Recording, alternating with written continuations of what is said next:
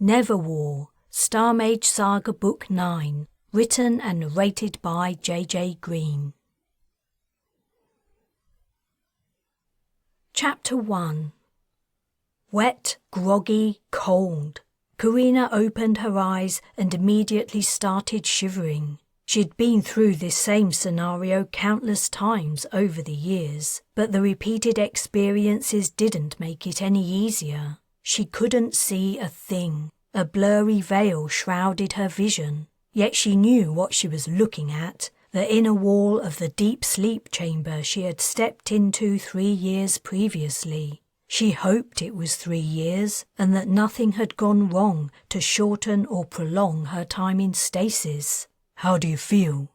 Bryce. She remembered he'd been scheduled to wake up a week before her. "I can't see a thing." "I'll wipe your eyes." She felt a soft cloth move over her eyelids. When she opened her eyes again, she could make out his dark figure leaning over her. He took her arm. "This way, Mum. Your carriage awaits." She chuckled as she climbed out of the chamber, his grip steadying her. He wrapped a blanket around her and she sat in the A-Grav medic chair. Bryce would take her to sick bay for a checkup, and then she would spend the next few days recovering. Her digestive system would start functioning again, and her heart would become accustomed to beating at its normal rate, not the beat per hour of deep sleep. Stasis dreams, wild, colourful escapades of her imagination, impossible scenarios, fantastical creatures, visions of people long dead, would fade from her memory. They were already slipping away, providing she suffered no permanent after effects. In less than a week, she would be entirely back to normal, as if she hadn't spent years unconscious, leaping forward in time. How different this was than her first experience of deep sleep, when the Regians had taken over the ship and put Lomang and Mezban in charge. Then she had been hauled from her chamber, freezing and slippery, by the giant Papu, and the Lotokrillans had killed Cadwallader in cold blood, before the man even had the chance to wake up. She bowed her head. Bryce put a hand on her shoulder. "Thinking about Cadwallader?" She nodded. He squeezed her shoulder. It was the same every time.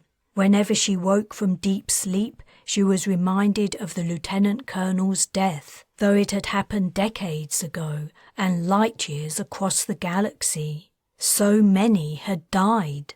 Atoy, her long-time merc comrade, Jace, the wise, patient, kind mage who had helped her so much, Stevenson, the Duchess's pilot, and her port in the stormy sea of her youth, Vigo Justus, the Honourable Lotokrillan, Calverley, the former Shura officer, Halliday, who had protected Darius with his own body during the glider crash on Magog, and Captain Speedle, who had been like a second father to her.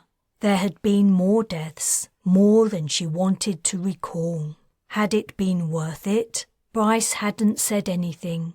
He was probably waiting for her to come around fully before he gave her the news. The mind took time to adjust during the first days after deep sleep, and facts would slip in and out of memory. She would find out the news soon enough. Yet even if they'd succeeded, on a deeper level, her question had no answer. Cadwallader, Atoy, Stevenson and Halliday had been black dogs who knew the risks of the lives they'd chosen. Vigo and Calverley had been military men too. Jace had been a civilian, but he'd also been a mage, and the mage creed was that they helped each other, always. Was her goal worth the sacrifice of those who had helped to achieve it? She didn't know the answer, no matter what happened. Fogginess invaded her thoughts, and she slipped into a doze. When she woke again, she was in sickbay, and people near her were talking. "Shh! Oh look, you went and woke her up, just like I said you would." "Sorry, Carina." She smiled. Her brothers and sisters were standing around her bed. "It's all right, Fern. No need to tell Darius off. It's good to see you all again. Is everyone okay? How time had changed them.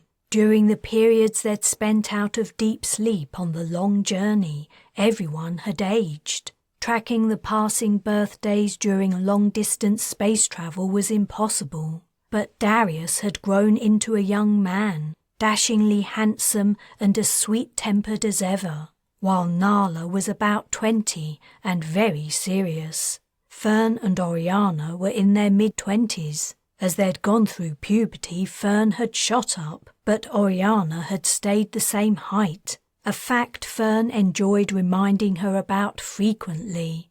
Parthenia had moved into her 30s and had grown to resemble their mother so much that sometimes the sight of her gave Carina pangs of grief. "We're all fine," Parthenia said. "I was allowed out of bed this morning.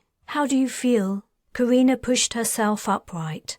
"I could almost say I'm getting used to deep sleep." "Don't say that," Darius warned. "You'll jinx it and we'll have to do it again."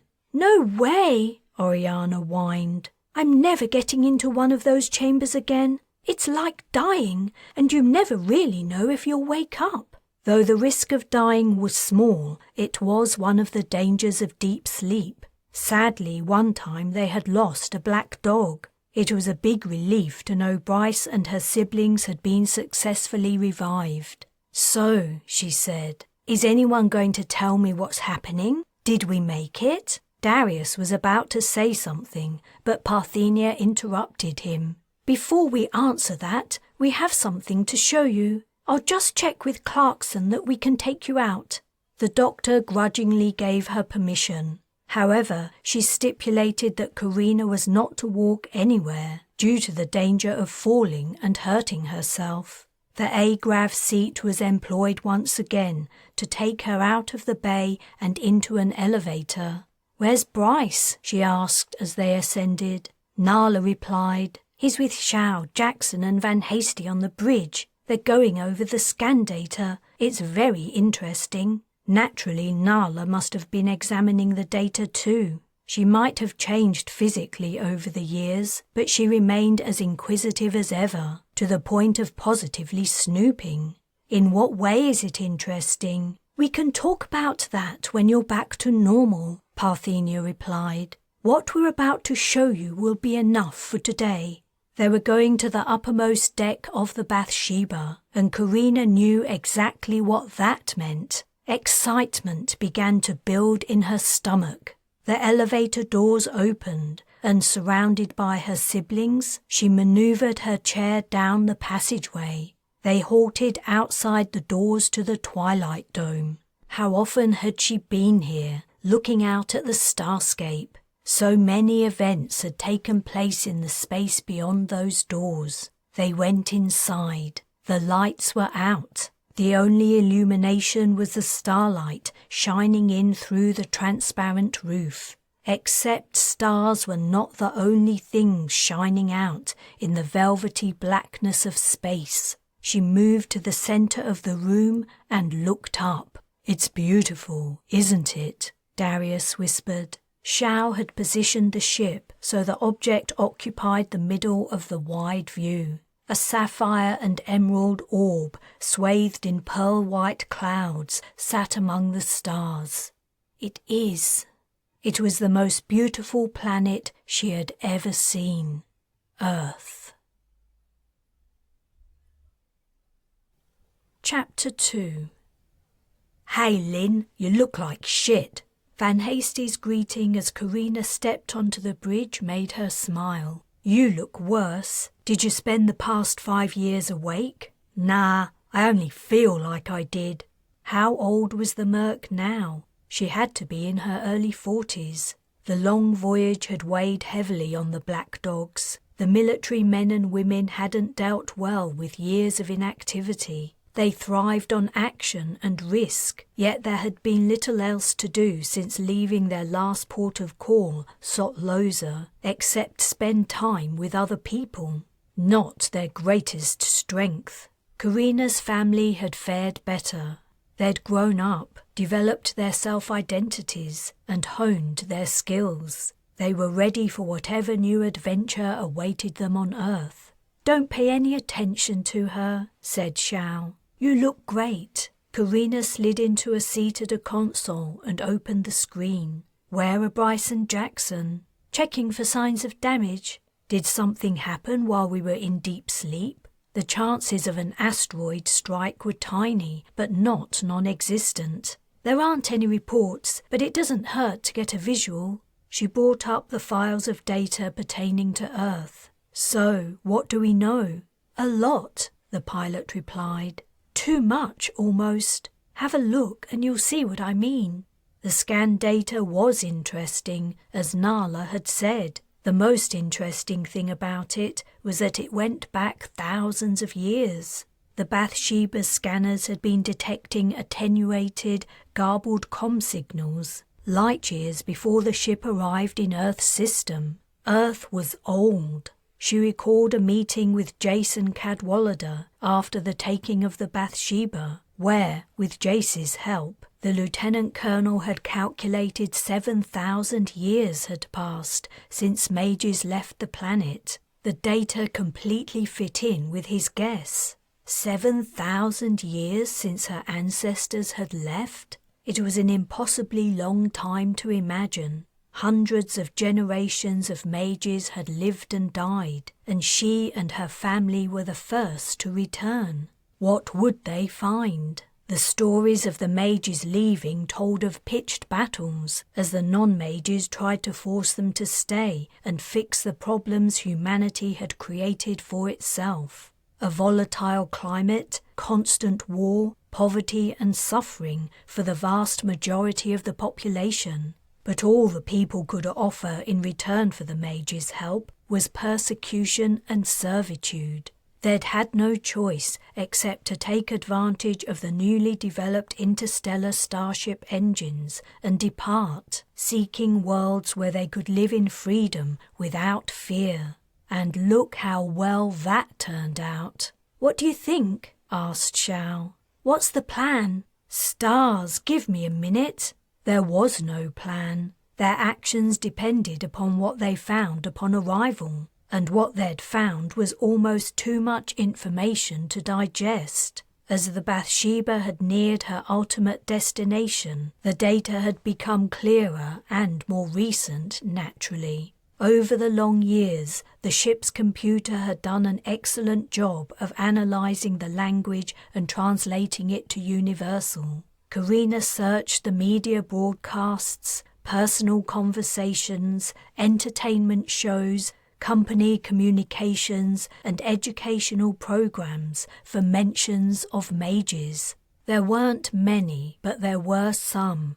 However, everything she read or heard pertained to the fabled image of her kind. Mages were imaginary beings from fairy tales, something akin to witches and wizards. There was no mention of casting except in relation to casting a spell. She saw nothing about the characters, and the only references to elixir related to something called the elixir of youth. It was all nonsense. Had humanity entirely forgotten about the real mages they'd driven away millennia ago? It seemed impossible. She felt she was missing a clue. "Are you going to sit there all day?" Xiao asked. "Decisions need to be made, Carina." She straightened her back and stretched out her arms, noting with surprise she'd been going over the data for a couple of hours. Before she could answer, the bridge door opened and Bryce and Jackson walked in. "Glad to see you finally paying us a visit," said Jackson. "Your bed got uncomfortable?" She rolled her eyes as Bryce leaned down for a kiss. "Everything shipshape?" "The old girl's holding up well. Just a few scratches still self-repairing on the hull." "Did you run an armaments check?" "Does Pamuk fart like a horse?" "All checked and ready for action." "Let's hope it doesn't come to that." Her brief dive into the wealth of data about Earth indicated it wasn't steeped in military conflict. Aside from some minor civil wars, the planet seemed relatively peaceful. Of course, information about defense capabilities wouldn't be available for cursory inspection. "Come on, Carina," said Xiao. "How are we going to do this? You've had the entire voyage to prepare. Introduce mages to Earth? That's going to take some thinking about." "No, I mean, where am I going to park this ship? She isn't exactly petite or hard to notice. Anyone watching the skies will pick us up soon, if they haven't already." "Ah, I see what you mean. I'll ask Darius to cloak us." "Will that work?" asked Bryce. "We'll try it. He can't cloak the Bathsheba indefinitely anyway. Someone's going to notice us eventually. We'll just have to deal with it when the time comes." "Xiao, I can see that Earth has a large tidally locked moon. After Darius has cast, take us to the far side. We can hide there while we figure things out." "Got it." Carina sent to her youngest brother to make the request. Now they'd finally arrived at their destination. Taking the next step felt hard. She had been focused on getting here, fighting to overcome all the obstacles that had stood in their way. Their actual arrival in Earth's system seemed anticlimactic, and the days ahead foggy and obscure. She had wanted to find a place where mages could live in the open without fear. Then they might finally be able to use their powers for good, to improve the state of humanity.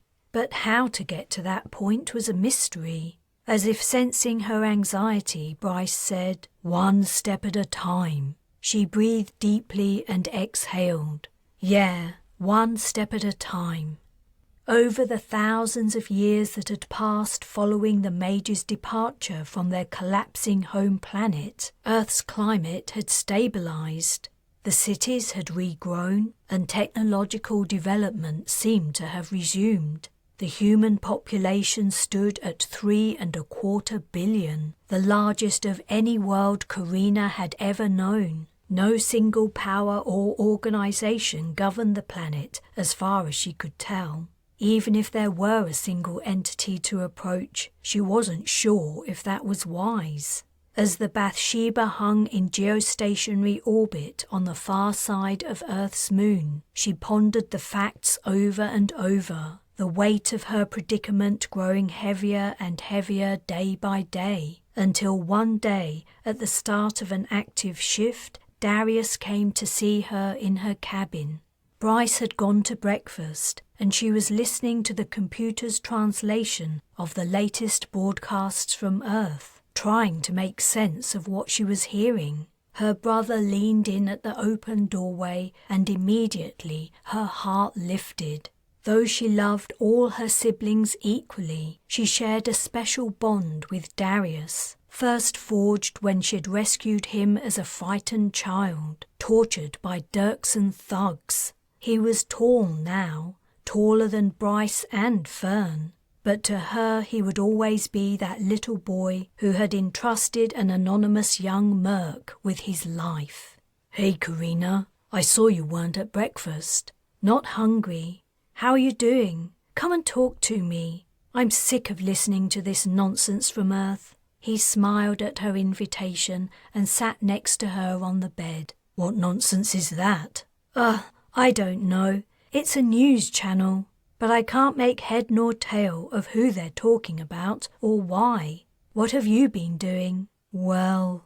He paused and looked at her from under thick, dark brown bangs.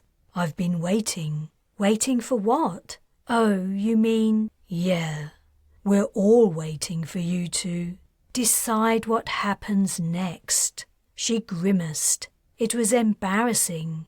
In all the years it had taken them to journey to Earth, she had had plenty of time to think through the possibilities of what they might find and come up with strategies to meet her goals. But now she was here, she had nothing to suggest. Darius said, "Maybe we should just go down there and see what happens. We could do that thing the military does." "Recon?" "Yeah. Reconnaissance would definitely be a good idea. There was only so much you could learn listening to broadcasts. In fact, lately she'd found the practice left her more confused than enlightened. Getting boots on the ground would reveal a whole lot more about human society on Earth and what mages might reasonably expect in terms of treatment. Sending a team to the surface was the obvious move, but something held her back. Darius asked softly, "Are you worried about what might happen?" When her youngest brother asked questions like this, they were rhetorical. Though he couldn't read her thoughts, or at least he'd never admitted to being able to do it, it was no secret that he knew how she felt. He knew how everyone in his immediate proximity felt. As a spirit mage, he couldn't help it. No one liked to mention his ability because it made everyone uncomfortable, including Darius. But they all knew it. "I guess I am a little worried. So many people died to get us here. What if it wasn't worth it? What if there's nothing for us on Earth? Lived out so many years just flying through space. Most of your childhood has been spent on a starship." Her words petered out. Darius wrapped an arm around her shoulders. "And I couldn't wish for a better one. I've grown up among the people I love. What could be better than that? Do you think I would have had a better time living with my father?" She sniffed. "Good point. I'll let you have that one. I think Mother would be so proud of you. Look at everything you've done. You saved her children from the Shurers, and you've done everything in your power to protect us, even to the extent of stealing a colony ship." "It wasn't exactly stealing," she demurred, in an effort to lighten the mood. Their mother was never far from her thoughts. He went on, "And you've brought us halfway across the galaxy to find us somewhere safe to live, somewhere we can be ourselves. Mother couldn't have asked any more from you, and neither do we. Neither does anyone on this ship. We all know the dangers, Carina, and if we didn't accept them, we wouldn't be here. We're with you, come what may." She was silent. "So you're sending down an away team today?" She swallowed. "Do I have a choice?" "Maybe you can choose who's going to be in it." "Thanks." "To an extent." Chapter 3.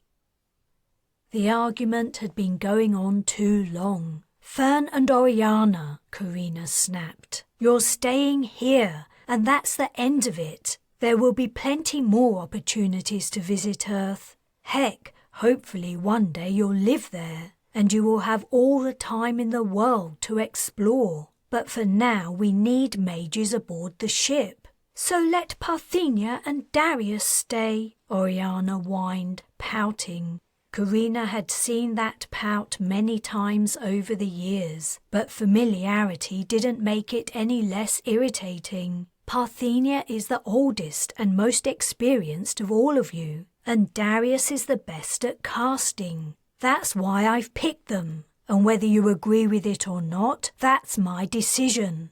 "Leave it, sis," Fern said irritably. "You won't change her mind. You know what she's like." "What I'm like?" Darius said. "I don't mind sitting this one out if it'll make things easier." "It won't make anything easier," Carina replied. "You're coming." "And I suppose Bryce is going too?" Oriana asked. "Bryce is in the away team, yes. I suppose you don't like that either." "Figures." "Leave it, Oriana," Fern repeated. "Nala isn't coming either," Carina said. "She isn't complaining. Nala's more interested in analysing all the data from Earth," Oriana retorted. Fern tugged at her sleeve. "Let's go and find something else to do." "We've done everything there is to do around here," Oriana objected. 1,000 times over. I want to walk on grass again, feel the wind, and look up into a blue sky. "And you will," Carina said, softening. Everyone on the Bathsheba felt the same. Though the ship was vast, living aboard her didn't compare to being planetside, and no one had been planetside in a very long time. "The next time the shuttle goes to Earth, you'll be on it, I promise." Oriana turned and left the bay without saying another word. Fern said, "She'll be all right soon enough. She's just bored, that's all." "I know. I understand. Good luck, everyone." Fern also left, passing Bryce as he entered. "What's up with Oriana?" Bryce asked. "She gave me her death glare in the passageway a minute ago." Parthenia replied, "She's just being herself. Who else are we waiting for, Carina?" "Shao's flying us down. Jackson and Pamuk are on their way too. Van Hasty's going to keep an eye on things here while we're gone. I thought it was best to keep the team small. The more people we have, the greater the risk of someone getting into trouble. When we have a better idea of what to expect, we can increase the numbers." "Do we have translators?" asked Parthenia. "Oh yeah, I was forgetting." Carina handed out the devices, which hung around the neck. Bryce asked, "Do they have translators, or are they going to think these are weird?" "They do, but the ones I've seen in vids clip to the ear. I couldn't get the printers to fabricate them. These will do." Bryce fingered his doubtfully. "What about clothes? Aren't we going to stick out?" "We're going to stick out regardless. It will look more suspicious if we try to blend in and fail spectacularly. People will wonder what we're trying to hide." "Right, so what's our story? You weren't planning on announcing we've just arrived from outer space, surely?" "I'll go over it on the way there." Shao walked into the bay, accompanied by Pamuk. The two looked comical next to each other. Pamuk dwarfed the petite pilot by 1/2 meter and was brawny while Shao was slight. Carina was not a small woman herself, but the female mercs made her feel that way sometimes. She vividly recalled the burly merc simply lifting her out of the way when she tried to prevent her from leaving their residence on Sotloza. Pamuk was picking her teeth. "Jackson not here yet?" "He's on his way," Carina replied, recalling Bryce's remark about the merc farting like a horse. She hadn't met many horses in her time, but his observation was spot on, and she was about to share a cabin with her. Perhaps Van Hasty would have been a better choice, but there were few people she felt comfortable entrusting the Bathsheba to while they were gone. Jackson arrived. "We're all here," Carina said. "Let's go and take a peek at Earth." "Hold on," said Jackson. "I've been checking the manifest. Thought you could use an update on supplies and so on." "Good idea, but I'll take a look later. I've put off this trip long enough." He continued, "I also wanted to make sure everyone was accounted for before we left. We're 2 people down." She blinked. "That isn't possible. How could we have lost 2 people over the last leg of the voyage? I mean, even if the computer hadn't recorded something happening to them, they would have been missed by now." "I've passed on the information to the medics. I guess they must still be in deep sleep, and I've a good idea who they are." "Oh," she cringed. She'd entirely forgotten the people in question too. Bryce chuckled. "It's Chertang and Cheapy, right?" "Bingo!"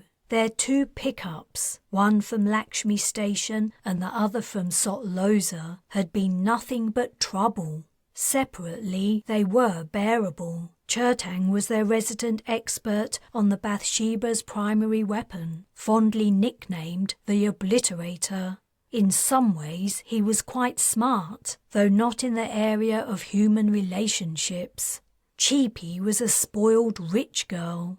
As Chertang's first girlfriend, she had made a split-second decision to accompany him to the ship before Carina had rained hell on her planet. Despite the fact that her decision had probably been wise, she had regretted it, loudly and at great length, ever since being transported to the Bathsheba's bridge. She mostly blamed Chertang for her predicament and, after immediately breaking up with him, had hounded him with her complaints ever since. The black dogs were seriously lacking in the compassion department. Although Cheapy's presence on the ship wasn't exactly Chertang's fault, The mercs blamed him for having an annoying ex-girlfriend. Consequently, the two had been sentenced to far longer periods of deep sleep than everyone else had to endure. And, it seemed, now the Bathsheba had reached her destination, no one had wanted to wake them. Carina said, "The medics will get on it while we're gone. Chertang and Cheapy will be up and around soon." Pamuk commented, "Awesome! Something to look forward to when we get back." Chapter 4. Darius cloaked the shuttle all the way down, making them invisible to detection.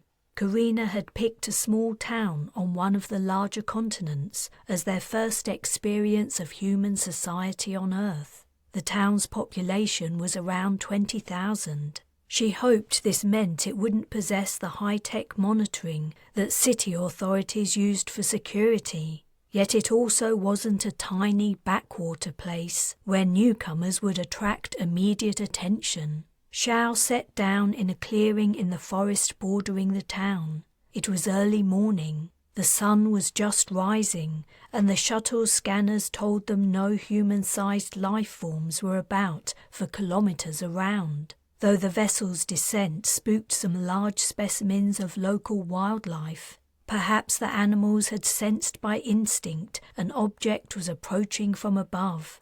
They covered the shuttle in a camouflage blanket Carina had printed. After they had hammered in spikes to hold the blanket in place, she took a few steps back to assess the results.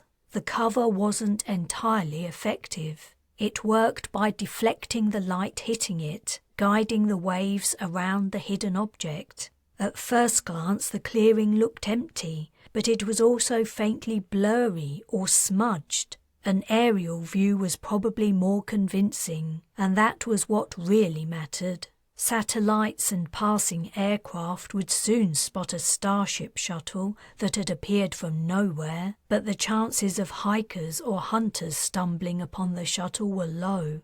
"It's not too bad," Bryce commented. "It'll have to do." "Let's go and meet some Earthlings," said Jackson. They shouldered their packs containing water and food supplies and set off, leaving Shao to wait for them. They were unarmed. Earth seemed generally peaceful and civilized, and the last thing they wanted to do was to get into a firefight. In the event of a conflict, they would walk away. If things got dicey, the mages could cast them out of trouble, though the object was to not attract attention. The forest was cool, humid, and quiet. Large ferns and small thorny shrubs covered the ground between the trees. Carina had mentally debated the possibility of transporting everyone closer to the town, but she didn't dare risk someone spotting them materializing out of thin air. Without a good knowledge of exactly where they would be transporting to, it was a real possibility. There was no trail nearby. Forced to push through the undergrowth, they were soon dirty, sweaty, and scratched. If their unusual clothes didn't attract attention when they reached the town, their appearance surely would. It couldn't be helped. They headed downhill, trying to seek out a watercourse. They didn't find one, but they did hit upon a path of sorts, leading through the trees and roughly in the right direction. They were nearing areas frequented by humans at last. Darius kept lagging behind, and after calling a halt for the 5th or 6th time to allow him to catch up, Carina grew irritated. She told the others to wait for her and stomped back up the path to find her brother. He was standing still, a hand resting on a tree trunk as he gazed upward at the canopy. "Darius, what are you doing? You're slowing us down. We don't want to be walking back through these woods in the dead of night." "We can transport back to the shuttle," he said simply, his attention remaining on the tree. "Well, yes, but," she spluttered. "What are you doing?" "It has feelings, you know." "The tree?" He gave her a "what do you think I meant" look, but only said, "They're faint, but I can feel them." "Right." She regarded the tree. How does it feel? Calm and... He frowned. Content. I guess that's how a tree would feel. If you're done communing with the vegetation, it would be great if you could join us. Sure. That was a little mean. Sorry. It's okay, sis. They walked down the trail, Carina in front. Darius had spent more than half his life aboard a starship. This was his first experience of a natural environment in a very long time. She said over her shoulder, "If you want to do that kind of thing, talking to the trees, I mean, I don't mind, but we're in a hurry today." I wasn't talking to it. Whatever you want to call it, it's fine, but... I get it, Carina. They caught up to the others and continued the trek. The woodland began to thin out. A place for eating picnics appeared ahead of them. 10 or 12 wooden tables and benches dotted about, and a children's climbing frame in the centre. No one was here, however.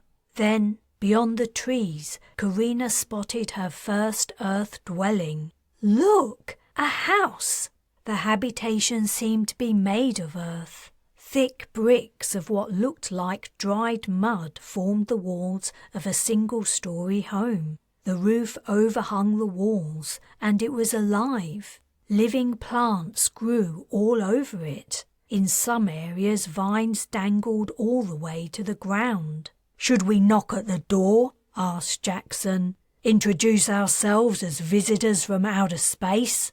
"Quit kidding around," Carina said. It was mid-morning. The sun had risen above the trees and was shining through the open window shutters of the house. She couldn't spot anyone, which implied they also hadn't been spotted. "I don't understand," Parthenia said. "I thought Earth was quite technologically developed. That house looks very simply constructed, and there are no power lines running to it." Jackson replied, "You'll get many different levels of living standards on a planet. That place only represents one of them." Bryce had walked away from the group to take a look from a different angle. "Is that a well?" "No electricity or running water," Parthenia commented. "Let's head farther into town," said Carina. They took a route around the house and mostly out of sight of it. A wide dirt track ran down a slope from the forest through low scrub. Beyond it was the town proper, though it was difficult to spot at first. The roofs of all the town's habitations were similarly covered in green plants, causing them to blend into the landscape. What gave it away was the regularity of the houses and roads laid out in a grid. They saw their first people of Earth, riding bicycles or walking. "Where are the cars?" asked Parthenia. There were none. "Well, one thing's for sure," said Jackson. "We aren't gonna look weird for walking into town." "Someone's coming," said Bryce. 6 people were approaching up the track. It was not a family group. They were all adults, and their clothes were similar. All wore dark blue slacks and a white top. Carina was confused. Were they wearing a uniform? There was sufficient variation in their clothing to imply it was not, but the similarities were too great to be random chance. "What do we do?" Bryce asked. "Run? Fight?" "Speak," Carina said. "We speak to them. This is a fact-finding mission, remember? We aren't doing anything wrong. So whoever those people are, they shouldn't be a threat. We stick to the story. We're from a remote island they've probably never heard of. On vacation, just walking through the woods. I'll do the talking." When the leading woman in the party arrived within speaking distance, she called out to them in the local language. Carina's translator repeated the words in universal. "Hello. Welcome to Earth. You are under arrest." They ran. Chapter 5. Among the many conversations they had had during the flight down, One thing they'd agreed was that if they were attacked, they were to split up and meet back at the shuttle.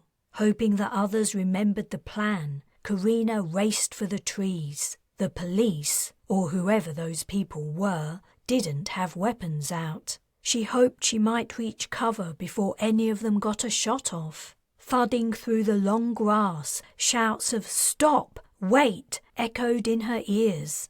There was also the sound of a scuffle, as if someone had been caught. Guiltily, she hoped it was Jackson or Pamuk, who were used to being manhandled. Hell, after the interminable, boring voyage, they might even enjoy it. The trees were only meters away. She might make it. "You!" a voice directly behind her called. "I order you to halt!" "Oh, sure, anything you say." She reached the shade of the canopy. She was nearly there. Once she was in the forest, she would be much harder to hit. There was an explosive sound, not a detonation, but more like a discharge with force. Something flashed across her vision, and suddenly her arms were pinned to her sides and her legs forced together. She fell face forward onto the dirt. Pounding footsteps came to a stop next to her head. "You should have listened and done what you were told,"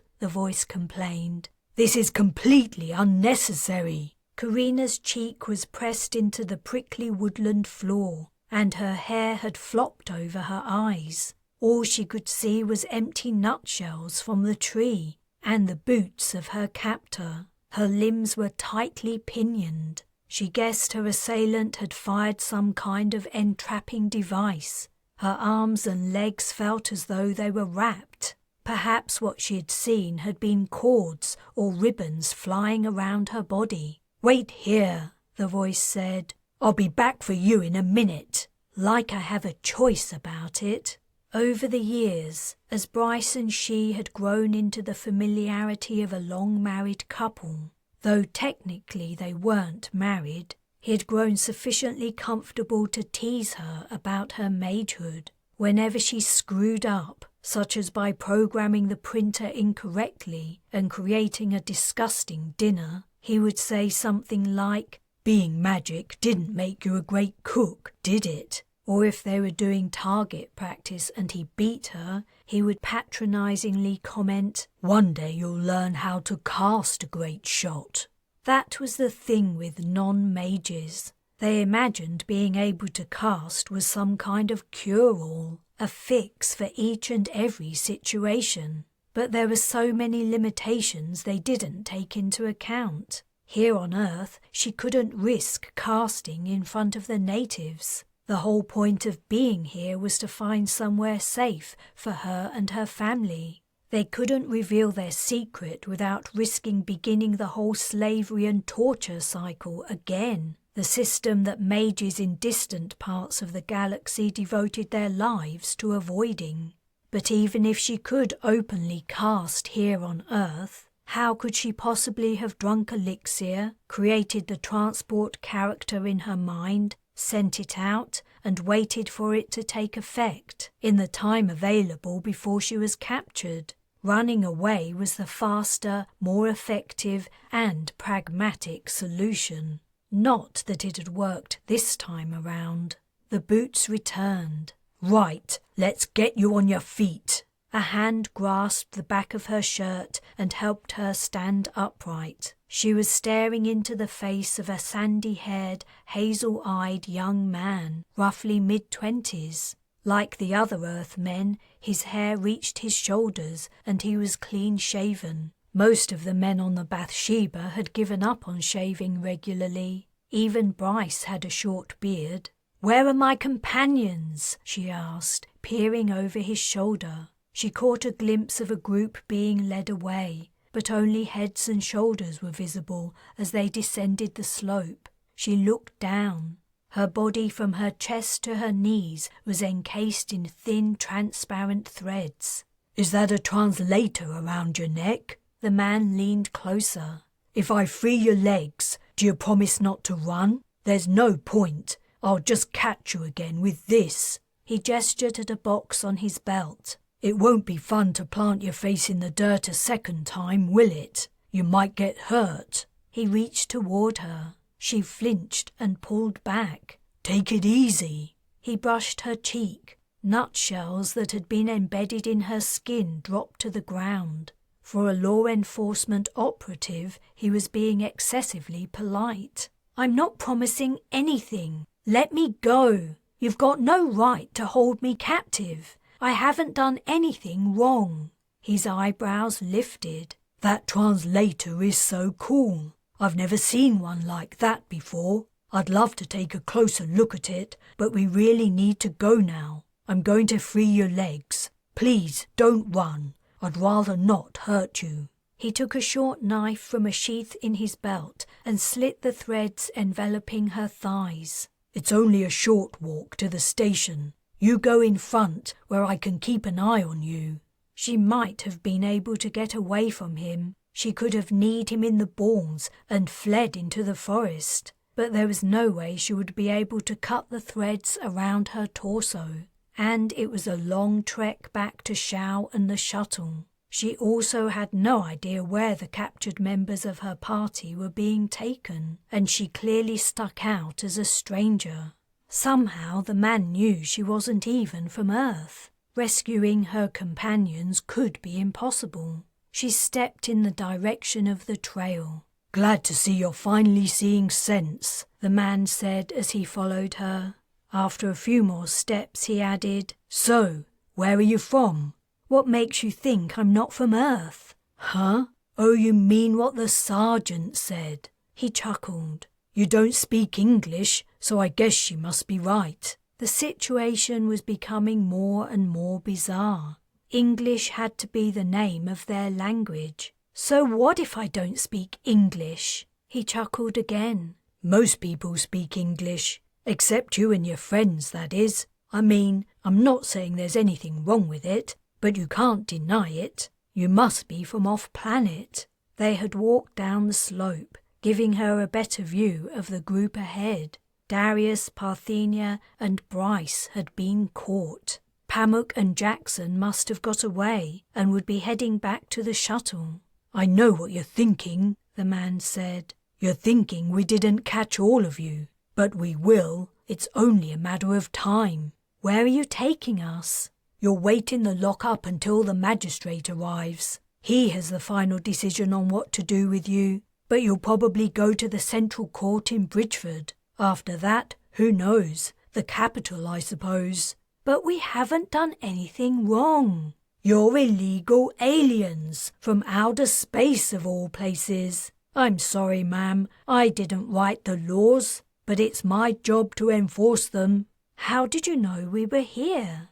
"Sensors in the woods, of course." "They detect people. Aren't people allowed to wander around in there?" "Absolutely. I go up there all the time with my friends, but you triggered them." "How?" "Like I said, you're illegal. Set off the alarms." "But how?" "You'll have to ask a technician. I don't know how they work. How did you end up in the forest?" She didn't answer.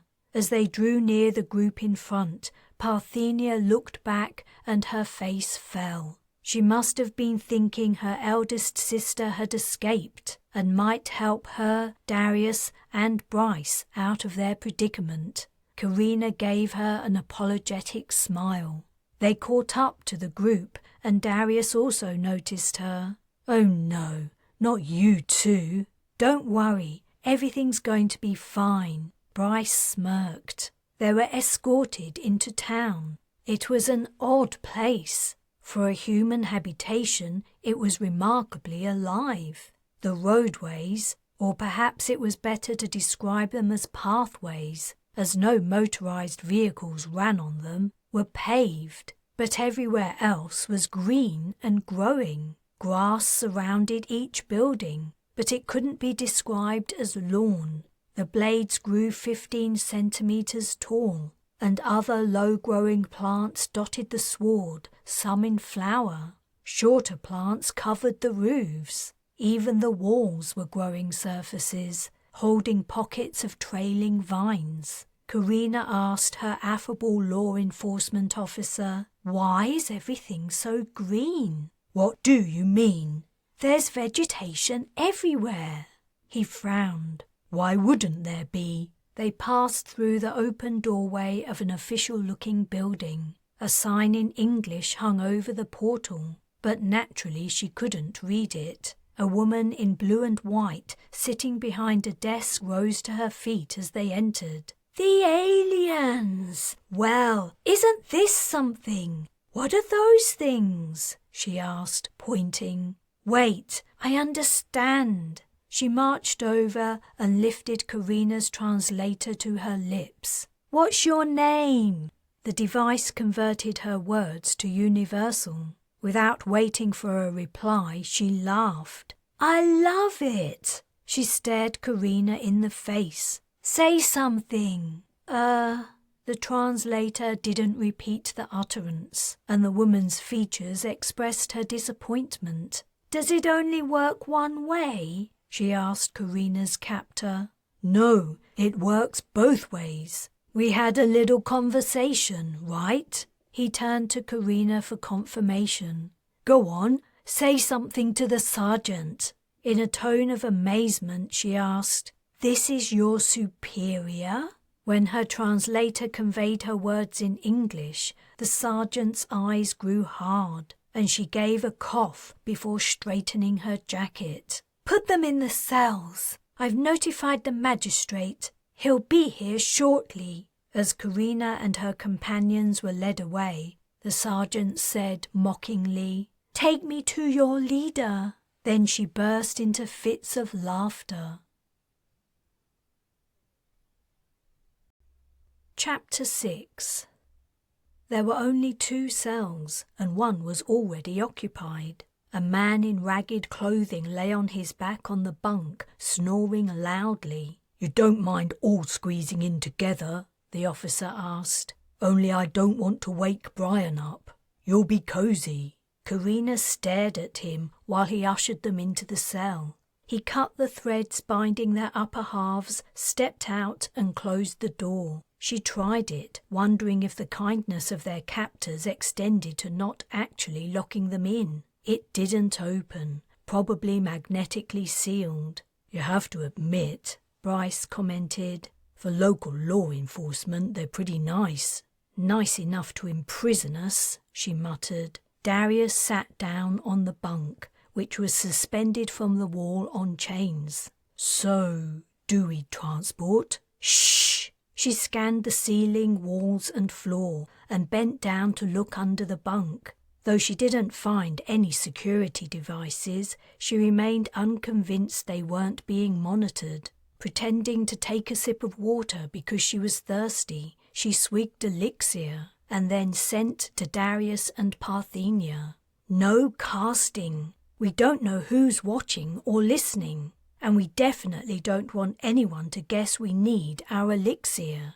They'll know all they have to do to control us is take it away. We use transport to escape only as a last resort." Her brother and sister signaled their understanding with their eyes, and Bryce clearly knew what had passed between them. He'd been a member of the family so long, little needed to be explained.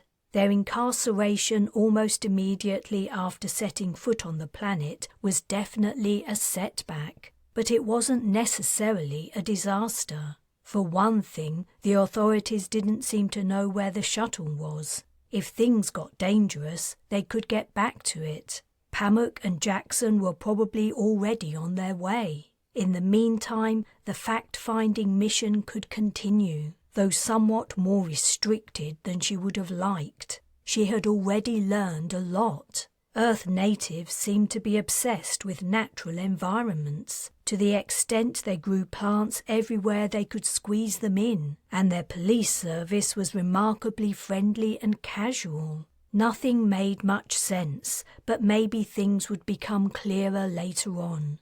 She said, "Let's wait for the magistrate the sergeant mentioned. Maybe we can find out from him or her exactly what we're supposed to have done wrong." The cells were down the corridor from the station entrance. She pressed her face against the transparent wall, angling for a look. The wall that separated the cell's area from the rest of the station was transparent too, but she couldn't see much except a couple of police officers passing to and fro. "Sit down," said Bryce. "We've been walking all morning. You must be tired." "I'm fine," Parthenia snapped. "You don't have to be on guard all the time, Carina." She ignored her. The years they'd spent on the Bathsheba might have dulled her siblings' sensitivity to the dangers mages faced, but they hadn't dulled hers. She also had a sense of desperation that wouldn't allow her to relax. If her family was to ever find a safe place to live, this was their last shot. She couldn't screw up. Activity in the reception area increased. Several officers ran to the door, and there was a struggle as someone was brought in. Shouts and exclamations resounded dully through the barrier. Darius got up and joined her. "What's that? Is something going on?" "They've caught someone else, I think." "Who?" "I can't see. I only got a glimpse." "Is it one of the mercs?" "Maybe. Whoever it is, they're putting up a hell of a fight." As they'd been talking, the sound of furniture banging about joined the noises of the altercation. Frustrated by her inadequate view, Carina pushed her face harder into the wall. Naturally, it didn't make any difference. 3 figures approached, the central person being held and dragged by the other 2. "It's Jackson." Judging by the blood trickling from his scalp, the merc had been subdued by a blow to the head. He seemed barely conscious as he was forced to walk the distance to their cell. "Stand back," one of the officers ordered. It was the man who had captured Carina. His affable demeanor had disappeared. He was pale and looked shocked. She guessed most of his prisoners were more compliant than a black dog who hadn't been in a fight for too long. As they crowded into the far side of the cell, Jackson was brought in. "He's one of your companions, right?" the officer asked. "Only he's very dangerous." With the help of his colleague, he laid Jackson down on the bunk. "Yes," Carina replied. "He's our friend." "A friend? You should know he killed someone. But he won't hurt you, I suppose." "No, he definitely won't." The officer seemed relieved. He nodded to his fellow and they left the cell. With the door closed, he continued, "The doctor is on her way to take a look at him. If he comes around and turns violent, give a shout. The cells are monitored. Someone will definitely hear you." As soon as the officers had left, Jackson swung his legs over the edge of the bunk and sat up, ruefully rubbing the back of his head. "You shot one of them?" Bryce asked. "Had to." He surreptitiously touched his prosthetic forearm, which concealed a weapon. "Didn't help in the end, obviously. That stuff that wraps around you is really effective."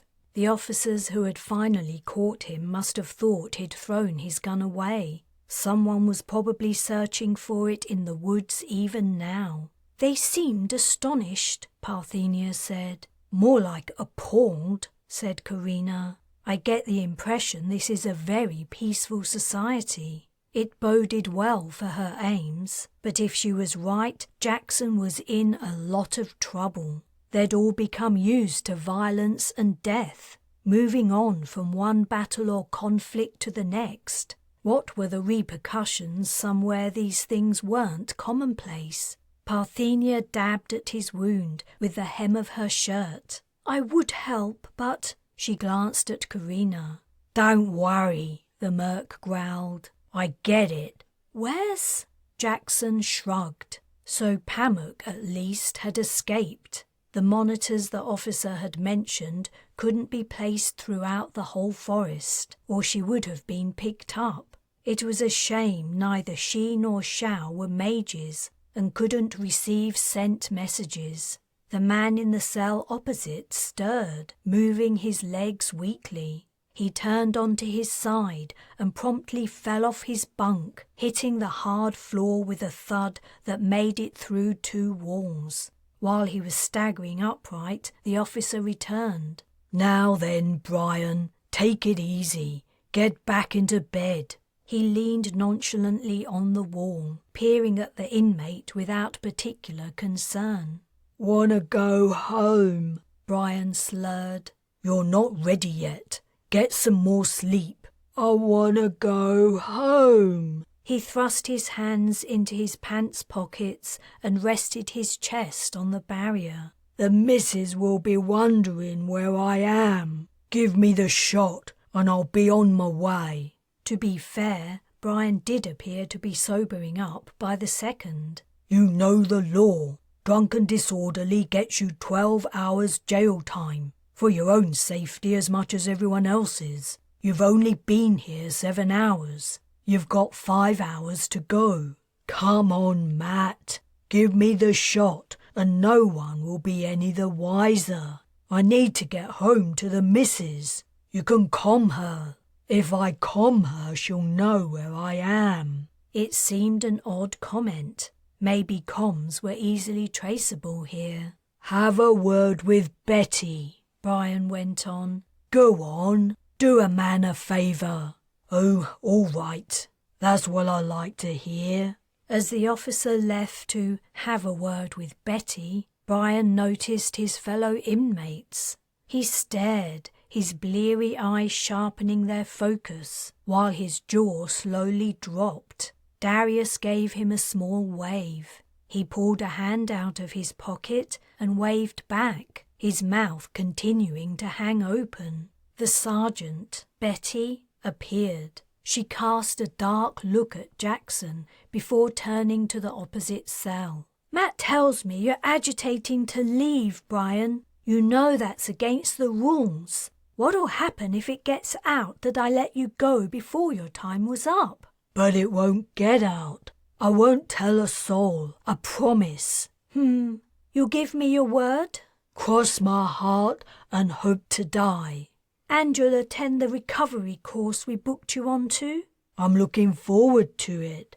I've been wanting to turn over a new leaf for a long time." "Okay, you can have your shot. But if I see you back here again, you'll have to serve 24 hours. Do you understand?" "Clear as crystal, Betty." But before the sergeant could follow through with their agreement, she was called back into the reception area. Her expression was grave when she returned. A man in late middle age was walking behind her. Ignoring Brian, who watched with interest, Sergeant Betty said, "Here they are. They're all yours. Good luck with them." Gesturing at Jackson, she added, "That one's the murderer." Chapter 7. The handcuffs were made from a similar material to the cords that officers used to bring down suspects running away, except they locked. Officer Matt snapped the transparent bracelets around Carina's wrists. "You're armed now," she commented. He was carrying a handgun in a shoulder holster. "Uh-huh." He didn't look at her as he moved to Parthenia to put on her handcuffs. Another officer, a beefy guy they hadn't seen before, had apparently been assigned to Jackson, who was hobbled as well as handcuffed. His wrists were behind his back too, while the other prisoners' hands were secured in front of their bodies. "Why are you armed?" Carina persisted. "You weren't before." Matt nodded at Jackson. "Courtesy of your friend here, the murderer," he added, shaking his head. "I take it you don't see a lot of dangerous criminals." He didn't answer. His attitude toward her and her companions had changed. The friendliness was entirely gone, and he wouldn't even make eye contact. The magistrate waited outside the cell with Betty, watching the prisoners being prepared for transfer. They were to go somewhere for a preliminary hearing. No one had explained any more than that. "What did they do?" a voice called out. Brian's release had been delayed by the magistrate's arrival, and he remained in his cell. He was craning his neck, trying to see around Betty. "Who are they? Did one of them kill someone?" "Be quiet," said Betty over her shoulder, "or I'll make you wait for that shot." "I was only asking." 2 more officers waited with the magistrate and Sergeant Betty. With Jackson's minder and Matt, that made 4. Despite the fact they were transporting a murderer, the authorities still hadn't thought it necessary for their officers to outnumber the criminals. They were led from the cell in single file, Matt in front. The man assigned to Jackson walked beside him, and the remaining officers brought up the rear. They took them out of the station. A crowd had gathered. Word appeared to have gotten out that some unusual criminals had been taken into custody. The people seemed to be local townsfolk, and they gawped in the usual way, obviously enjoying the fact they had something new and interesting to gossip about. Bryce commented, "We're famous." "But not in a good way," said Carina. Parthenia muttered, "So much for remaining inconspicuous while we investigate Earth society." Carina had expected to see a vehicle awaiting them, but there was only the crowd, which had spilled onto the road. Bicyclists were being forced to dismount to navigate a passage. "Break it up," Matt ordered. "Nothing to see here. Move along, please." The people ignored him. He tutted, elbowing a particularly nosy man aside as he forced his way through the throng. "Stand back," Jackson's guard commanded. He had greater success. The onlookers shuffled backward a few steps, murmuring and pulling faces. "Where are we going?" Carina asked Officer Matt's back. "Where do you think?" he snapped without turning. "How would I know? I'm new around here, remember?" "Bridgeford."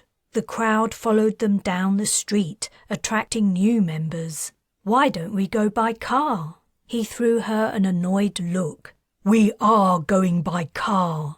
A cry like that of a warrior going into battle came from somewhere beyond the crowd. The people surged, pushed forward by those behind them. Some stumbled onto the prisoners. Jackson's minder yelled and shoved at them, warning them to move back. "What's going on?" Bryce asked. Jackson said, "I think I recognize that." A burly figure pelted through a gap and crashed into Matt, shoulder to shoulder, felling him like a bowling pin. "Pamuk." "I got you," she hollered. "Carina, Bryce, everyone, this way." Carina was frozen with shock. They were surrounded on every side. The officers escorting them were armed, and Jackson was hobbled. Where did Pamuk think they were going? The prisoners looked at each other uncomfortably. "Come on!" Pamuk rammed the nearest people. "Get out of the way! Come on, guys!" Carina half-heartedly followed her into the passage she was forcing, more out of sympathy and solidarity than any hope of escaping. Bryce came with her, his face a picture of second-hand embarrassment. Jackson's guard pushed past them and laid a heavy hand on Pamuk, spinning her around. She threw a fist, smacking into his jaw. He staggered and drew his weapon. The crowd tried to move out of the way, tripping and falling into each other. Carina jumped on his back, lifting her handcuffed wrists over his head and wrapping her legs around his waist. "Pamuk, run!" Hands clutched her, trying to rip her off the guard. Pamuk grabbed at the gun, tugging hard. The guard fell forward, and everyone went down. Whoever had been holding on to Carina landed on top of her. She could feel the burly guard underneath her, arching his back as he tried to get up. Where was Pamuk? She had to be on the bottom of the pile. What if the guard fired? Pamuk could be killed, and if she wasn't killed right away, she would be injured, and the mages would have to heal her in front of everyone or let her die. "We surrender!" Carina yelled, her face pressed into the guard. "Don't shoot!" I don't surrender. Pamuk's voice was muffled, but her words were clear. Yes, you do. No way. Get off me, you great lummox. She doesn't mean it. Yes, I do. The pressure on Carina's back lifted and she could breathe again. Hands fastened around her waist and hauled her to her feet. The guard managed to stand up. As he did so, Pamuk appeared to finally realize the hopelessness of the situation. She leapt up and tried to run, but Officer Matt, the person who had picked Carina up, was already reaching for his belt. Though not his gun, she was relieved to see. The crowd had scattered. Matt had a clear shot, and Carina had her first clear view of the device used to bring her down in the forest. Long liquid lines spurted from the black box, gaining solidity in the air as they went. The ends touched the fleeing Pamuk, and then the rest of the lines whirled around her, wrapping her up like a spider wrapping a fly. She toppled to the ground. But even that didn't stop her from trying to get away. She wriggled on her stomach, inching forward. The other officers had corralled Parthenia, Darius, Bryce and Jackson together and were holding them under threat of being shot. Matt rubbed a bruise on his head that must have been sustained when he fell. Jackson's guard dealt with Pamuk. He walked over to her and put a boot on her back. "Where do you think you're going?" The merc cursed so loudly and vilely, Carina was silently thankful Darius was just about a grown man. The guard fiddled at his belt and brought out a pair of handcuffs and a small knife. Slitting the threads nearest Pamuk's hands, he freed them sufficiently to draw her wrists together behind her and fasten the cuffs around them. Then he cut through the remaining threads, grasped her shirt at the neck and jerked her to her feet. "Thanks a lot," she said sarcastically. The remark was addressed at Carina. "Hey, I was the one trying to save you from being shot. I was the one saving you guys. Why didn't you run when I told you?" "Because how in all the hells would we ever have got away?" The guard barked. "Shut it, both of you. Matt, you watch this one and her, right?" He meant Pamuk and Carina. "I'll take the murder suspect. Let's go while we still have space to move." The bystanders were regaining their confidence and approaching again. The situation was bizarre. Why were they walking along a street out in the open? In her time as a merc, and even afterward, on all the worlds she'd visited, she had never encountered such lax security. Perhaps Pamuk's idea that she might be able to free them wasn't so insane. If she'd been armed and had a vehicle, she might have done it. "So where is this car you're taking us to?" Carina asked Matt as they continued. He didn't answer, only snapped at the people in his way. Considering he was an armed police officer, they seemed surprisingly unafraid. They approached a wide open entrance. Tape had been strung across it at waist level, and the other side was empty. Matt halted and lifted the tape, telling Carina to go under it. When everyone in their group was on the other side, he warned the crowd that anyone who attempted to follow would be placed under arrest. Some of them seemed tempted nonetheless. They stepped onto an escalator that descended to a lower level. "Hey," Carina said. Matt, who was on the step below her, didn't turn around. "Hey!" She poked him with a finger. "Carina," Bryce warned. "Don't worry, he's a nice guy, I can tell." Bryce rolled his eyes. "Officer Matt, I thought you said we were going by car." "We are. That's enough questions." The escalator ended at an open tiled space. Carina got the impression it was a public space, but that the public were being excluded for the moment. They followed Matt under one of several archways and halted. They were standing on a station platform. "We're going by train?" "How else would we go?" Matt asked in return. "Here comes our car now." A railway car sped toward them, borne along a single rail.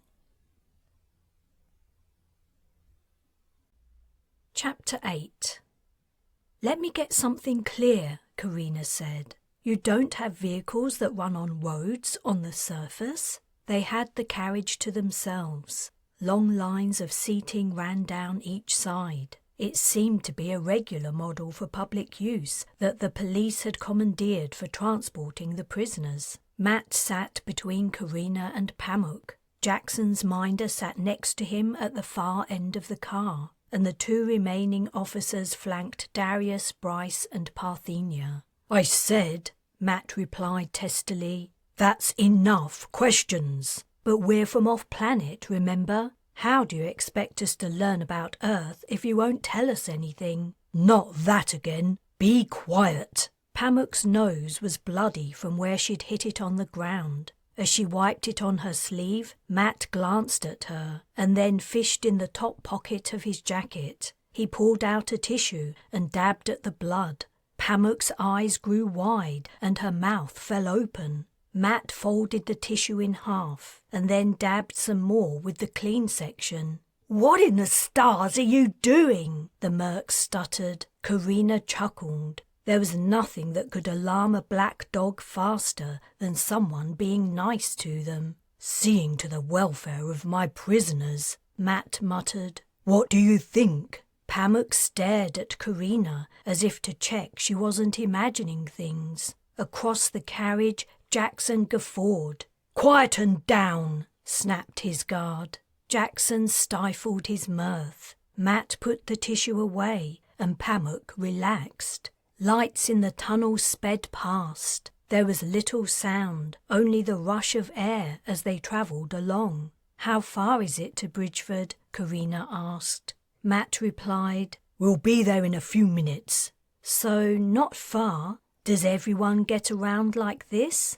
He heaved a sigh. "Yes, everyone gets around like this. You're trying to tell me it's different where you're from?" "What about freight transports?" said Jackson's guard. "Maybe that's what she means." "The overground system. You mean going by freeway?" "I don't know," Carina replied. "Do I?" Matt said, "Heavy loads of freight are sometimes transported on freeways. The network is a little more extensive than rail." "But what about people? Don't people travel by road?" "I suppose people could go that way too, hitching a ride, but I don't know why anyone would." "Can't they travel by themselves?" "How would they do that?" "In cars." "But we're in a—" "Not this kind of car, one that goes on roads." "I don't know what you're talking about. I think we must do things differently on Earth. Where are you from, by the way?" In some ways it was a hard question to answer. You wouldn't have heard of it. "Maybe not, but it must have a name." She told him the name of the impoverished backwater planet where she'd grown up. 2 galactic sectors and a lifetime away. "You're right," said Matt. "Never heard of it." At the Bridgeford stop, the train ran straight through several intervening stations. The immediate area had been made off-limits to the public. The news of their arrival must have travelled ahead.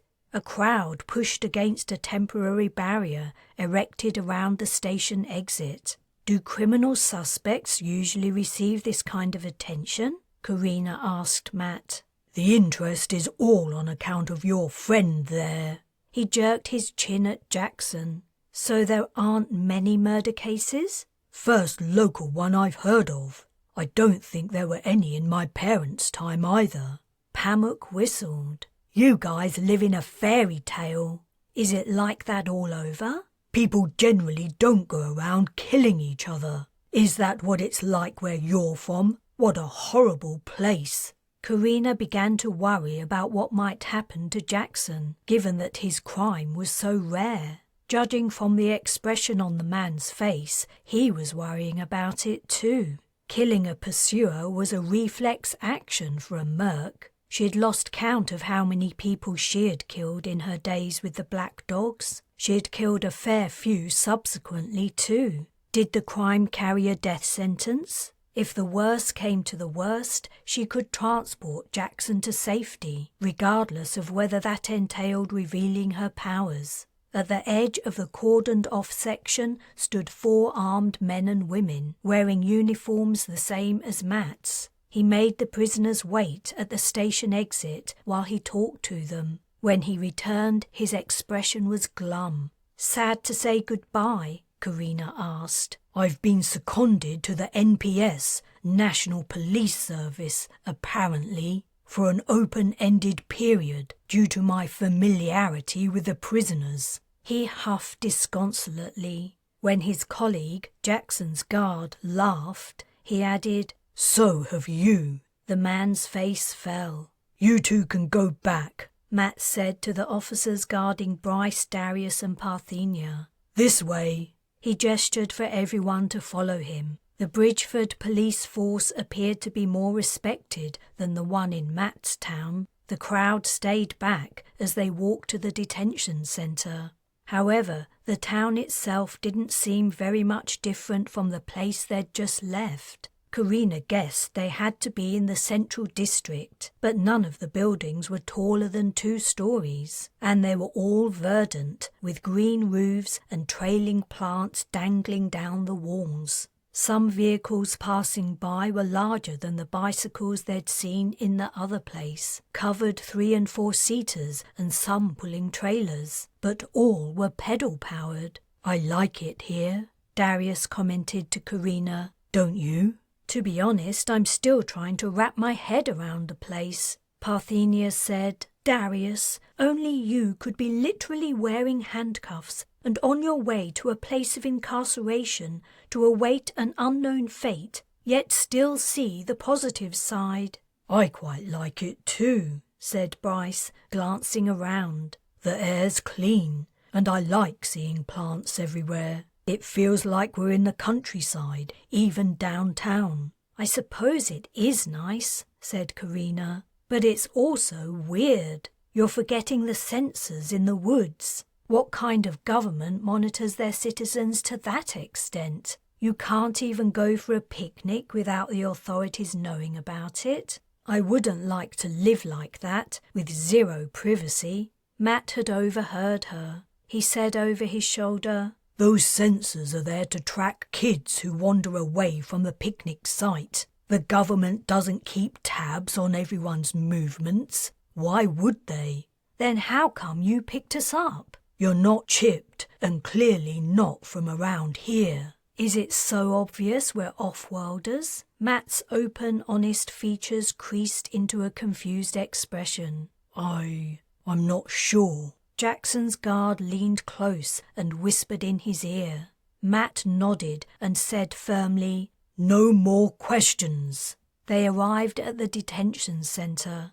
After climbing the steps into the building, they passed through 2 sets of double doors, each requiring a security check from 2 of the local police officers. 2 guards stood on the inside of the inner doors. They scanned the right hands of all the officers before allowing them and the prisoners to pass. The Bridgeford police led them downstairs to a lower section, where a woman in uniform sat at a desk. "Murder suspect first."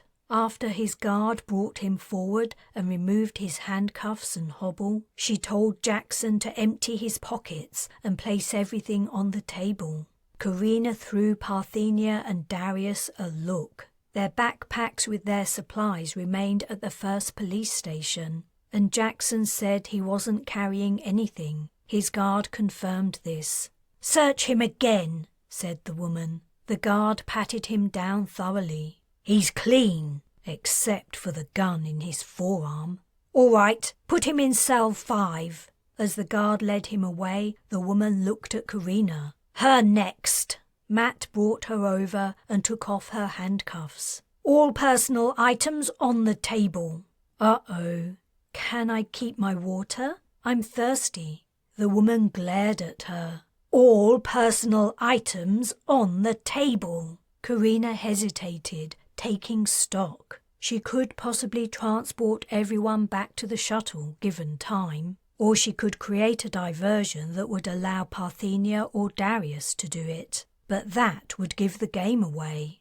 No doubt their images had been recorded. Casting in front of all these people would give them a rep that would follow them all over the planet. "If you refuse to comply," the woman said, "this officer will remove the items for you." With a heavy heart, Carina unfastened the belt holding her elixir canister, folded it and put it down. Then she pulled from her pockets the sundry bits and pieces she carried to help her locate her siblings, and also place them on the table. "That's it?" She nodded. The woman scooped everything into a bag, then got up and walked around the table. After giving Carina a cursory search, she said to Matt, "Cell 9. He led her away, taking her to the last cell in the row. "Are they splitting us up?" she asked. "They don't mess around in Bridgeford."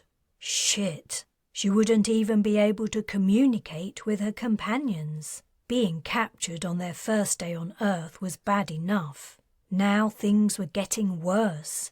"We'll see you again though, right?" The friendly officer might be their only chance of escape. He grimaced. "I'm sure I'll be around." The cell door opened. The interior was tiny, just a bunk and a small cupboard. How long would she have to spend here, awaiting her fate? Matt's comment about the authorities being on the lookout for off-worlders had deeply unsettled her, though she couldn't put her finger on the reason. "In you go," said Matt, lightly touching her back. She resisted and glanced up the corridor to where Pamuk's handcuffs were being removed prior to her being processed by the woman at the desk. "Where's Jackson?" she asked. "The murderer, cell 5. But you won't be able to talk to him. You have to go inside now." His voice had a slight pleading tone to it, as if he was reluctant to force her. "Where exactly is he? I just want to know." Matt pointed at the blank door diagonally opposite. She spotted the tiny 5 above it. Memories of Sotloza were flooding back. Her confinement on that planet hadn't been as bad as it had been for the others from the Bathsheba, but it had been bad enough. Before that, the Dark Mage on Magog had tried to trap the mages in his palace. Earlier, the Regians had captured them to turn them into living meals for their offspring. And at the very beginning of this crazy adventure she'd been living ever since rescuing Darius, the Dirksons and the Schurers had wanted to enslave her and her siblings. There was always someone trying to deprive her and the people she loved of their freedom. "No more," Matt said more firmly. "Into the cell. Now." She slammed her elbow into his stomach. Air exploded from his mouth and he doubled over. She sped down the corridor, hoping he wouldn't be able to shout for a few seconds. Racing into the admissions room, she dove for the bag of her belongings behind the desk, yelling to Darius and Parthenia, "You know what to do!" She caught a glimpse of Pamuk throwing herself on one of the officers and Bryce attacking the other. Jackson's guard seemed to have left. She got hold of the bag, but the Bridgeford officer snatched it at the same time. They wrestled, the woman yelling at her to let go. Carina managed to open it. She shoved a hand in. Her fingers closed on the smooth, hard elixir canister. She pulled it out, relinquishing the bag. The woman flew backward and landed on her backside. Instantly, she leapt up and ran at Carina, who performed a high kick, connecting with her jaw. The woman's eyes rolled up and she keeled over. Despite being handcuffed, Darius and Parthenia had managed to drink elixir and were casting. "Get away from those people you're fighting!" Carina yelled at Bryce and Pamuk. She unscrewed the lid of the canister and took a swig. "Hands up!" Matt must have got his breath back and followed her. She was writing the character in her mind. Unsure of who Parthenia and Darius were transporting, she included Bryce and Pamuk. You couldn't over-transport someone, so it didn't matter. Put your hands up, Matt repeated, or I'll shoot. The character was written. She sent it out. The last thing she recalled before the cast took effect was someone grabbing her arm. Chapter 9. Not again! Carina opened her eyes. She was back in the forest, next to the clearing where they'd concealed the shuttle. The cast had worked, and she'd escaped imprisonment. First Cheapy, and now him, Pamuk complained. Can't you be a bit more careful? She turned around and came face to face with Matt, who had the look of someone suffering a large and unwelcome surprise. Damn, her transport had carried him along with her. Sorry about this. What the? Pale and sweaty, he turned a circle, gaping. Where am I? She checked everyone else had made it before reassuring him. Don't worry, I didn't bring you far. You can probably walk home from here. No, he can't, said Bryce. Parthenia, could you unlock me? He was still wearing handcuffs. Parthenia replied, In a minute, I have to do my own. I'll do all of us, said Darius. Why not? Carina asked Bryce. We're back in the... Think. Matt knew exactly what they'd done. Or if not exactly, he knew they'd done something to move themselves and him kilometres across the landscape. The other officers back at Bridgeford Detention Centre had only seen them disappear. That was bad, though a better alternative to being locked up. But Officer Matt knew more. Too much, in fact. Oh, yeah. He seemed to be coming to the same understanding, for he was beginning to slowly edge away from the group. You should hang around here for a while, Carina said. 3 sets of handcuffs opened and fell to the ground. He seemed to suddenly recall he had a gun. He lifted it and pointed it at her, then pointed it at each of them in turn, all the while backing up toward the trees. Stay here, Carina said. I promise no one's going to hurt. He ran. Pamuk raced after him, only a few steps behind, her boots thumping in the soft leaf litter, and Bryce followed. All 3 disappeared under the overhanging branches. Loud rustling and the sound of twigs breaking came from under the canopy, and flashes lit up the shadows as Matt fired. He won't get away, Parthenia remarked. No, Carina agreed. A corner of the camouflage sheeting over the shuttle lifted and Shao emerged. I thought I heard talking. I wasn't expecting you back so soon. How did it go? Terribly, Parthenia replied. Darius said, It only took us a couple of hours to reveal our abilities. I think that must be a record, said Shao. Where are the others? Long story, Carina said. Pamuk and Bryce will be back soon with a visitor. Meanwhile, I have to retrieve Jackson. She swigged elixir. Where from? Jail. She closed her eyes. Not his first time, I bet.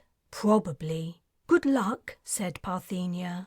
Darius added, Be careful. She was within the confined space of Jackson's cell. The merc lay on his bunk, hands behind his head. What took you so long? I've only been gone 5 minutes. Stars. Where did you go? Back to the... Her lips snapped shut and she cast a glance around the cell. Get ready. Jackson swung his legs over the edge of the bunk and got to his feet. The cell door opened. The woman who had checked Jackson and her into detention, plus another Bridgeford police officer, stood in the entrance. Damn. As she'd suspected, the cell was being monitored. She lifted her canister to her lips. Cover me, she told Jackson from the corner of her mouth. He pushed up his shirt sleeve. The female officer gasped, What are you doing? Put that down! How did you do that? Shoot! Shoot the... Carina was in the forest again, her merc friend by her side. Hey, Jackson, said Darius. Hey, kid. He rolled his shoulders and surveyed his surroundings. What happened to Pamuk and Bryce? Didn't they make it back? They're fine, Carina replied. They're around here somewhere.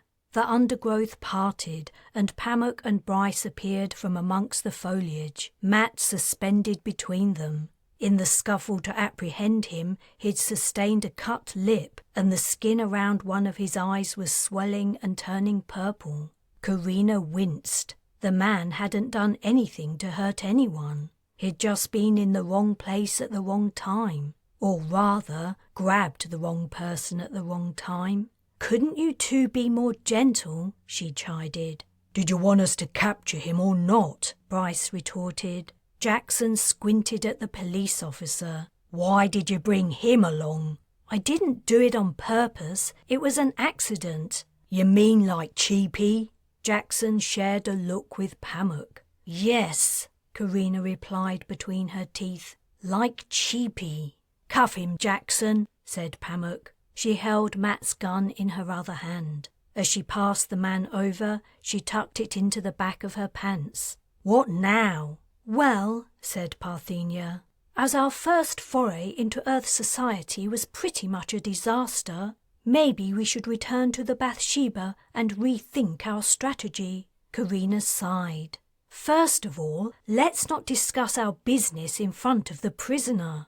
"I didn't hear anything," said Matt. "Nothing at all. And I promise, if you let me go, I won't remember anything about any of this." "So how are you going to explain disappearing along with the rest of us? When you're asked how you managed to arrive in this forest from nowhere, what are you going to say?"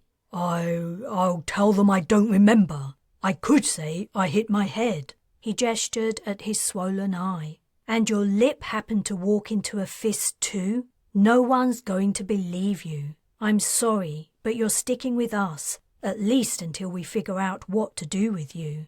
He hung his head. "Don't worry," said Darius. "You won't come to any harm. We're nice people."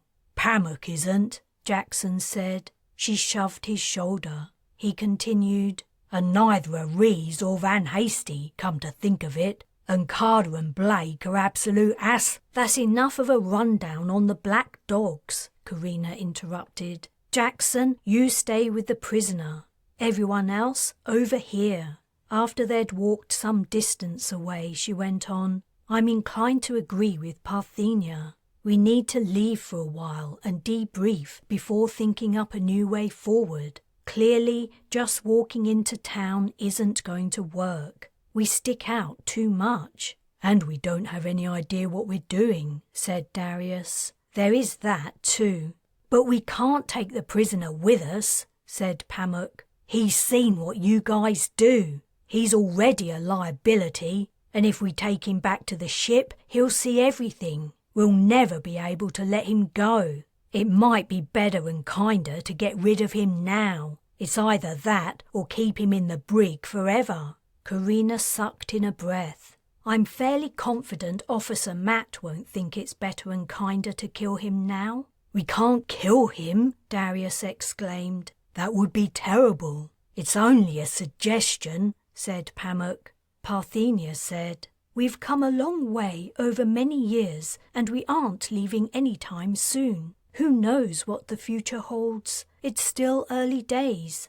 We can't leave the prisoner behind, so we have to take him with us. After that, we'll have to see how things pan out. But I agree, we can't kill him. There's been enough death on our journey. Let's not sully our endeavour with more of it." "You're right," Carina said, admiration for her sister swelling in her chest. "You're absolutely right. Okay, the prisoner comes with us." "If his mind was blown by our casting," Darius said, "I wonder what he'll make of the Bathsheba." Chapter 10. Carina wasn't sure exactly what Officer Matt made of the colony ship as he stepped down from the shuttle, but it wasn't good. She was behind him. All she could see was his back, but it was clear from the way his chest expanded and contracted rapidly. He was going through something. She called out to Bryce, who was walking in front, "Check the prisoner!" He turned just in time to catch Matt as he collapsed. Bryce supported him, holding him under the arms as his head lolled against his shoulder, and then gently eased him down onto the deck. Matt was out cold. She guessed travelling to a starship must have been too much of a shock. The mission members crowded around the prone figure. "I'll heal him," said Darius. "No, get a medic, just in case it's serious. He might have something wrong with him. If he has, we need to know what it is." "It's not my fault," said Pamuk defensively. "I didn't hit him that hard." Jackson tutted. "Always the victim blaming." "I'll come sickbay," said Shao. By the time the medics arrived, Matt was already coming around. After a quick assessment, they decided he'd probably only fainted, but they would take him in for 24 hours for observation. Pamuk and Jackson went with them to arrange security. Fern and Oriana appeared. "We heard you were back," Fern said. "How did it go?" Oriana added, "We thought you would be gone for days. I take it there was a huge disaster due to the fact we weren't with you." "There was somewhat of a disaster," Parthenia replied, "but it would have been the same whether you were with us or not." "Still," said Fern, "it's our turn next, right, Carina? Nothing's been decided yet. We've only just got off the shuttle for Star's sake. We need to think things through." Though it had been years since his death, she missed Cadwallader more than ever. He would have had a plan B, or at the very least they could have bounced ideas off each other. She also missed Jace and his gentle, steady good sense and kindness. Oriana whined, "Are you going to tell us what happened or not? You can't leave us hanging." "I'm exhausted," Parthenia said. "If you want my side of the story, you'll have to wait for it. I'm going to lie down for a while." "I'll tell you," said Darius. "But first I want something to eat." "You can talk and eat," Fern said. "Come on." Carina watched the 4 siblings walk out of the bay. Bryce wrapped an arm around her, and she sighed as she rested her head on his shoulder. Parthenia's right. That was a huge disaster. What made me think we could just appear on Earth and everything would be fine? That they would accept mages, leave us alone, and we could all live happily ever after? "I don't think you ever thought that, did you? We all knew it wouldn't be plain sailing. What we didn't know was what the problems might be." "I guess you're right. Let's go and eat, preferably somewhere far away from Fern and Oriana and their interrogation." They took an elevator to Deck 7, printed some simple food in a small galley, and went into the Twilight Dome. Luckily, it was empty, possibly because all that could be seen through the transparent overhead was the dusty, rocky, grey, barren surface of Earth's moon. Scan data showed there had once been research stations beneath the surface, but all had been abandoned. No humans lived there now who could spot the vast starship in geostationary orbit on its far side. They sat and began to eat. Carina picked at her noodles and vegetables. After a few moments, Bryce said, "Spit it out." "Huh?" She paused, her fork poised halfway to her mouth. "Whatever it is that's bothering you." She put the fork down. "Isn't it obvious? How are we ever going to make a success of this? The people on Earth are a bunch of weirdos. They grow plants in every available crevice, their police aren't usually armed, and they get around in underground tunnels. I noticed something else too. There were no fields for crops or for farm animals. How the heck do they eat?"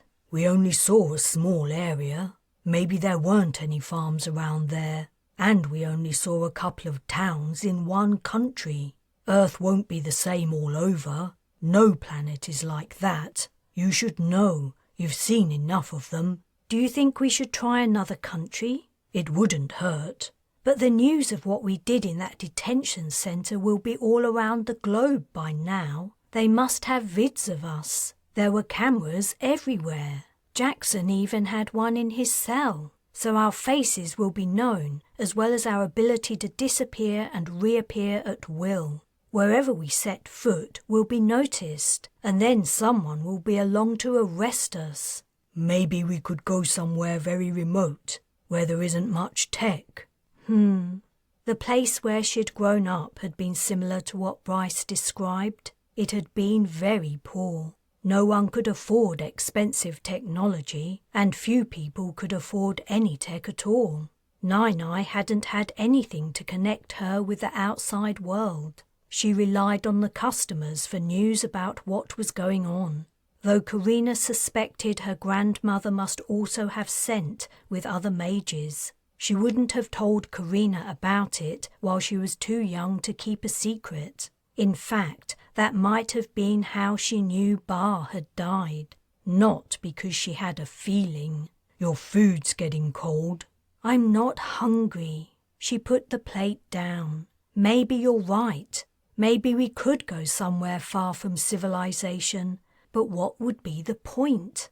The reason we're here is to find a place where mages can live in the open, where we're accepted for who we are, and no one tries to exploit us. If we have to hide away in the wilds, I'm back to square one.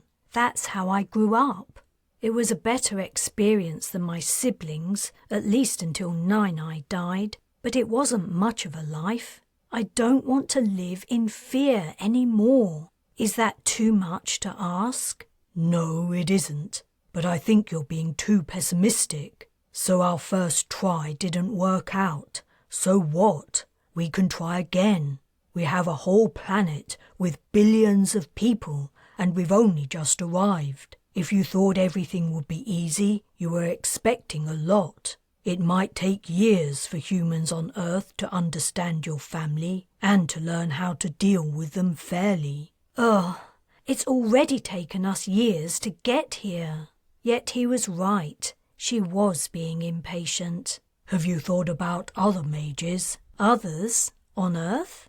The documents you found on Ostalon confirmed the old stories that mages came from Earth. Even if they all left, the mutation might have reappeared.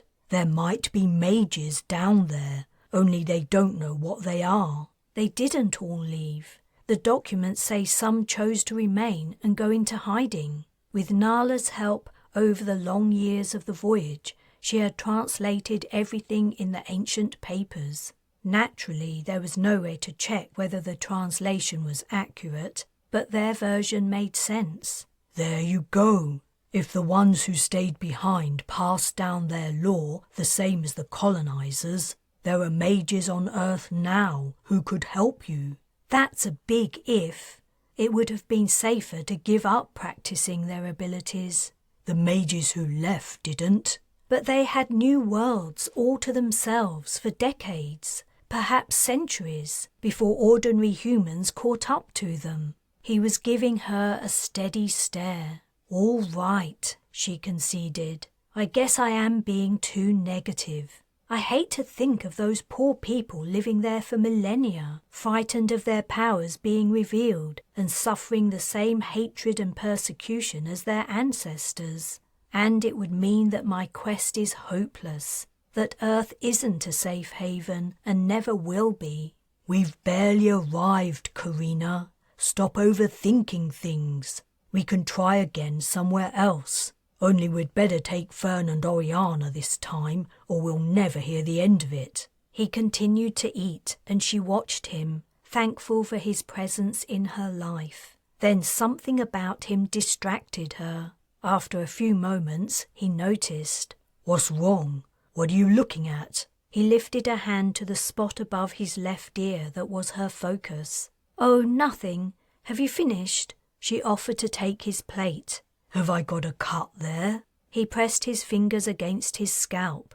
I can't feel anything. I forgot to ask you, how did you take down Matt? Pamuk threw a stone to make the undergrowth rustle, and when he fired at it, I tackled him from behind. Then Pamuk took over. You know how things went after that. But you're changing the subject. What's so interesting about my hair? You're going grey. Did you know? No, I didn't. A brief look of concern flitted over his features, but then he shrugged. It's only to be expected, I suppose, after living with you all these years. She chuckled and playfully punched his arm. I'm to blame, huh? Then she grew sombre and continued in a softer tone, Do you have any regrets? Answer honestly. He had left his family behind to be with her, abandoning them with a note to say he was safe, but he had something he had to do. That would have been the last his parents and siblings had heard from him, and with the effects of time dilation, all of them would be long dead. I made my choice. You can't live with a choice like that while holding on to regrets. I would have driven myself crazy, and it was the right choice. Thanks. I needed to hear that. No problem. It's the truth. Hey, we're forgetting something. We don't need to rely on all those quadrillions of bits of data about Earth anymore. We have our own shipboard source of intel now. Of course, Officer Matt. Chapter 11. Matt was looking better when Carina went to see him a few hours later. He was sitting up in bed and Ava was fussing over him, adjusting his pillow and pouring water into a cup. The Marchonish woman hadn't spent much time out of deep sleep on the long voyage. She had said she didn't want her little girl to spend most of her childhood living on a starship. But the time she had spent awake, she'd asked to be trained as a medic, to give her a source of income when they reached Earth. On Marchon, women had been expected to stay at home and not undertake paid employment, which would bring great shame on their families. Carina had a soft spot for Ava, who had lived with her siblings on Sotloza and, to an extent, been a mother figure while Carina could not. Now her daughter was 4 years old, and Ava had her hands full with working and looking after her. Consequently, and partly also due to the mages spending more time out of stasis, the two families had drifted apart, though Carina still felt warmly toward her. She remained embarrassed that she'd named her daughter Carina, however. "How's our patient?" she asked. "He's doing very well. All his vitals are normal. It's most likely he suffered a bout of low blood pressure as he disembarked the shuttle. It isn't uncommon in people not used to space travel." The colour had come back to Matt's cheeks, and he definitely looked perkier. One of his wrists was handcuffed to the bed frame. Carina asked, "Is he well enough for a chat?" "Absolutely. I wouldn't have a problem with him being discharged today. But Dr. Asher is being cautious as usual. She's given him one of your translators." Matt's attention was focused on Ava until she left the room. When he turned to Carina and Bryce, caution overshadowed his features. "What do you want?" Carina perched on the side of his bed. "We aren't any happier about this situation than you. I didn't intend to take you with me when I transported to the forest. It was an accident, but now you're here, we're all going to have to make the best of it." "And what does making the best of it mean exactly?" "We're not sure yet.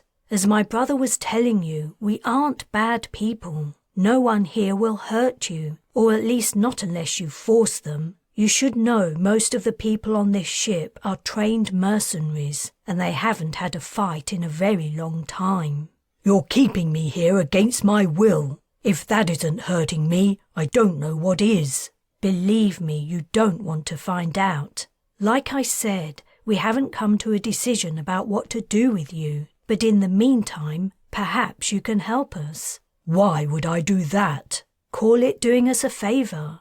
"I don't owe you anything." "No, but—" She appealed to Bryce with her eyes. He sat on the other side of the bed. "Look, friend, you're at a big disadvantage. Carina is trying to be nice because she feels guilty about dragging you into this. I wouldn't call threatening me with mercenaries being nice, but the fact is you have no way of contacting anyone. All anyone on Earth knows is that you mysteriously disappeared along with a bunch of prisoners. They probably think you're in on our game. Otherwise, why would you disappear too? If you never go back, no one will ever be any the wiser about what happened to you. So it's in your interest to do whatever we say, isn't it? That way we might be inclined to feel kindly toward you." Matt shifted uncomfortably, his gaze travelling between them.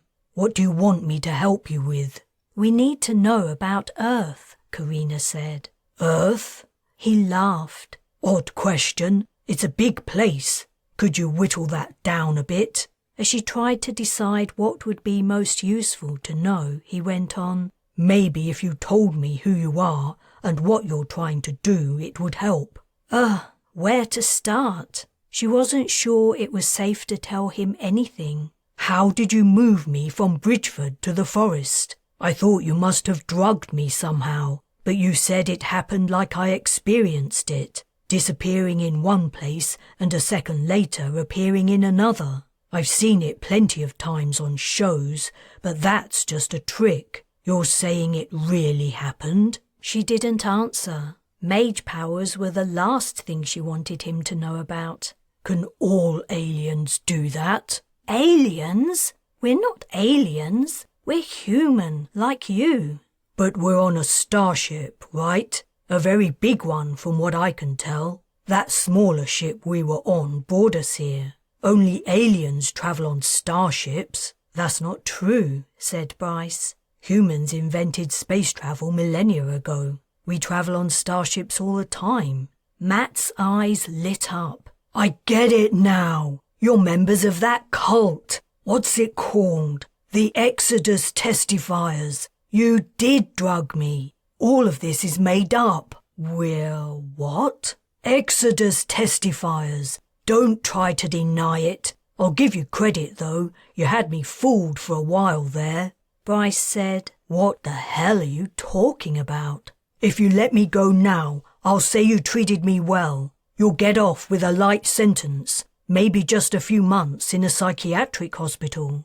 "Matt," Carina said, "what's an Exodus testifier?" He laughed again. "Nice. Keep it up. This is hilarious. Where did you get the money for all this? All those props and special effects must have cost a fortune. And are the people members of the cult too, or did you pay actors?" "We haven't paid anyone anything. This is all real." "No, it isn't. I understand you enjoy pretending, but it's time for the play acting to stop. Kidnapping a police officer is a serious crime, and you can add assault to that charge." He prodded his swollen eye. "You need to release me, and you need to do it now, before you get into even more trouble." He was so earnest, for a brief moment Carina had the weirdest sense that perhaps he was right. Could she be living in an illusion? Could her life up until now be the imaginings of a sick mind? Then she snapped back to reality. "Everything that's happened to you is exactly as it seemed. You were transported to the forest. You travelled on a space shuttle, and you are aboard a starship. Her name is the Bathsheba, and she used to be a colony ship. We acquired her in deep space, galactic sectors away from here, and we've travelled for decades in stasis to come to Earth." Matt shook his head in wonder. "It's marvellous how deeply you believe all that bullshit, despite all the evidence to the contrary. Tell me, where are you from, and what did you used to do before you got sucked in, I mean?" Carina locked gazes with Bryce. How could they convince Officer Matt of the truth? "Maybe we should call Asher," Bryce said. "Yeah, good idea." The doctor could assess Matt's mental state. He could be experiencing a psychotic break. The shock of all that had happened to him might have placed too much stress on his mind, and this was his way of explaining everything. "Dr. Asher will check you over again," she said. "She won't be long." "No more checks. You must let me go, now." He rattled his handcuff on the metal bed frame. "People will be looking for me, and it won't be long before they trace my chip. You don't stand a chance. Save yourselves and give yourselves up." Carina rose to her feet. There was no point in arguing with him. He was completely convinced he was right.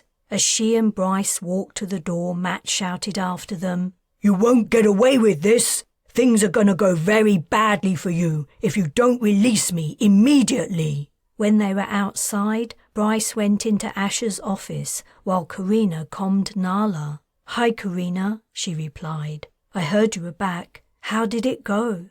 "Not great, but I have another problem I'd like your help with. You've been looking at the information we have on Earth, right? Did you notice anything about Exodus testifiers?" "What a strange name." "No, I don't think so. I'm sure I would remember if I did. Could you look it up? Find out everything you can about them." "Happy to, but why? Is it something to do with mages?" "Nothing like that. I accidentally kidnapped a police officer, and he thinks that's what we are, Exodus testifiers. And unless we can convince him otherwise, I don't think he's going to tell us anything useful about Earth." "Hold on. Rewind. You accidentally kidnapped a police officer?" "Don't start. Pamuk gave me enough grief already, all the way back on the shuttle." Chapter 12. Though the translations of the Mage documents were all on the ship's database and readily accessible via any interface, Carina sometimes liked to handle the ancient papers themselves. There was a sense of connectedness and deep nostalgia to be had from touching the sheets created by her ancestors thousands of years ago. And she had worked so hard, and so much had been sacrificed to attain them. Some people had sacrificed their lives. The documents were precious, priceless in fact. What value could be placed on something so unique? She had taken them from the safe and brought them to the cabin she shared with Bryce. In the early days of the journey, a techie had encased the brittle, aged papers in a transparent material to preserve them, and now they slid easily between her fingers. One by one, she placed them on the bed, spreading them out. The same handwriting had been used on all of them, though the author hadn't signed their name. Similarly, no signature gave away the identity of the artist who had created the sketches of the Mage's mountain home, their first attempt at a sanctuary for their kind. Perhaps the writer and artist had been the same person. Had he or she ever imagined that their creations would still exist thousands of years later and be the remaining source of written lore of mages? The door chimed. Nala had come to see her. Carina invited her sister in. "You got those old papers out again?" Nala asked, eyeing the unconventional bedspread. "Didn't we squeeze every last drop of knowledge out of them?" "I reckon we did, but I still like to look at them. Can I get you a drink?" Nala shook her head. "Don't let me stop you, though." She sat at the table. "I like coming here. Fern and Oriana did a wonderful job with your room." The twins had excelled as interior decorators during the voyage, expanding on their first vocation as fashion designers. They had printed wall hangings and paintings and created matching textiles for the cabin. Carina had allowed them free rein as an indulgence, which had resulted in a daring mix of colours and patterns. But the effect had grown on her over time. "You should let them do yours." Carina sat opposite her sister. Nala shuddered. "Too risky. It worked with you, but who knows what they might come up with for me? And then I would have to pretend I liked it, or they would be offended. Besides, there's no point now. We won't be living here much longer." "I'm not too sure about that. From what happened on our first try, I think it's going to be hard to do what we want." I bumped into Parthenia on my way over. She told me a little of what happened. At least no one was hurt. That's about the best that can be said. It's nice to see you, but I take it this is more than a social visit. Nala's preference for research over company was well known. "Are you here to tell me what you found out about the Exodus testifiers? You know me too well." She opened the table's interface and navigated to a personal file. After opening it, she turned the display to face Carina. "That was quite the rabbit hole you sent me down. Fascinating stuff. And it throws a whole new light on human civilization on Earth. Read the top entry. Exodus testifiers, conspiracy theorists, or mentally ill. John Markham, name changed for anonymity, is an unprepossessing man. Pass him in the street and you wouldn't look twice. Grey-haired, mid-50s and well into middle-aged spread. He's even wearing the trademark cardigan and slacks typical of his generation when he allows me into his home. I ask him if he's married, but Markham is single, perhaps unsurprisingly. It would take a special kind of person to tolerate living with someone so deep into their obsession. Most of us have a hobby or pastime.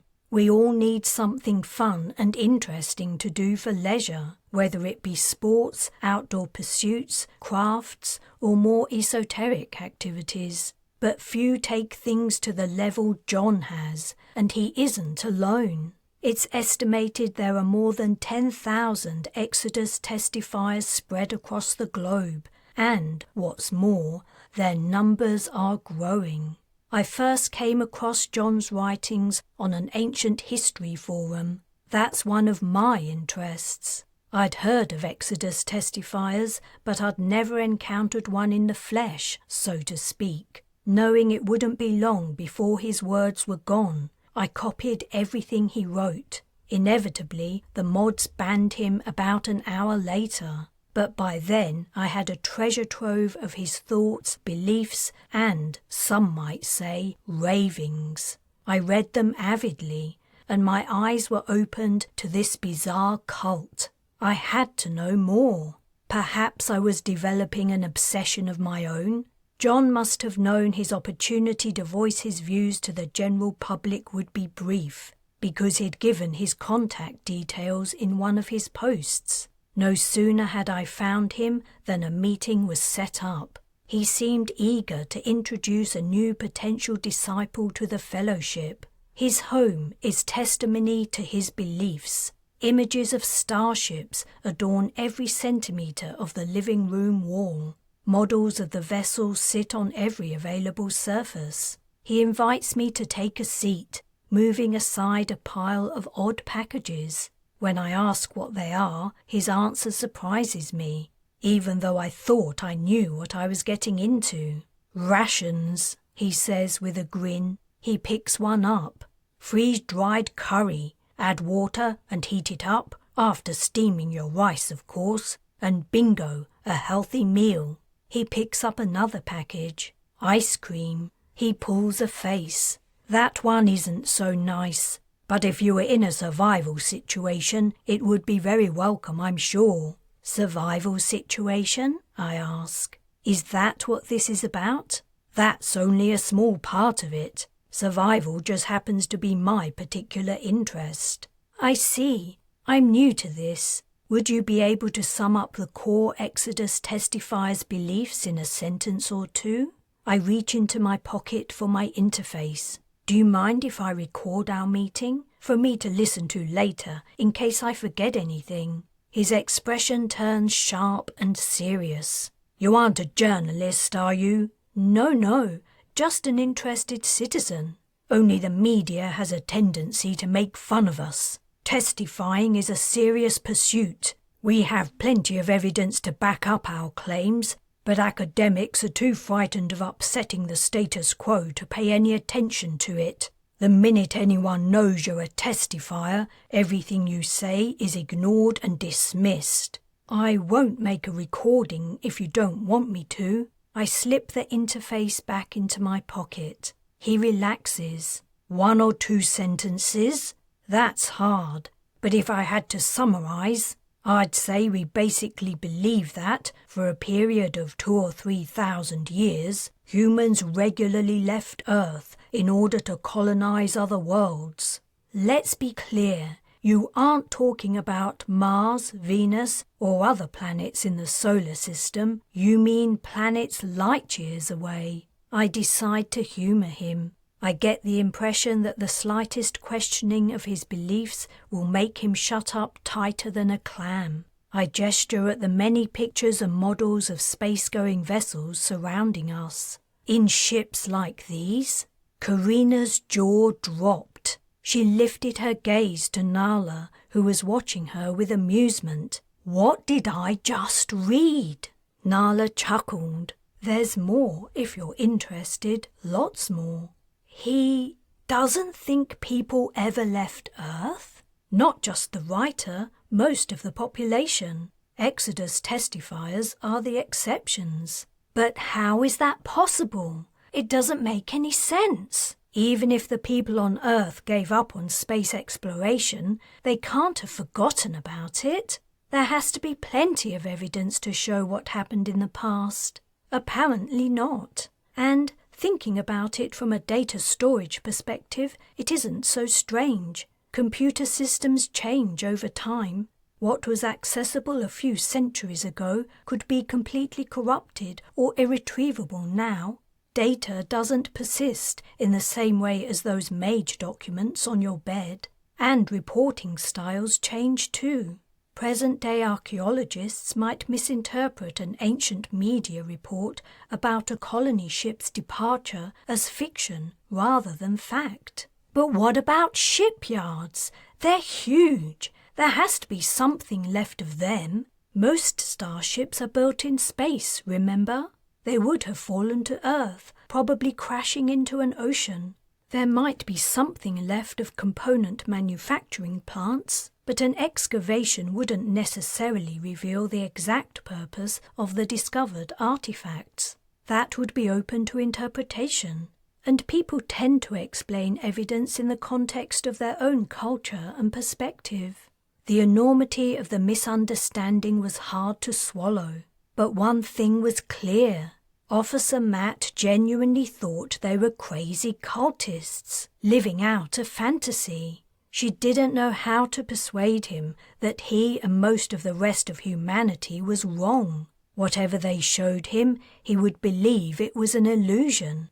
If they took him on a tour of the ship, he would think it was an impressive set. If they showed him the view from the Twilight Dome, he would say it was a vid. "So," said Carina, "if we were to go to Earth and announce that we were space travelers from another galactic sector, the descendants of colonizers who left millennia ago, no one would believe us?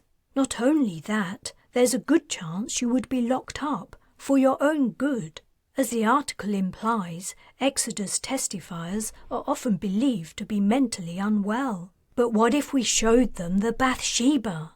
No one could deny we were telling the truth then. Right, but if you did that, how long do you think you could hold on to her? The arrival of an actual starship from outer space would blow apart the current understanding of humankind's history. My impression so far of Earth societies is that they're generally friendly, non-violent and free. But that doesn't mean someone won't decide the shockwave of the revelation would be dangerously destabilizing and seek to remove the evidence from scrutiny. And let's not forget about all the Bathsheba's tech and weaponry. Less well-meaning individuals would be very keen to get their hands on them. Carina rubbed her temples. We could hold them off, but not forever. And announcing their presence in such a loud fashion was the last thing she wanted. Thanks for doing the research. The results have been illuminating to say the least. It wasn't difficult and it was fun. I'm sorry if I created more problems for you. Nala rose to her feet. It's better I'm aware of them now than find out the hard way. Let me know if there's anything else I can help you with. As Nala left, Carina had a brief vision of a small, frightened girl, recently released from her dark mage elder brother's control, traumatized from being trapped in a shuttle cabin with Stevenson's body. She had come a long way. She was now a confident young woman, and the smartest person on the ship. She deserved a good, happy, fulfilling life. They all did, but the chances of achieving it were looking increasingly remote. Carina returned to the mage documents spread out over her bed. How to turn what she knew into a successful outcome? How could they integrate into Earth society safely and live openly without hiding fundamental aspects of themselves? Her gaze alighted on the drawings depicting the mage's mountain hideaway. It had to be ruins by now, if any of it remained at all. It was doubtful she would learn anything useful there, yet she had a hankering to visit anyway, if only to walk in the places her ancestors had trodden, imbibing their spirit. But no location was given, understandably, considering the dangers they'd faced. She tilted her head. Surrounding the stone-walled edifice was the mountain landscape. The lines of the ridges stood out clearly against the sky. Buildings, towns, and cities rose and fell, constructed by humans and destroyed by nature. But mountains didn't change for tens of thousands of years, or at least not significantly. She calmed Nala. "There's something else I'd like you to do." Chapter 13. Carina pulled the copy of the mage document from her bag, studied it, and then scanned the view. Thick grey cloud cloaked the sky, obscuring the mountain peaks. Snow glinted on the highest points. Oriana peered over her shoulder. "This is it. It has to be. Look, Fern, what do you think?" Her twin, without asking, took the sheet from Carina's hands and frowned over it before handing it back. His eyes narrowed as his gaze swept the view. "Maybe, but I wouldn't get your hopes up. After all this time, there won't be anything left." "That isn't the point," Oriana countered. "That's right, isn't it, Carina?" Carina shivered, turned up the collar of her coat and pulled her hat lower. She was already regretting bringing her brother and sister along, but without a good excuse she hadn't been able to say no. The twins were intense and had only grown more so during the voyage. Just being around them was tiring. In truth, she didn't know how to answer the question. She had no good reason for being here, except that she had to do something. Parthenia, in the interests of having a mage aboard the ship, had stayed behind this time. So had Pamuk, Jackson, and Bryce. They were known to the Earth authorities, as was she, but this whole thing was her idea. It was her responsibility to make it work. Though the rest of the Black Dogs and the Marchonish women were gagging to visit Earth, she had decided to limit the new away team to Darius, herself, the twins, and Shao. They needed Darius to cloak the shuttle, but he was staying with it, along with Shao. Until they knew more about the local systems, Earth wasn't safe for anyone from the Bathsheba. Matt had said they were not chipped. Any one of them could be quickly spotted as an alien and picked up. On the other hand, they were on an entirely different continent, so who knew what might happen? "Carina," Oriana repeated. "Did you hear me?" "I heard you. You're right. I don't expect to find the hideaway." However, the mountains in the place Nala had suggested did match the sketches made by a mage thousands of years ago. The habitation the mages built had sat in a high pass, indicated on the drawings but obscured from view when looking from below. "I think there's a path over there." Shao had landed the shuttle as close to the site as possible, but in the rocky landscape they still had many kilometers to travel. It was exactly as the mages had intended. They'd deliberately made their home difficult to reach in order to discourage unwanted visitors. Any non-mages who made it there were turned away, and sometimes they died in the wilderness. That had been the start of the enmity toward mages, the beginning of the motivation behind their exodus. Exodus testifiers. Did they believe in mages too? Or did they only know about ordinary humans' attempts at galactic colonization? Would it be worth talking to a testifier? "We should transport up there," said Fern. They were near the narrow gap in the undergrowth Carina had spotted from below. Is that wise? Oriana asked. If you didn't know exactly where you were going, transport was a little risky. One time Carina had ended up waist deep in a swamp.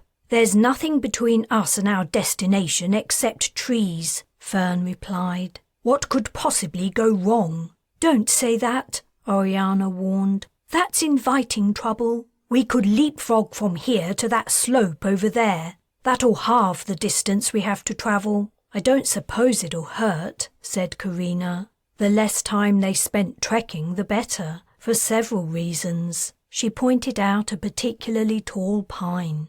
I'll take us all there.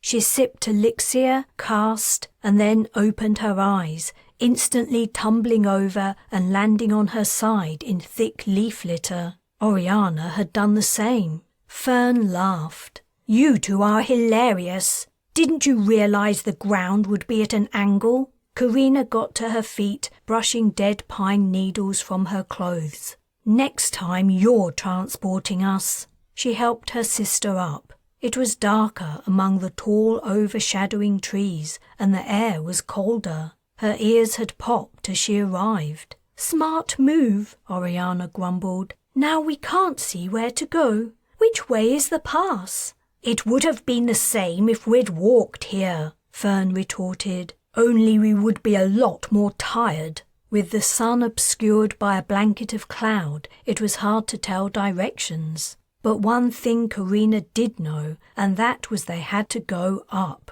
This way. She headed up the slope, weaving through the trees. They didn't grow thickly at this altitude, and if her guess was correct, they would soon thin out before disappearing altogether. Her years aboard a starship were taking their toll. She toiled upward, puffing and panting, hearing the gasping breaths of Fern and Oriana behind her. Soon she was sweating despite the cold. Maybe, Oriana said, we should take a chance and... Forget it, Carina said. We could transport to the edge of a precipice and fall off, and perform the fastest transport ever before we hit the bottom. As Carina had predicted, the trees soon disappeared. They scrambled over rocks and slipped on shale as they drove themselves steadily upward. We could do lots of small jumps, Oriana called out. Her voice sounded distant. Carina halted and turned. Her sister stood about 30 meters down the slope, leaning on a boulder. Fern yelled, We would use up all our elixir, silly. Come on, it can't be far now. I don't suppose someone could carry me. They ignored her in the way only siblings well used to, and tired of, their brothers' or sisters' shenanigans could. In a few moments the sound of Oriana's dogged footsteps came from behind as she crunched her way over the stones. Somehow she managed to convey her annoyance in every step. When they reached the pass, it appeared suddenly. 1 minute they were working their way up yet another steep rise, one of seemingly countless others, and the next flat ground stretched out before them. The area separated two steep mountainsides and was strewn with loose rock. In the gap a sliver of blue sky appeared from the lowest stretch of the pass. Everywhere else was grey, misty and chill. We found it, Oriana breathed. It has to be it. Carina pulled the document from her backpack. Next to the image showing the view of the mage's hideaway from afar was a close-up version. No, it's wrong. We've come the wrong way. Damn. Let me look. She handed the sheet to Fern and sat on the cold ground, exhausted. They were clearly in the wrong place. The document showed a bigger area and an outer section of the building where the mages would receive visitors and test their abilities before either welcoming them or sending them away, depending on the results. Though it might be too much to expect that anything would be left of the mage's construction, the mountainside shouldn't have changed very much. This place was markedly narrower. She guessed there was another pass between another pair of mountains in the range, or perhaps Nala's suggestion was incorrect. "You silly goose," said Fern. "This is it." He squatted down beside her and pointed at the spot in the picture where the mountain slopes met. "The angles of the slopes are identical to how they are now." "Maybe, but there's nowhere near the same amount of space. How could the mages have fitted that here?"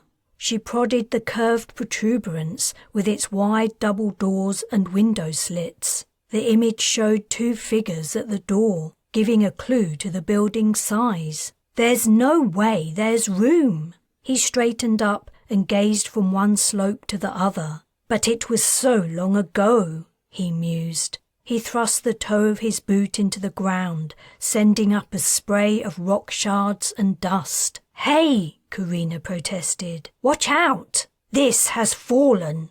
This has all fallen from the slopes, weathered away by the elements. Do we know how long ago mages left Earth?" Cadwallader estimated it once. He said it was about 7,000 years ago, based on Jace's knowledge of the number of generations who had lived in our sector. Cadwallader? So that must have been before we were kidnapped by the Regians, and since then we've been forced even more light years off course. With time dilation, we can add at least another 1,000 years to the figure. 8,000 years! His chin tilted up as his attention focused on the surrounding mountains again. A lot of rock could have fallen in that time, enough to narrow the pass considerably. Carina got up, brushing rough pebbles from her backside. Could he be right? The angles of the slopes were the same. "You two!" Oriana called, stepping out from behind a rock. Carina hadn't noticed she'd disappeared. "While you've been slacking off, I've been working. I found a cave entrance. Come and take a look. It seems to go back really far." Chapter 14. The cleft in the mountainside was barely wide enough to pass through. They all had to take off their backpacks and edge sideways. Once they were inside, however, the gap quickly opened up. Carina found herself standing in a space the size of a small room. The ground was flat and sandy, and the walls... She stepped closer. The walls resembled others she'd seen before, on a planet far distant, half a lifetime ago. "This is it," she whispered. "They were here." The walls were smooth and polished, like the walls in the mountain castle on Ostalon, where she'd found the mage documents. Whatever cast had been used to create the surfaces, hollowing out the mountain's interiors, it had been forgotten as far as she knew. Certainly, Nine-Eye hadn't taught it to her, and neither had Ma taught it to her siblings. But the similarity was unmistakable.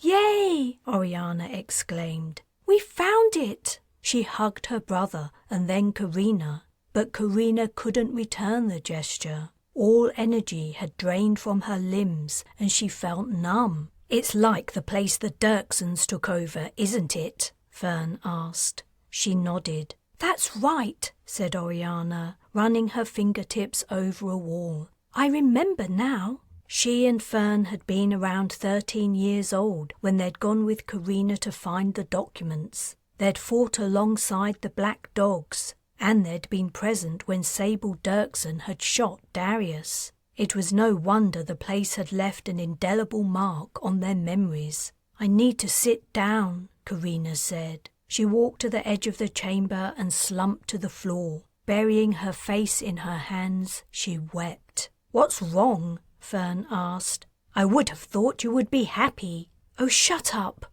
Oriana admonished. "She is happy. She's just having a moment." She sat beside Carina and put an arm over her shoulders. "Take as long as you like. We have all day to explore, and now we know where it is, we can come back whenever we like." Carina sniffed and mumbled, "Thanks."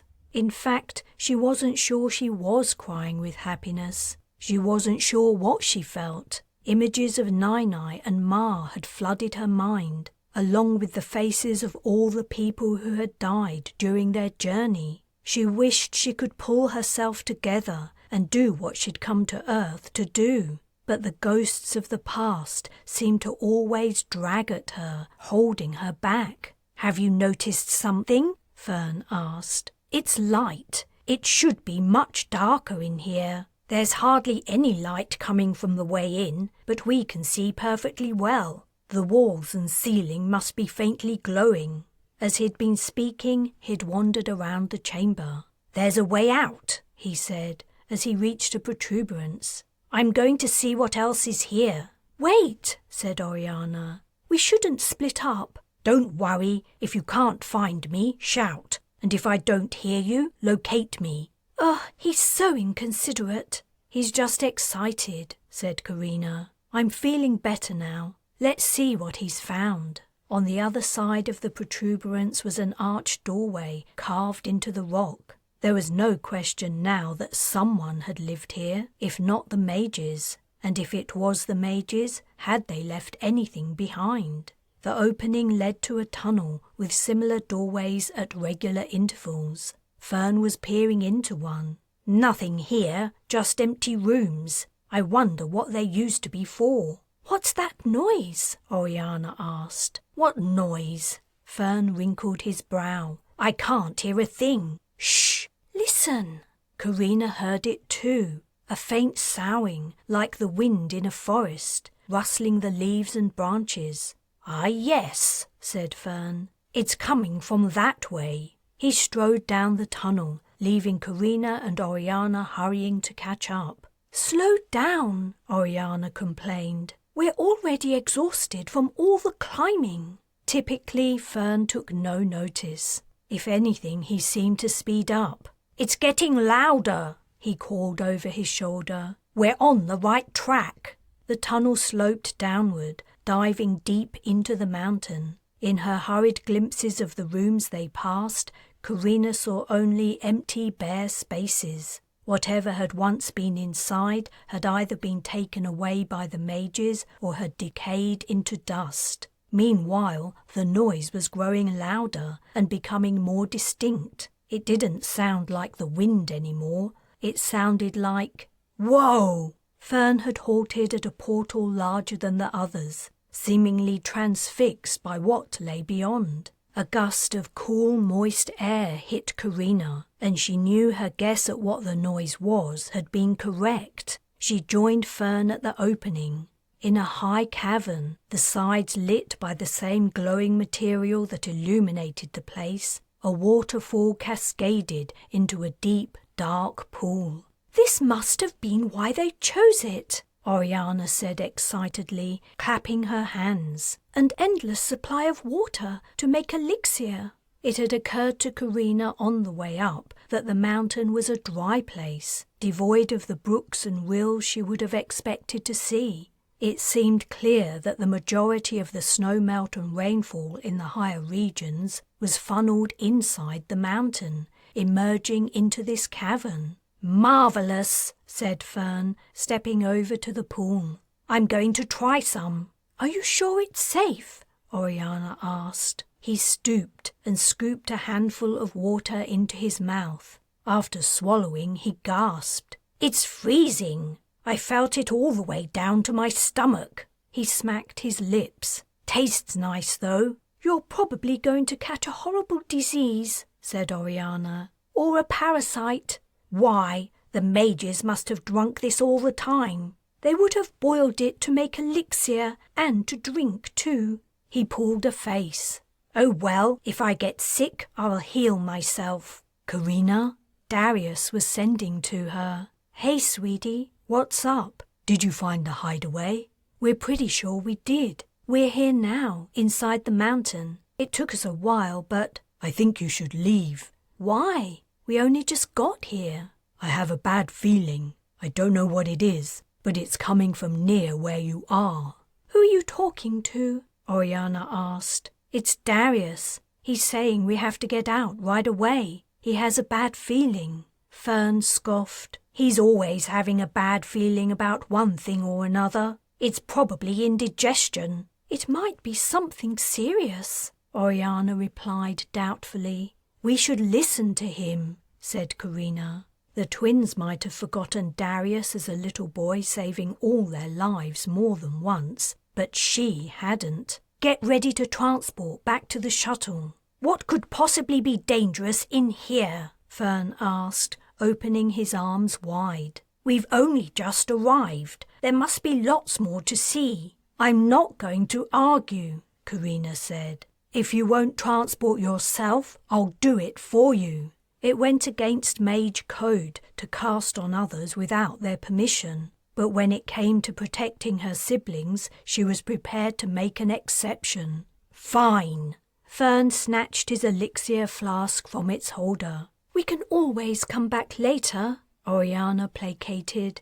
There was movement on the far side of the cavern. 3 figures had appeared at the entrance. Who's that? Oriana had seen them too. Hurry up! Carina swallowed elixir, her gaze fixed on the figures. In her peripheral vision, she saw her brother and sister casting. One of the newcomers raised his hand and pointed. They'd been seen. Nothing of what was said on the other side of the cavern could be heard over the rushing of the waterfall. One of the men was doing something else. Closing her eyes, she wrote the character in her mind and sent it out. At the same time, she retained what she had just seen. The figures were all male. They'd been standing in the shadow of an overhang, which obscured them almost to silhouettes. She couldn't tell their ages or even what they were wearing. All she'd been able to see was the man pointing, and the other one, he'd been drinking from a container.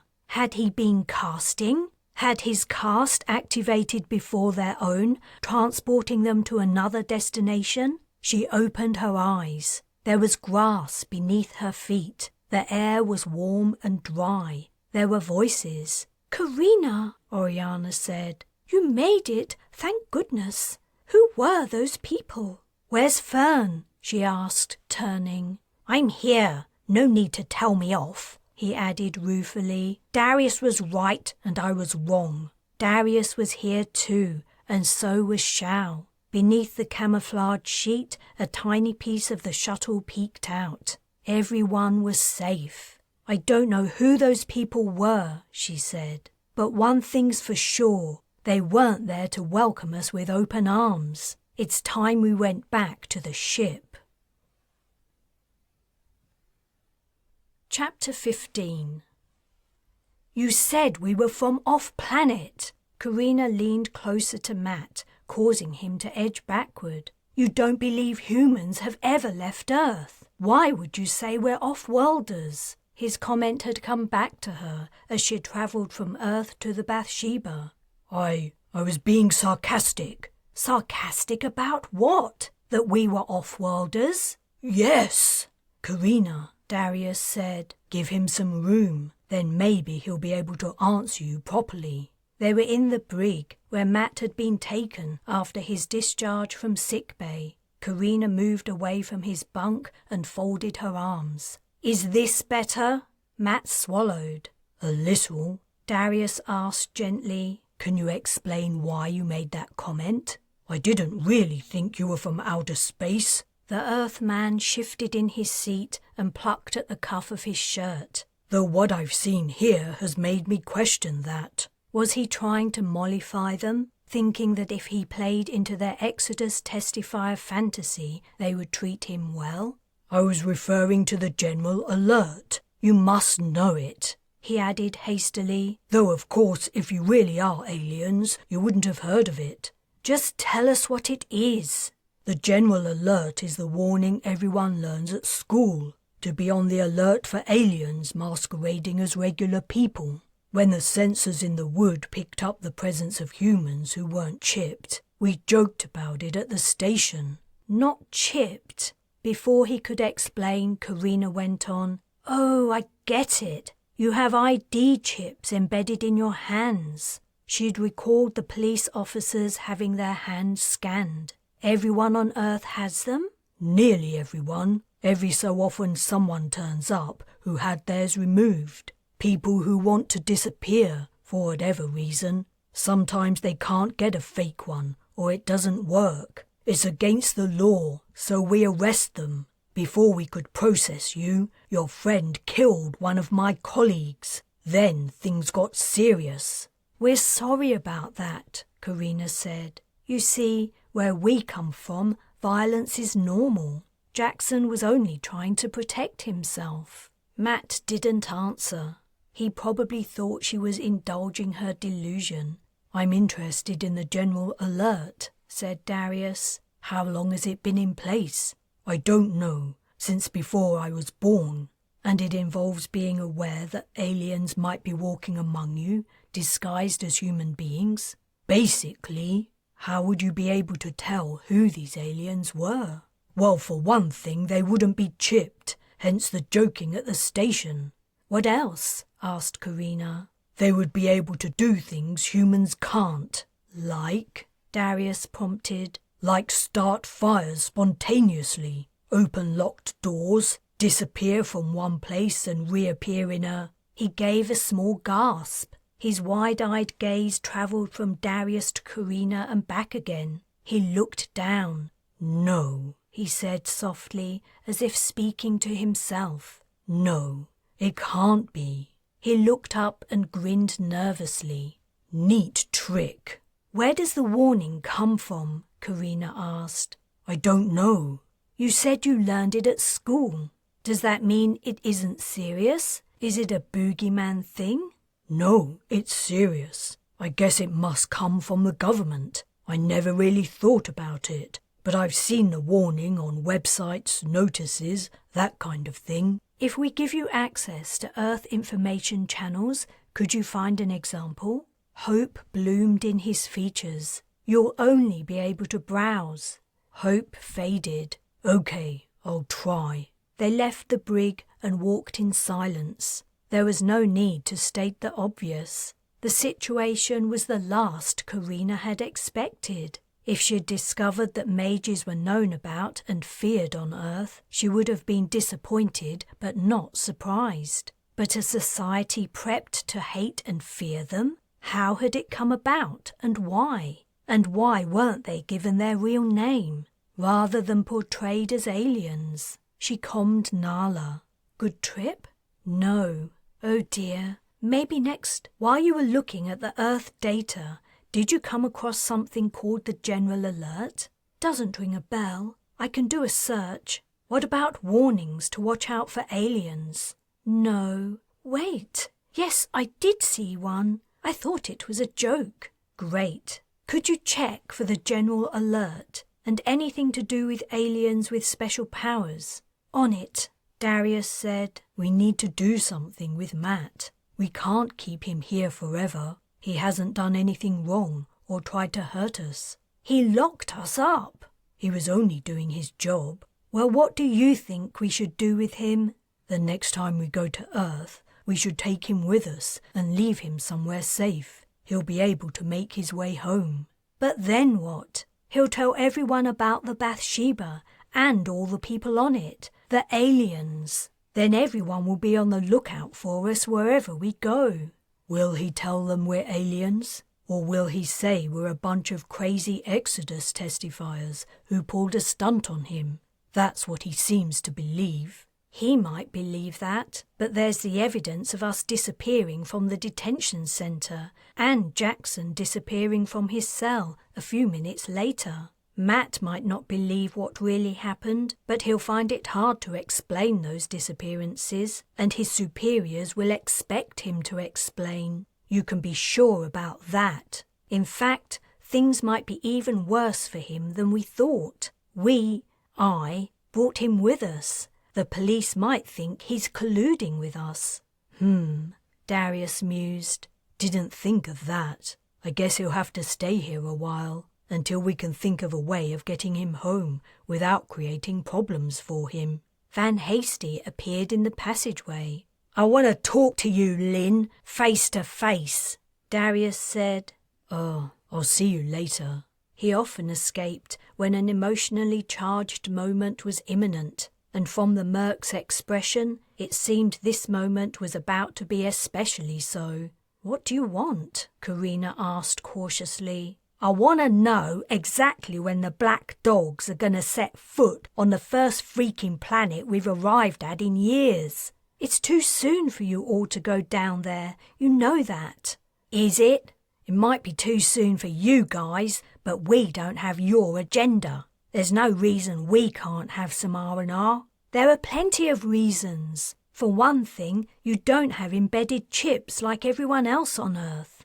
The minute you try to go anywhere, get a job or whatever, people are going to start asking you some very hard questions. So what? We'll just say we're from off-planet. There's no law against it. You don't understand. We're going stir-crazy. We've been stir-crazy for years. Now the wading's over and we're at our destination. We expect to get off the ship soon. If you keep stalling, something bad's gonna happen. Like what? Carina asked, putting her hands on her hips. Are you threatening to mutiny? Van Hasty's eyes narrowed. No one ever made you captain. You took that on all by yourself. It's hard to mutiny when you don't have anyone to mutiny against. Carina took a breath and exhaled. Van Hasty, like many of the mercs, could flip into anger on a trigger switch. It was time to de-escalate. If the black dogs go planetside, they could jeopardize everything we've worked for. As it is, our presence is a secret. I want to keep it that way for now. I need to figure some things out. As soon as I have, you'll all get your R&R permanently. It was a long way back to inhabited regions of the galaxy. When? How long is it going to take you to figure things out? I don't know. I can't give you a date.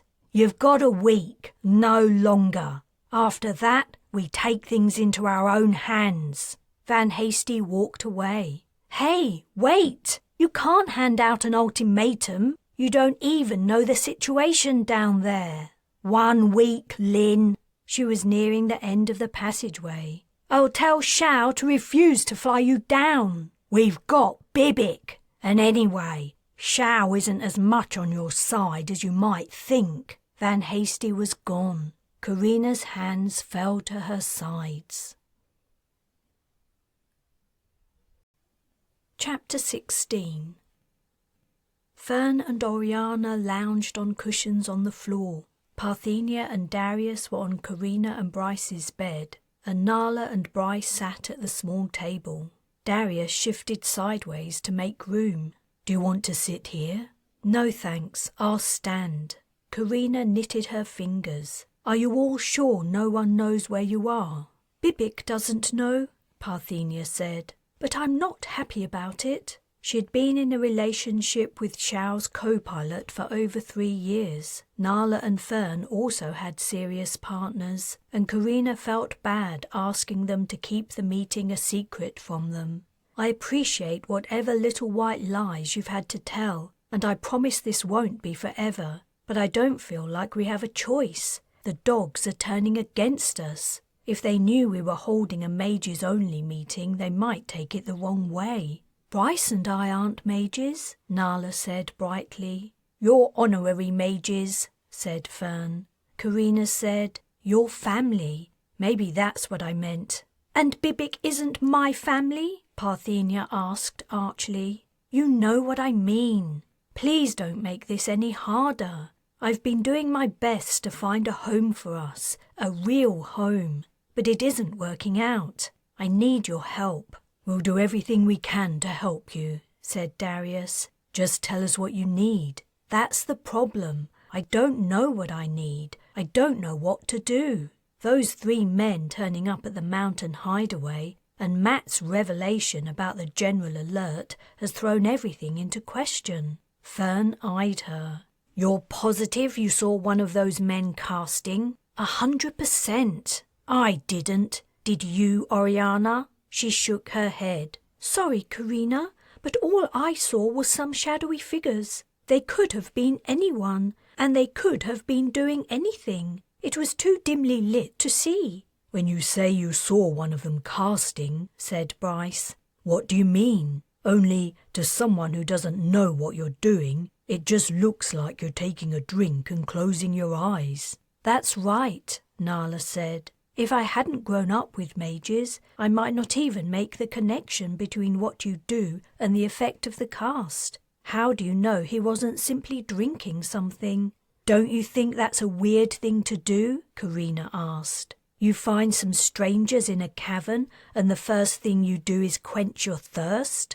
Parthenia shrugged. "It isn't that strange." "All right." Carina gritted her teeth. "What about Darius's bad feeling about them? When has he ever been wrong?" "Can you tell us more about that, Darius? Did you get any indication of what the men intended, or anything else?" "Very little, sorry. The feeling was faint, due to the distance, I guess." Carina said, "The fact that he felt anything at all at that distance tells me that at least one of those men is extremely malevolent. Perhaps they all are, and they wished us harm." "How do you know?" Parthenia asked. "I just do." "So you're a spirit mage now?" Darius raised his hands placatingly. "Let's not argue. We need to help Carina and each other if we're ever going to live on Earth." "I'm just concerned that we act based on reality and don't allow ourselves to be spooked by meaningless shadows. We have enough problems facing us without inventing more. There are the ID chips the police officer mentioned, and the fact that the population is on the watch for evidence of casting." "Exactly," Carina said.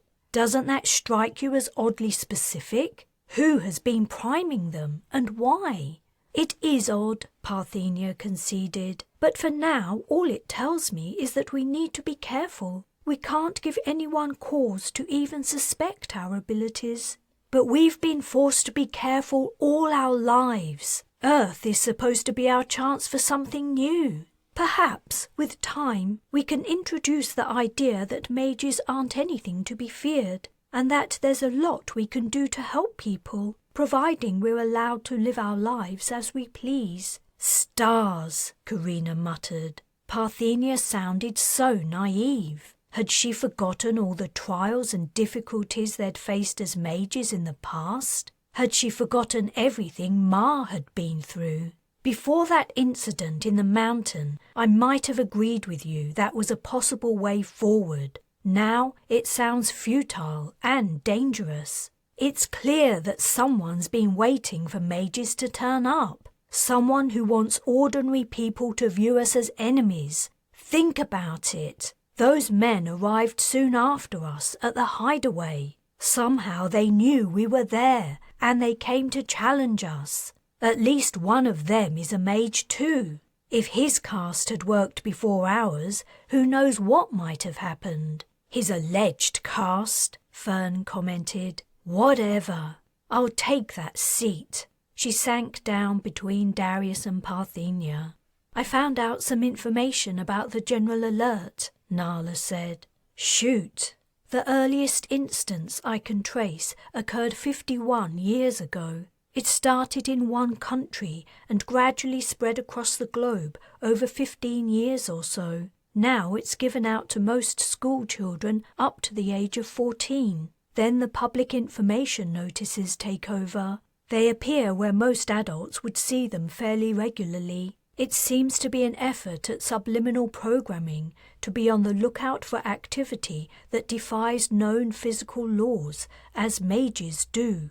She added ruefully, "Transporting out of the detention center, as you did, was exactly the kind of thing that would attract a great deal of attention, even more than it would somewhere the general alert didn't exist. Actually, it already has. I thought I would check for repercussions, and they're all over the place. The recording of the incident has gone viral. Your faces must have been seen by everyone on the planet." "Fantastic," Carina said. "So much for keeping a low profile." "I'm glad we didn't go with you now," said Oriana. "We would have been famous for all the wrong reasons," Fern quipped. Carina straightened up. "I suppose there are warrants out for our arrest, Nala. What do you think?" Fern said. It was lucky no one saw you or Darius when we went to the mage hideaway. Some people saw me, said Carina. The room fell silent. No one appeared to have anything else to offer the discussion. If they went planetside, they would be apprehended. If not on sight, then when it became clear they weren't chipped. It was a disaster. Everything was working against them, and it felt personal. It was as if someone had deliberately arranged things to make Earth the last place mages could live safely. She announced, "Whoever organized the general alert has to be connected to the people we saw inside the mountain. This is all too much of a coincidence." "How do you figure that?" Oriana asked. "Nala said the alert started decades ago. We've only just arrived. I can't explain it. It just makes sense. Someone is out to get us, and they nearly did. If it weren't for Darius's warning, they would have succeeded. There's only one thing to do. I have to go back to the mountain. I want to find out who those men are, and to get to the bottom of what they have against us." "That's insane," Bryce exclaimed. "If you're correct, you'll be walking right into their hands. And Darius has told us they're evil. It's a suicide mission." "What alternative is there? Until I fix this problem, Earth is off limits. Our voyage will be a waste of time, and all those people who died to get us here will have died for nothing. I can't turn around and go back. I would be making those sacrifices meaningless." She swallowed hard and blinked away tears. Darius put a hand on her arm. "They're gone, Carina. Nothing you do will affect them." "It affects me." A second silence fell. "I'll go with you," said Parthenia. "What?" "I'm coming with you. As you said, we won't solve this mystery any other way. And if it comes to a mage battle, you'll need another mage on your side. I can repel his casts with repulse while you defeat him. I thought you said we shouldn't be spooked by meaningless shadows. And I meant it. How else am I supposed to discover whether I'm right if I'm not there to see it with my own eyes?" Carina hugged her sister. "It'll be like old times. Do you remember when we blew up the Twilight Dome with Mezban's bomb? How could I forget? It was the first time you didn't treat me like I was a silly little girl who needed protecting from herself." Ouch. If there was one thing Parthenia could be relied upon for, it was speaking her mind. "Those days are long gone," Carina said. "It'll be dangerous, but I would love it if you would come." Chapter 17. Everything was the same as before. The mountainside was quiet, except for the wind passing over the rocky slopes, and there was no sign of the men. Carina paused at the gap that led to the ancient mage hideaway. The atmosphere had taken on a different feeling. Previously, she'd begun to accept this really was the home of her ancestors. She had started to enjoy a sense of awe and wonder from being here. Then the strange men had arrived and forced her to flee. Now the dimness beyond the cleft seemed ominous and threatening. "This is it?" Parthenia asked, peering in. "We thought so. The shape of the slopes matches the sketch, only the pass is smaller. Fern thinks it's due to erosion. The outer keep is entirely gone, but Oriana found this entrance. What's inside is like the mountain castle on Ostalon, where we found the documents." "That doesn't sound conclusive." "No, but it feels right. It feels as though they were here." Parthenia didn't say any more, letting the skeptical vocalization stand. "And the walls glow in a way I can't explain." "That doesn't mean someone else can't explain it. Someone who knows about these things. There could be a perfectly rational explanation. And I've never heard of a glow cast. How would it last all these years?" Ignoring the unanswerable question, Carina said, "We saw the men fairly deep inside, in a large chamber with a waterfall. I don't know how they knew we were there." I'm worried that entering the cave set off an alarm, and that if we go in, we'll do the same. Only this time they'll arrive faster. There could even be someone waiting for us. How do you know the men don't simply live in the caves and your arrival spooked them? I don't know for sure, but everything from here to the waterfall was uninhabited. There was dust over everything. No one had been there in a very long time. And look around you. There's nothing here. How could anyone survive unless they were mages? Well, we want the men to arrive. We need to find out who they are. We do, but we have to be in control of the situation this time. No more surprises.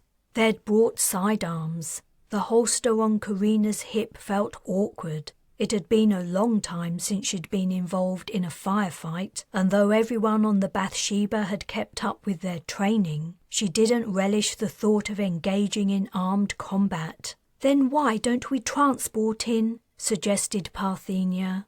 If walking into the cave triggers an alarm, we can avoid it. You can take us both to the waterfall. All right, let's do that.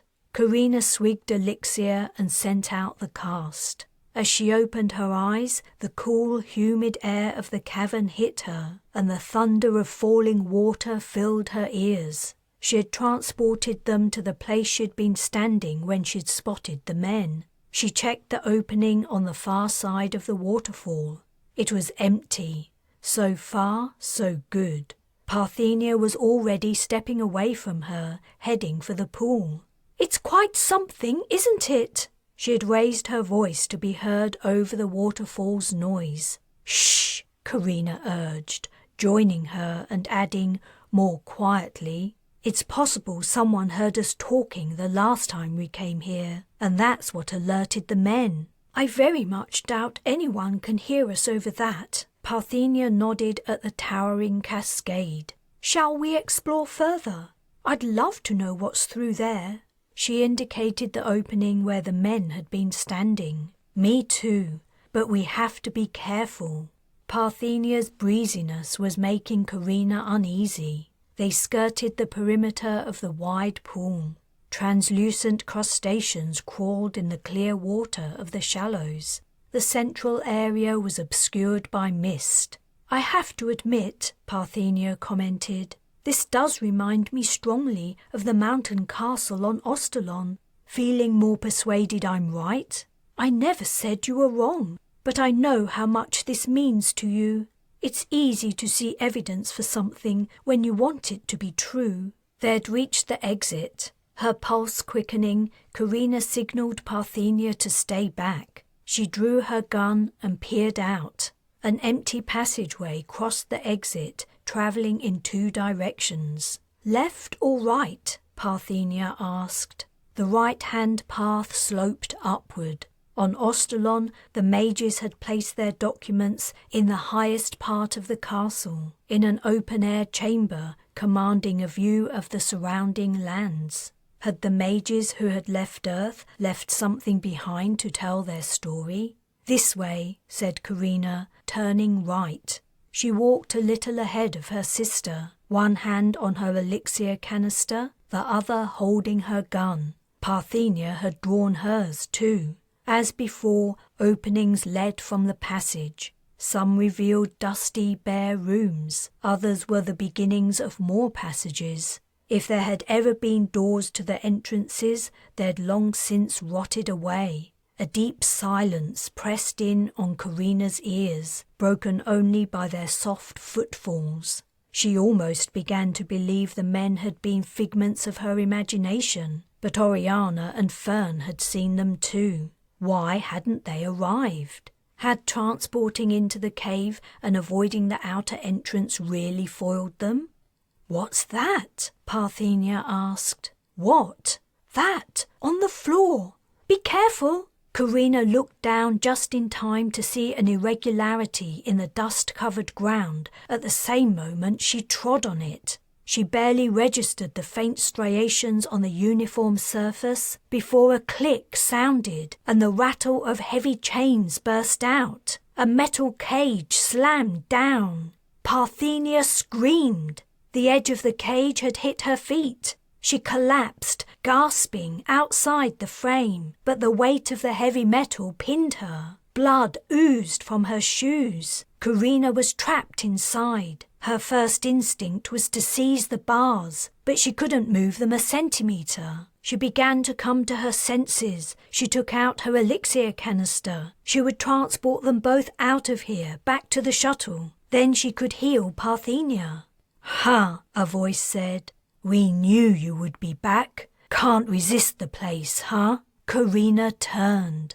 A tall figure was striding toward her, a female figure, but her stature was more like a man's.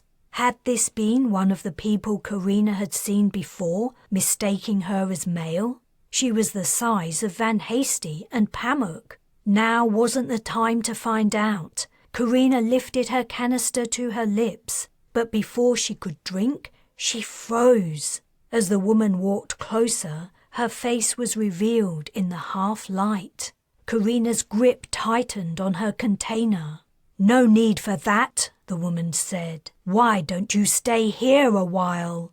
She closed her eyes. She was about to cast. She must have drunk elixir before announcing her presence. Parthenia's whimpers were another distraction. Fighting her shock, Carina forced a mouthful of elixir down. It was a matter of who could cast faster.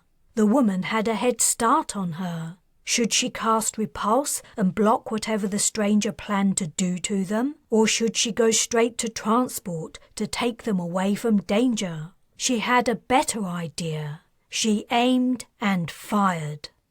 She was standing on grass in sunshine. Parthenia lay on the ground, rolling in agony, her feet crushed and bloody. Carina fell to her knees. "I'm here, sweetheart. Just a moment." She placed a hand on her poor sister's ankles and cast heal, praying the elixir she had swallowed a few seconds ago remained effective. Gradually, Parthenia's moans faded. She relaxed onto her back and lifted a hand to her forehead. "That was awful. Are you sure you're better? Can I take off your shoes and check?" Irrational though it was, Carina wanted to reassure herself the cast had worked. "Be my guest." Parthenia sat up and inspected the damage. "Ugh, they're ruined. I only printed them yesterday." The shoes were soaked in blood. Carina carefully slipped them off. "You transported us out? I don't know how you managed it." "It was hard to concentrate, but I thought you would have your hands full. It never occurred to me the place might be booby-trapped." "Me neither." She removed Parthenia's blood-encrusted socks. Her feet were whole and unmarked. Carina took a deep breath and exhaled. "You're fine." "I know." Parthenia patted her arm. "You can relax. It was a good idea to shoot that woman. A pulse round is always faster than a cast. Did you get a chance to see if you hit her before you were transported?" "No, but if it wasn't a kill shot, she'll just heal herself. Or get someone else to do it for her." "Did you notice anyone else?" "It was as much as I could do to cast, dear. I wasn't making detailed observations." Carina chuckled. Sorry. She took in their surroundings. Parthenia had transported them to within a short distance of the shuttle, where Shao and Darius waited. Though she didn't like the idea, they'd been forced to bring their youngest brother along to cloak the shuttle on their journey to Earth. "We should get back to our ride home." She began to put her sister's socks on, but Parthenia told her she would wear the shoes with bare feet. They began the short walk, Parthenia padding gingerly in her wet shoes. "There was no warning from Darius this time," Carina said. "The woman must have arrived after I triggered the trap." "Did you—" She hesitated. "Did you get a good look at her?" "From my position on the floor, looking past you while enduring unbearable pain, not a very good look, no." "So you didn't see her face?" "Carina, what are you trying to say?" You're going to find this hard to believe. Do you at least believe me now about the men I saw and that one of them was casting? I do. I admit you must have been correct. What new revelation do you have for me? The woman, she might have been as burly as a female black dog, but she looked like Ma. Parthenia halted. Are you sure? It isn't the kind of mistake that's easy to make. But you were freaked out, and you must have been thinking about mages and our history and so on. Maybe she had Ma's face. She looked even more like her than you or me. I'm not wrong. And, Carina added with some heat, I'd appreciate it if you would stop doubting everything I say. I'm sorry, but I don't understand how that's possible. It isn't. Not any way I can think of. But it's true. Chapter 18. They were nearly at the shuttle. Carina thought she could see its faint outlines under the camouflage sheet, but there was no sign of Darius or Shao. Parthenia was peering about in a confused way too, and she opened her mouth as if to call out, but Carina put a hand on her arm, silencing her. Something wasn't right. She stepped off the track, taking her sister with her, and crouched in the undergrowth. Parthenia did the same, whispering, "What's wrong?" "I don't know." If the pilot and her brother were in trouble, Darius would have sent a message. "They might have gone for a walk," said Parthenia softly. "It must be boring waiting for us with nothing to do." Carina couldn't explain her feeling, so she just gave a shake of her head. She took out her elixir and swigged a little. "Darius, where are you? Is everything okay?" "Carina, thank the stars. They took my elixir. They knew exactly what they were." The sudden cut-off in his reply sent a shock wave of alarm through her body. "Darius!" Parthenia grabbed her arm. "What's wrong? Has something happened to them?" "Sorry," Darius sent. "They're hurting Shao, trying to make her tell them where the shuttle is. Please help, Carina. I can't do anything without my elixir." "Where are you?" His description wasn't helpful. He and Shao had gone for a walk, as Parthenia guessed. All he could say was they'd walked roughly south for about 15 minutes, and they were surrounded by trees, exactly like everywhere in this place. If it were only a matter of transporting Darius out of danger, she could have done it. She had a fix on him, but not Shao. She couldn't transport the pilot unless she could see her, and it sounded as though hostiles were in close contact. She definitely didn't want to take any of them along by accident. "Hold on," she sent. "We'll be there as fast as we can." "What's happening?" Parthenia demanded as Carina opened her eyes. "Someone's got them." She peered out, checking for movement, but the forest was still. She slowly rose to her feet. Parthenia also stood up. "Who?" "No idea. But whoever it is, they know all about mages. They took Darius's elixir off him. And they know about the shuttle, but they don't know where it is." She left out the part about the attackers torturing Shao. "I only know roughly where they are. We can transport some of the way, but we'll have to be very careful. The woods must be crawling with people looking for us." "You think the woman we saw in the caves is connected to this?" "She has to be. It's all connected. Are you ready?" Parthenia nodded and grasped her arm again. "Take out your gun." "What?" "We have to be ready for anything." With a look of distaste, her sister drew her sidearm. Before transporting them, Carina checked the level of elixir in her canister. There was plenty, but, as always, her supply was finite. They appeared in a patch of open ground, a glade surrounded by trees. Instantly, they sank down. The sunlight was warm on their backs, and insects buzzed and crawled in the grass. "I can't hear anything," Parthenia whispered. "Can you?" Aside from birdsong and insect noise, their surroundings were quiet, except... Carina strained her ears. "I can hear them." Easing through the undergrowth softly, she led Parthenia toward the faint sounds of voices. One was deep, demanding and insistent. The other was shrill with pain and fear. She couldn't make out what they were saying, but she was in no doubt the higher voice was Xiao's, and the other was her interrogator's. She hoped the pilot would resist a little longer. If the enemy found the shuttle, it would make escape trickier. Parthenia hissed, "I can see them!" An arching thorny stem had snagged Carina's pants. She put her gun away to carefully detach the stem before looking in the direction her sister had indicated. In between the tree trunks in the distance was a group of figures. She made out 10 or 11 gathered into a circle, facing inward. Shit! Xiao and Darius would be in the center, the objects of attention. If she could only see Xiao, she could extract her. But the men and women blocked her view. "We have to get closer." She took out her weapon and they crept on. Then she halted. "Wait a minute." She sank to her haunches, pulling Parthenia down with her, then swigged elixir and cast. "Darius, we know where you are, but I need a line of sight to Xiao. Can you do something?" "I'll try."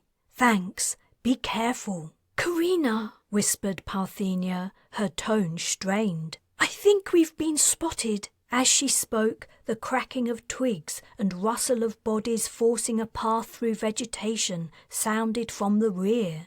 Only 50 or so meters distant, men were heading their way. Carina leapt up. "Run!" They sped toward Xiao and Darius. Keeping her focus on the group, she zigzagged through the forest, hoping to reduce her chances of being hit. Sure enough, pulse rounds hit the trees to each side, searing and scorching the bark. The scent of burning wood filled the air, soon followed by the snap and crackle of flames. The people holding Darius and Xiao had noticed what was happening. Pulses began to fly from that direction too. She was running from danger into danger. Where was Parthenia? Shouting erupted from the captors. There was a scuffle going on. Darius had to be creating the distraction she'd asked for. The group was breaking apart. She caught a glimpse of Xiao, and her heart lurched. The pilot was on her knees. Her hair glinted with wetness. Blood? She could get her out, but she needed a few seconds to make the cast. A few seconds she didn't have. The minute she stopped running and dodging, she would be shot or captured. Suddenly, from nowhere, Parthenia was at her side. "Do it! I'll cover you!" They halted near a bunch of ferns. Carina crouched down. Through the leafy stalks, she could just make out Xiao. The other hostiles had spread out and were heading their way. A pulse grazed the ferns, setting them alight. Parthenia was firing, sweeping her weapon to the front and back. "Hurry!" Checking Xiao's position again, Carina drank elixir and closed her eyes. Her sister's panting breath sounded in her ears. Heat glowed on her cheek. The fire in the fern was spreading. A shriek came from somewhere close by. "Xiao!" She cast. Hard deck was under her knees. The noise and heat were gone. "Xiao?" The pilot was curled on her side, holding her head, moaning. Her face was a mask of blood, dripping from cuts on her scalp, but she was alive. Darius was also here in the shuttle passenger cabin, but so were the men holding him. They stared wildly, their mouths gaping. Carina strode the 2 short steps required to reach them and shot 2 in the head. The third had time to raise his hands and mutter a plea before she shot him too. The awful scent of burned human flesh oozed from the bodies. "You probably didn't have to kill them," Parthenia protested. Always the pacifist. She had turned soft over their long voyage. "I think I probably did," Carina retorted. "Have you seen what they did to Xiao?" Darius dropped to the pilot's side. "Someone give me elixir, please." "Thank the stars it's all over," said Parthenia, handing him her canister. I told them. I'm sorry." "You told them where the shuttle is?" Carina asked. The pilot couldn't answer, only grimace and nod. "I'll heal her," Darius said, "and we can fly out." Carina darted into the pilot's cabin and checked the sensors. People were moving toward the vessel. Seconds ago, the woods in this area had been empty. Had the people been transported here? She started up the engine. "What are you doing?" Parthenia asked from the doorway. "What does it look like?" "But we haven't removed the camouflage sheet." "No time." She jabbed a finger at the approaching figures. "Can you fly it?" "It's been a while, but I'll have to try." "Tell Darius to cloak us as soon as he's finished healing Shao. And you all need to strap in." Parthenia disappeared. Carina gave a command, and her seat harness snaked over her, closing with a click. After setting the coordinates, she grabbed the controls and guided the shuttle upward. Resistance from the sheet registered on the display. She ignored it. Outside, the vessel would be rearing up from among the trees, ripping the cover from the ground, and the whine of her engine would reverberate through the forest. An alarm sounded, and the pilot's interface blinked. They were being fired upon, but she doubted the enemy carried more than small arms. As soon as Darius cast cloak, they would be invisible to their attackers anyway. While she flew them away, more pressing problems bothered her. Who was the woman in the caves, and why did she look like Ma? And how had someone guessed there would be a starship shuttle waiting for them in the woods? Chapter 19. Bryce was in the shuttle bay. Reading her expression as she descended from the shuttle, he said, "Another bad trip?" "You know that saying about the third try being the lucky one?" Third time lucky?" "That's it. It isn't true." "At least you all got back in one piece. That's the main thing." Darius, Parthenia, and Shao were heading for the exit. "Hey," Carina called after them. "See you in the mission room in 15 minutes for a debriefing." No one replied as they left. "That's a bit harsh. Maybe you should give them more time to rest." "Time is exactly what we're running out of. The dogs gave me a week to figure this out before they take matters into their own hands, and we're one day down already. If they're let loose on Earth with no prep, can you imagine the carnage? Honestly, I don't care if they screw things up for themselves. That's on them. They're big enough and ugly enough to run their own lives, but I don't want them to ruin our chances of living peacefully and openly." "What happened down there? You sound desperate." "Ugh." She put a hand to her forehead. Where to begin? Before she could explain, a woman dashed into the bay. The last person she wanted to talk to right now, or ever. "There you are," Cheapy announced in a triumphant tone. "How come I haven't seen you since I came out of deep sleep? You've been avoiding me, right? I suspected you were hogging Earth all to yourself, and it's true. How many times have you been planetside now?" She got up close to Carina's face. "How many?" "Hogging Earth to myself? I'm glad to see you're over the effects of stasis. Things on the surface are tricky at the mo." "Don't give me that bullshit. You want to be the only person who gets to go down there and have all the fun. You, your family, and your cronies." She gave Bryce a look of disgust. "I won't stand for it. I never wanted to come on this stupid voyage in the first place. You tricked me into it, taking me away from everything I knew and everyone I loved." "We've discussed this 1,000,000 times," Carina said between her teeth.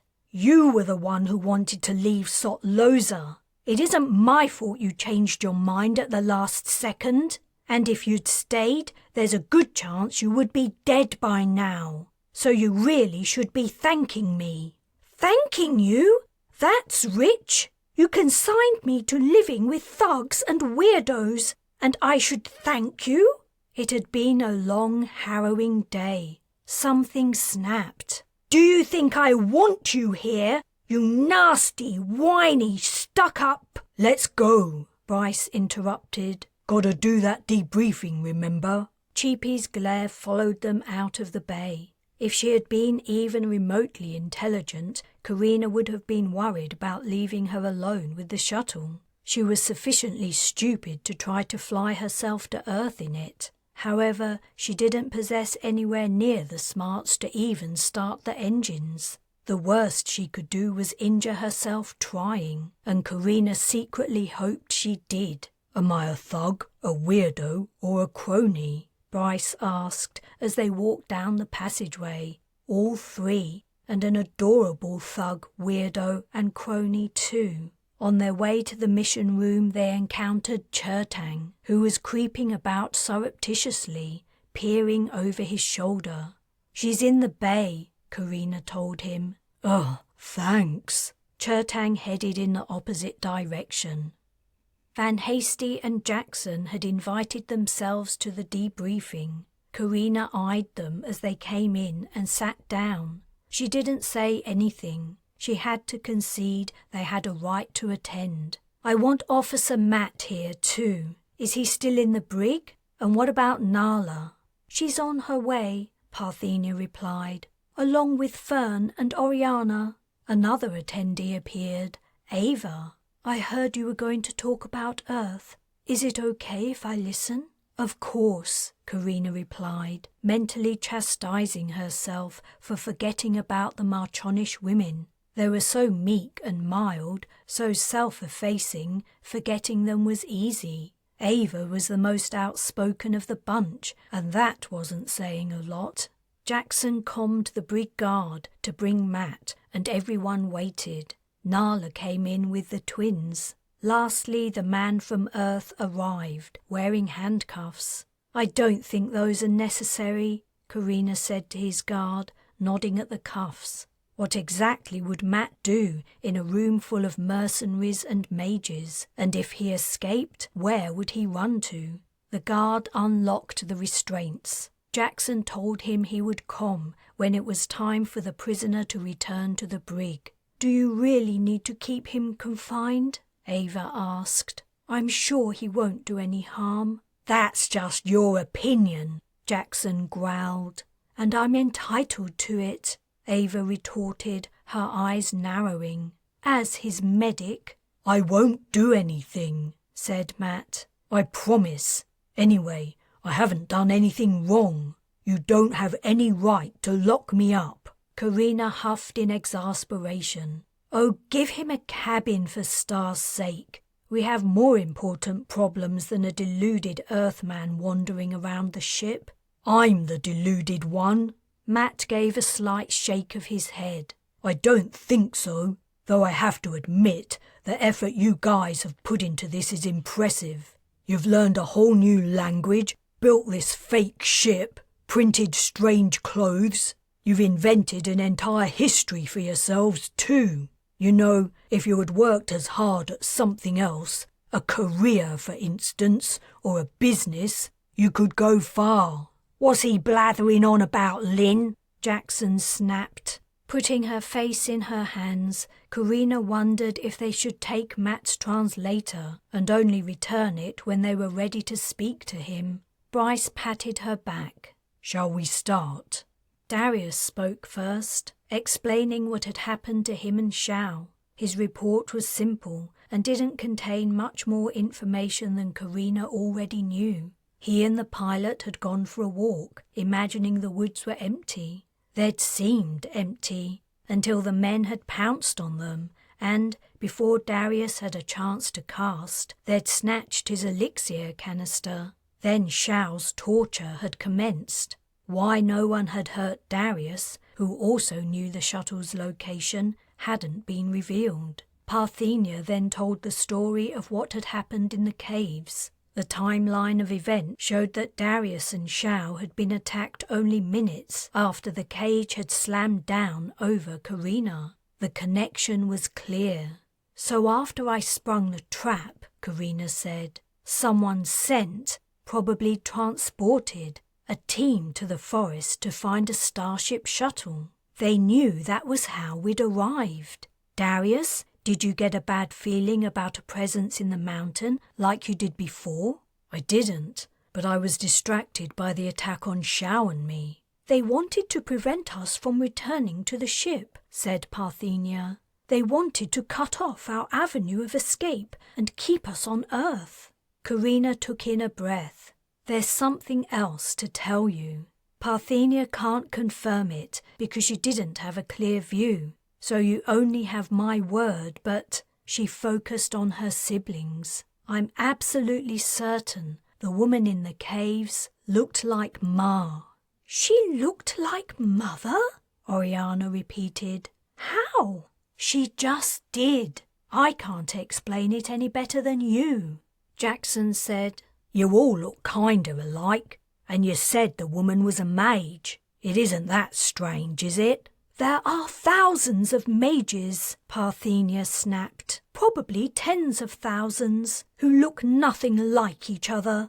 Jace didn't look like us, did he? Fair point, Jackson conceded. What does it mean? Oriana asked, with a troubled expression. I don't know, Carina replied. In truth, on the shuttle ride back to the ship, she'd formed a suspicion, but she didn't want to air it, not without more proof. Her idea was outlandish, and she would sound unhinged, yet it was the only possible explanation. She turned to Matt. Have you followed everything so far?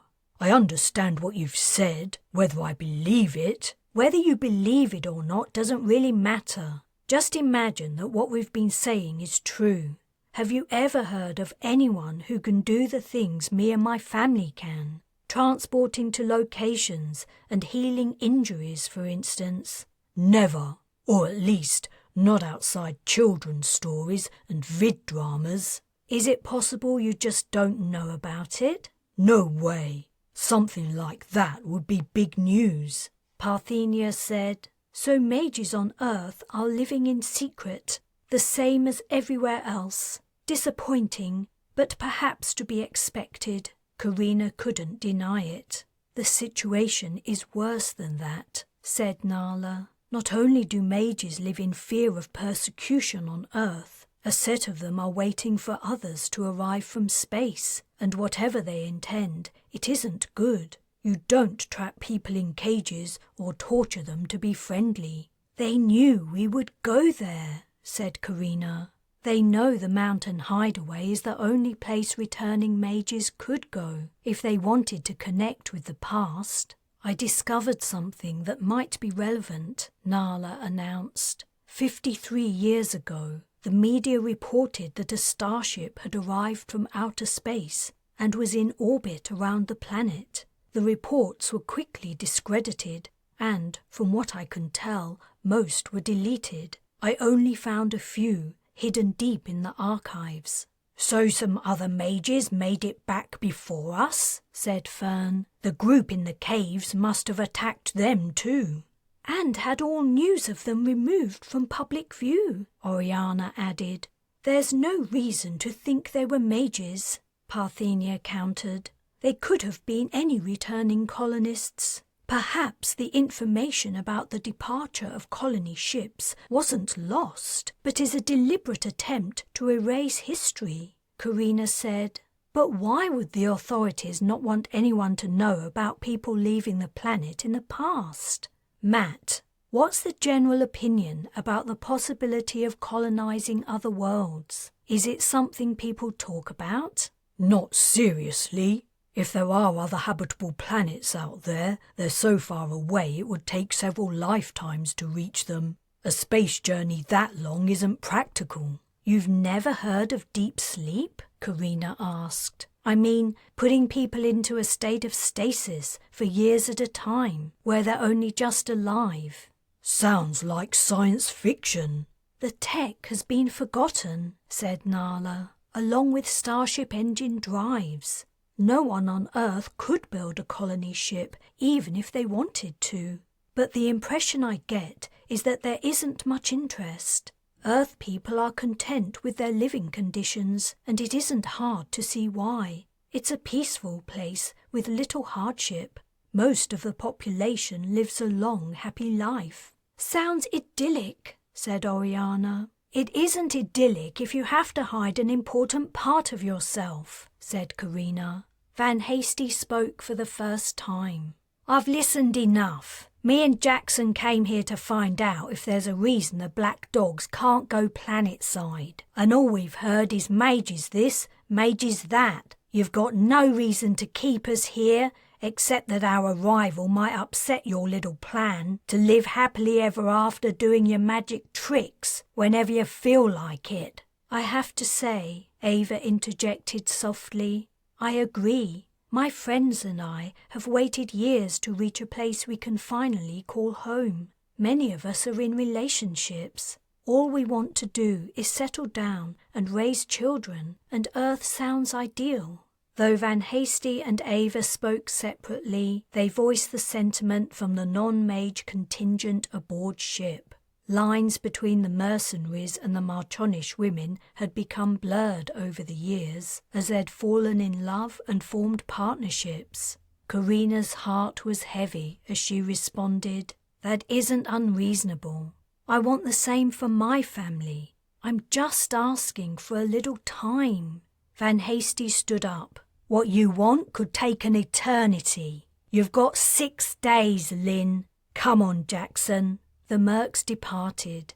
I'll go too, Ava said. Unless there's something else I should know? Carina shook her head. Matt, come with me. I'll find a cabin for you.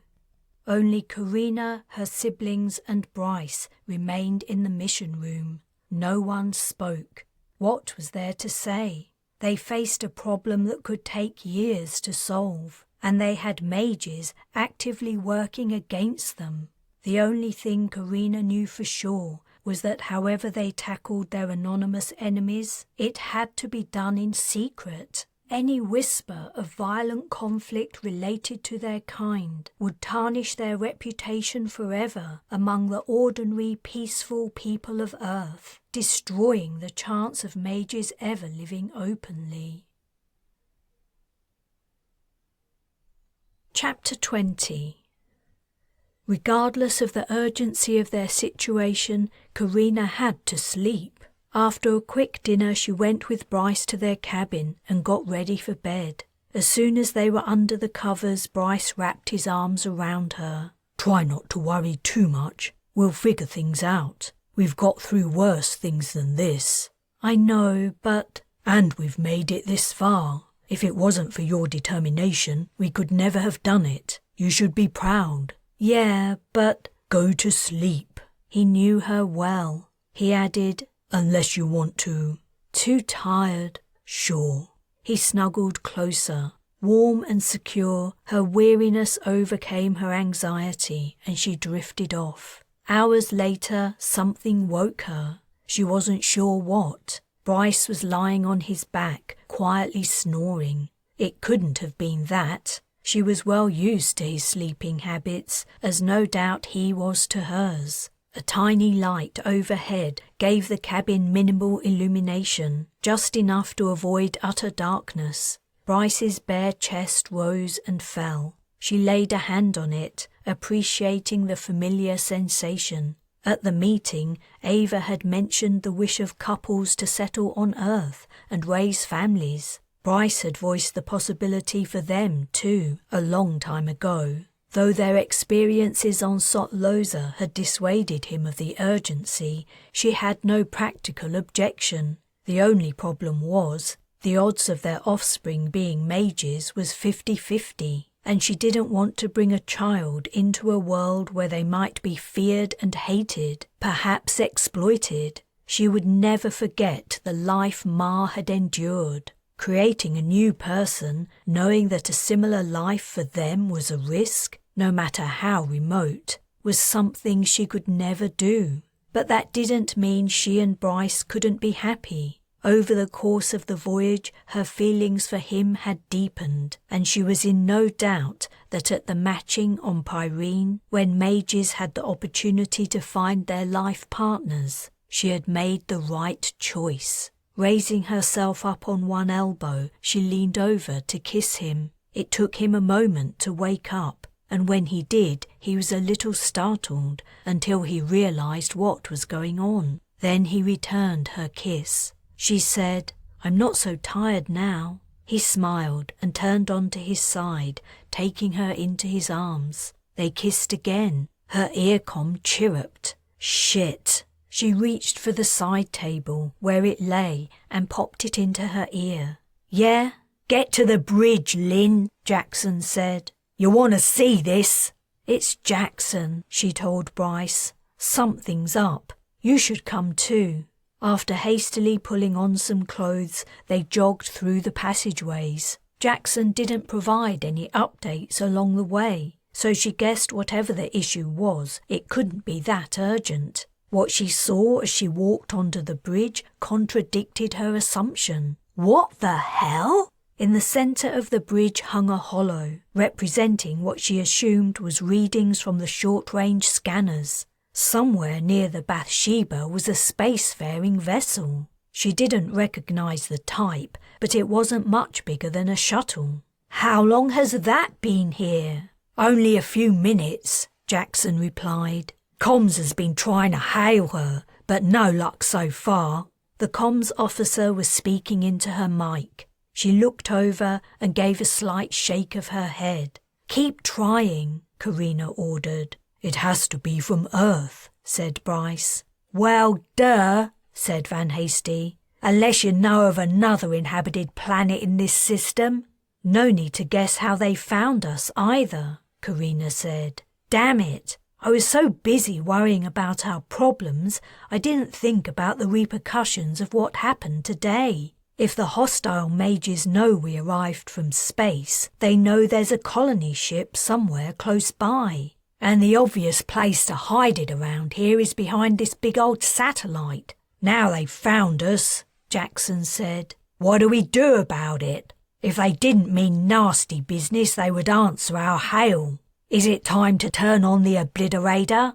"That old thing," Van Hasty scoffed. "We haven't used it in years. Someone will have to dust off the cobwebs, or it might blow us up instead. Sounds like a job for Chertang." Van Hasty shook her head emphatically. "That's a negative. If we get him in here, his goddamned loudmouth girlfriend's gonna follow him in." The irony of the burly female merc calling Cheapy loudmouthed wasn't lost on Carina, but she kept her opinion to herself. "Do we know if it's carrying weapons?" She studied the hollow, but it was hard to tell what might be armaments. Jackson replied, "If she has, she hasn't used them." He checked his console. "Scanners aren't detecting anything powering up." "It would take balls to fire on a ship 100 times the size of your own," Bryce commented. "If their mission isn't offensive," said Carina, "and they don't want to talk, they're here for surveillance. They want to know what they're up against. While we've been chatting, they've been taking readings, finding out as much as they can about us. Let's not give them the luxury." Jackson said, "I'll com Chertang."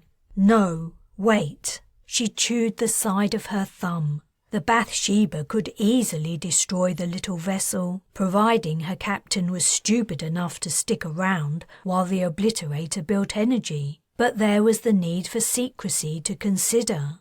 Astronomy might no longer be of much interest to people on Earth, but there had to be a few diehards with telescopes who wouldn't fail to notice a sudden massive burst of power on the far side of the moon. Keeping a violent conflict hidden from Earth eyes was paramount. Besides, there was another good reason to not destroy the enemy vessel. "I don't want to annihilate the ship," she said. "Just scare it off." "We can do that easily," said Jackson. "We can fire this bird's pulse cannon across her bows. That should give 'em the willies." "Yeah," Carina agreed. "Do it." She sat down, keeping her gaze focused on the hollow image. "If the pulse cannon don't do the trick, firing up the obliterator will," Bryce said reassuringly, taking the adjacent seat. The cannon fired. Streaks of light streamed above and below the enemy vessel. There was no need for a repeat of the warning.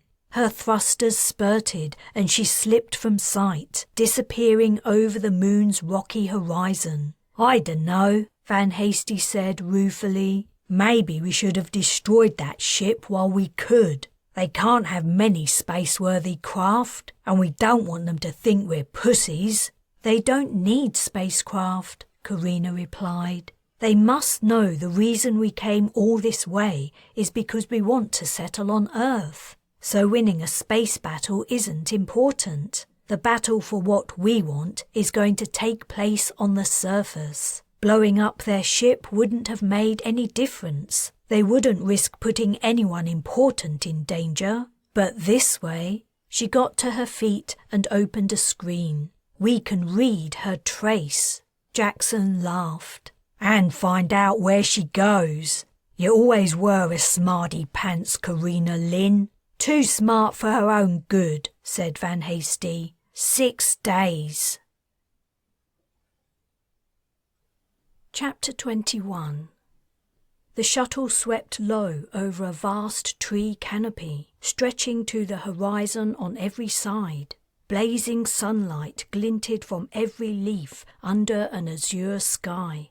"This is where the vessel landed?" asked Bryce. He was crowded into the pilot's cabin with Carina and Parthenia, who had insisted on returning to the surface, despite Carina's protests. "Somewhere hereabouts," Bibic replied, nodding toward an undefined spot a few hundred meters below. Carina decided to voice the obvious question. "But how?" Bibic shrugged. "That's for you guys to figure out. Just let me know where to set this bird down." That was another unanswerable question. "Do another circuit," Carina replied. "We need some time to think about it." They returned to the passenger cabin. "Maybe the scan data is wrong," said Parthenia. "We should comm the ship and get someone to check it. I checked it twice already." Carina slumped into a seat. "I wouldn't bring us all this way without confirming it. This is where the spy ship landed." "Maybe they have a special cast that allows them to dissolve trees," Bryce said. "And regrow them in a day?" asked Carina. "That isn't what's happened, believe me. I have an idea what it is, but I don't know what we can do about it." "It's semblance, right?" asked Darius. "Yes!" Parthenia exclaimed. "That's it! It has to be." "Semblance?" Bryce frowned. "That's a new one, to me at least." "No, it isn't," said Carina. "You remember the Dirksen headquarters on Ostalon in the mountains?" "Oh yeah, the entrance was fake." "We encountered the same cast on Magog. The boundary of the Dark Mage's estate was false. You could step through it and see the real boundary, the same as we stepped through the rock into the mountain castle. Semblance creates an illusion mirroring something nearby." "I get it now. The trees aren't real. They're obscuring a shuttle landing site." "It doesn't really help though, does it?" Parthenia asked. Carina replied, "At least we've confirmed this is mage work, ancient mage work. I didn't know about semblance until we encountered the mountain castle. And I didn't have a name for it until we met the Dark Mage way on Magog. My grandmother never taught me the cast, and Ma didn't teach it to her kids. So I guess it must have been forgotten by the mages in our sector." Darius said, "I wonder what other casts Earth mages can do that we can't." "Who knows?" said Parthenia. "Not too many, I hope. But to return to my point, knowing that the shuttle landing site is there, even though we can't see it, isn't helpful. Even if we could figure out exactly where it is, we can't land there ourselves. Assuming Bibic could set us down in an open spot, Darius can't keep our shuttle cloaked forever." Bryce groaned. "You mean we have to trek in? How far? Conditions down there must be shit." "And there will be snakes and spiders," Parthenia added. "But I don't see a way around it." "It isn't as bad as it looks," said Carina. "We can transport part of the way. If we can't see the landing site, we have rough coordinates from the trace data." I'll ask Bibic to find the closest place to land, then we'll take it from there.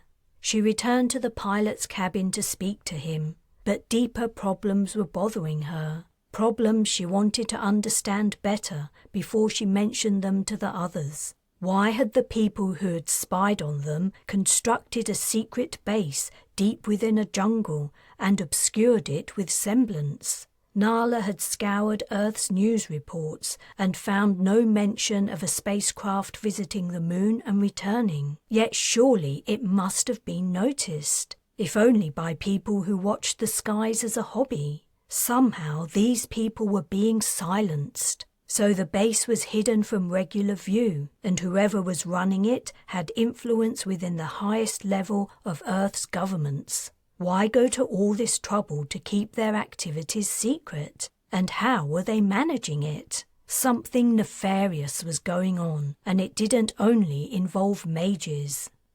Parthenia and Bibic were taking a while to say goodbye before the party set off to find the shuttle landing site. Carina waited patiently. The two had been serious for a couple of years, and after what had happened to Xiao, it was natural that Parthenia would be concerned about leaving her partner alone. He would be tens of kilometers from help on Earth, and hundreds of clicks from his merc buddies on the Bathsheba. He wasn't a mage, so he couldn't send if he needed them, and they couldn't be sure their comm would work over the distance. "It was nice of Bibic to volunteer to bring us down," Bryce commented as they waited. I think he felt obliged. Xiao would have done it, but it wouldn't be right for her to take all the risks. Darius said, "I could stay with him if it would be best. I don't mind." Carina shook her head. "We need you too, more than you know."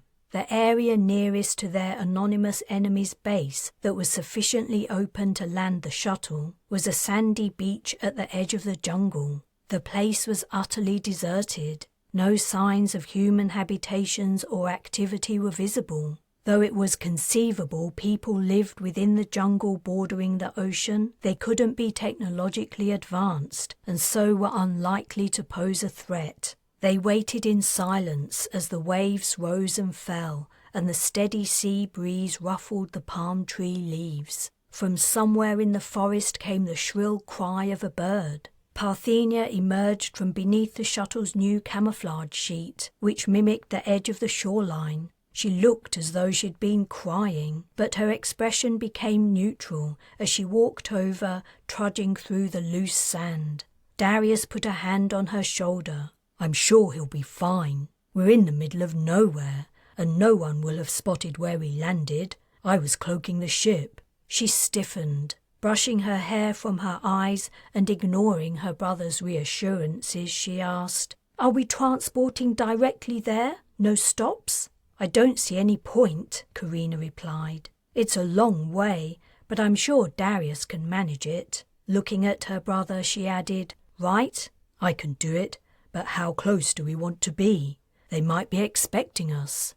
You're right. They might have guessed we could track their ship's trace. In case they've posted lookouts, shall we say 1K out? We can check things out as we get closer and reassess. She scanned the others' faces for approval. Bryce grimaced but said nothing. Darius made his cast, and they appeared on a raised portion of ground, thick tree trunks surrounding them. They seemed to be alone.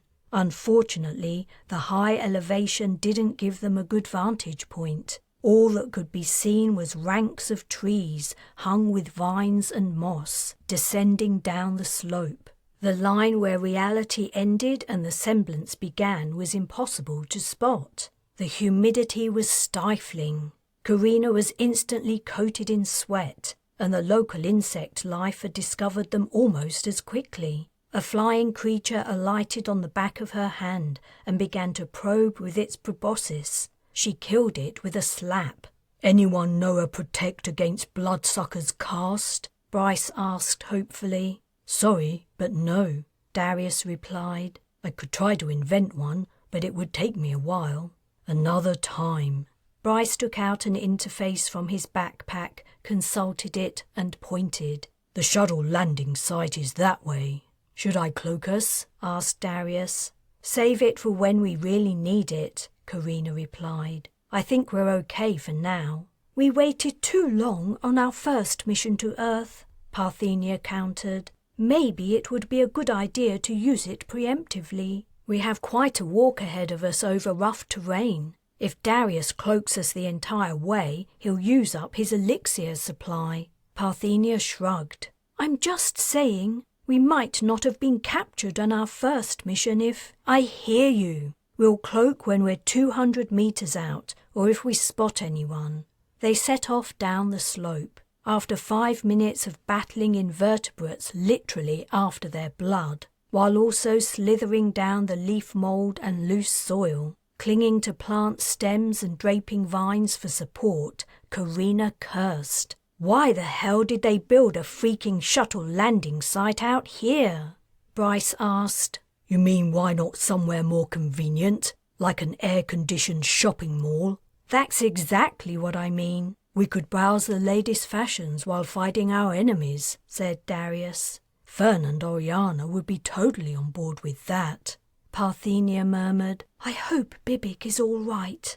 As they reached the lower ground, the insect life increased. A black cloud descended, and soon every square centimetre of open skin was under attack. Carina pulled her shirt sleeves over her hands and the hood of her jacket over her head, but her efforts barely helped. This is impossible, Bryce complained, running his hands over his face. I agree, said Parthenia. We can't deal with this any longer. We simply have to transport closer.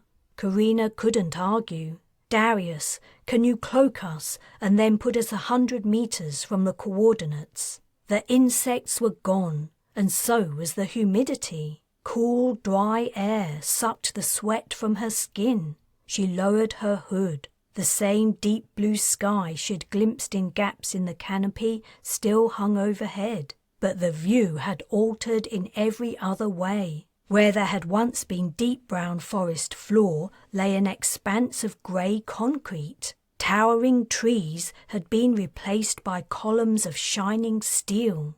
The spacecraft that had spied on the Bathsheba stood on its pad in the distance, and 4 other craft were positioned nearby. The enemy didn't have just one space-travelling vessel, it had 5. The shock she felt seemed to extend to the others. For several moments no one spoke. Then Bryce said, Well, we found what we were looking for. Now what? I guess we get closer and see what else we can find out. I cast the cloak to a diameter of roughly 5 meters, said Darius. If anyone steps outside the circle, they risk being seen. Figures moved between the columns and the shuttles. They looked more like techies and mechanics than guards. But Darius's reminder still applied. There was little chance that the sudden appearance of a bunch of insect-bitten strangers would go unnoticed. There's some powerful magic going on here, Bryce commented as they walked. It isn't magic, Carina replied irritably before asking, What do you mean? The whole place is air-conditioned, and I can't see any barriers, can you? As well as no ceiling visible above. Forest fringed the site on every side. Something was confining the controlled atmosphere. Can semblance do this? Parthenia asked. Carina didn't know the answer.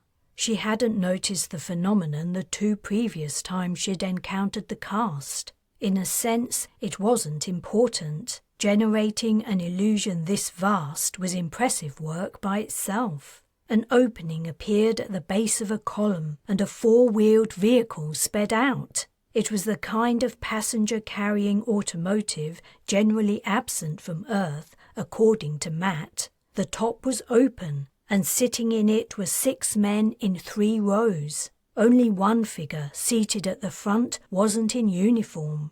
Shit, breathed Bryce. The man in plain clothes was pointing in their direction. Don't worry, Carina said. He can't possibly see us. Are you sure? She hesitated. The car was heading their way. She looked over her shoulder. Nothing stood between them and the edge of the site. I don't think so. Darius was also staring dumbfounded at the approaching vehicle. I definitely cloaked us. The lead guard lifted a gun and aimed. Maybe you should, Carina suggested as the vehicle zoomed closer. Uh-huh. Darius took out his canister. She put her rifle to her shoulder and stepped in front of her brother. For some reason, Darius's cloak didn't seem to be working, and they couldn't run from their attackers. They would never reach the forest in time before being mowed down. All they could hope was that he could transport them before someone was hit. The guard fired, and the round narrowly missed Parthenia. Carina returned fire, winging the man who had shot at them. As he buckled, the vehicle veered, and the man behind him began to shoot. Bryce was firing now, and so was Parthenia. Carina pressed the trigger again, and a second guard went down. A shriek! Parthenia had been hit. The car was only meters away. The man in front glared and grinned maniacally as he screamed orders at his men. Carina's finger froze on her trigger. Her rifle spurted rounds, all going astray. As she stared at the man, sound seemed to disappear from the world. Everything zipped from existence until it was only her and the grinning man, alone in the universe, eyes locked. Chapter 22. They were back at the beach. Parthenia was crying out in pain, but she was alive. She rolled on the sand, eyes tight shut, hands clasped to her shoulder. Darius fell to his knees and gulped elixir. How did this happen? Carina wondered aloud. How the hell could they see us? Poor Parthenia. It was the second time she'd been wounded. The heal cast would quickly take away her pain, but that didn't make the wound hurt less at first. And Shao had been attacked too. They were lucky no one had been killed. Darius had transported them to a spot at the edge of the waves. A little way along the shore, the shuttle stood in the shade of the trees. Bibic would notice them soon and come out to check on Parthenia, no doubt. What to do next? Return to the Bathsheba? She walked to the water's edge and watched the ocean, her mind a blank. She was still coming to grips with her vision of the man riding in the front of the vehicle. The face of the woman in the mountain hideaway flashed up. Suddenly, everything slotted into place. Bryce joined her and quietly asked, "Is it possible the cloak cast didn't work?" "No way. It's always worked before, and we were standing together. No one should have been able to see us."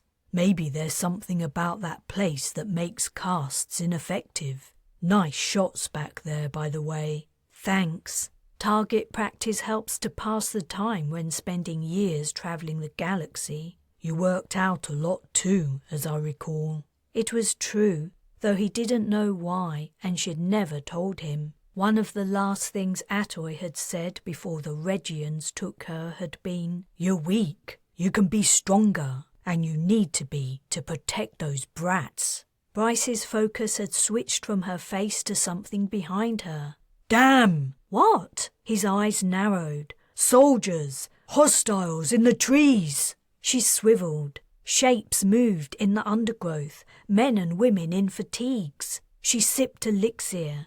There was no time to warn Darius or Parthenia. A pulse round flashed past and hit a wave, bursting the water into a hissing frenzy. Fighting the urge to run, she closed her eyes and cast. A second round impacted a wave.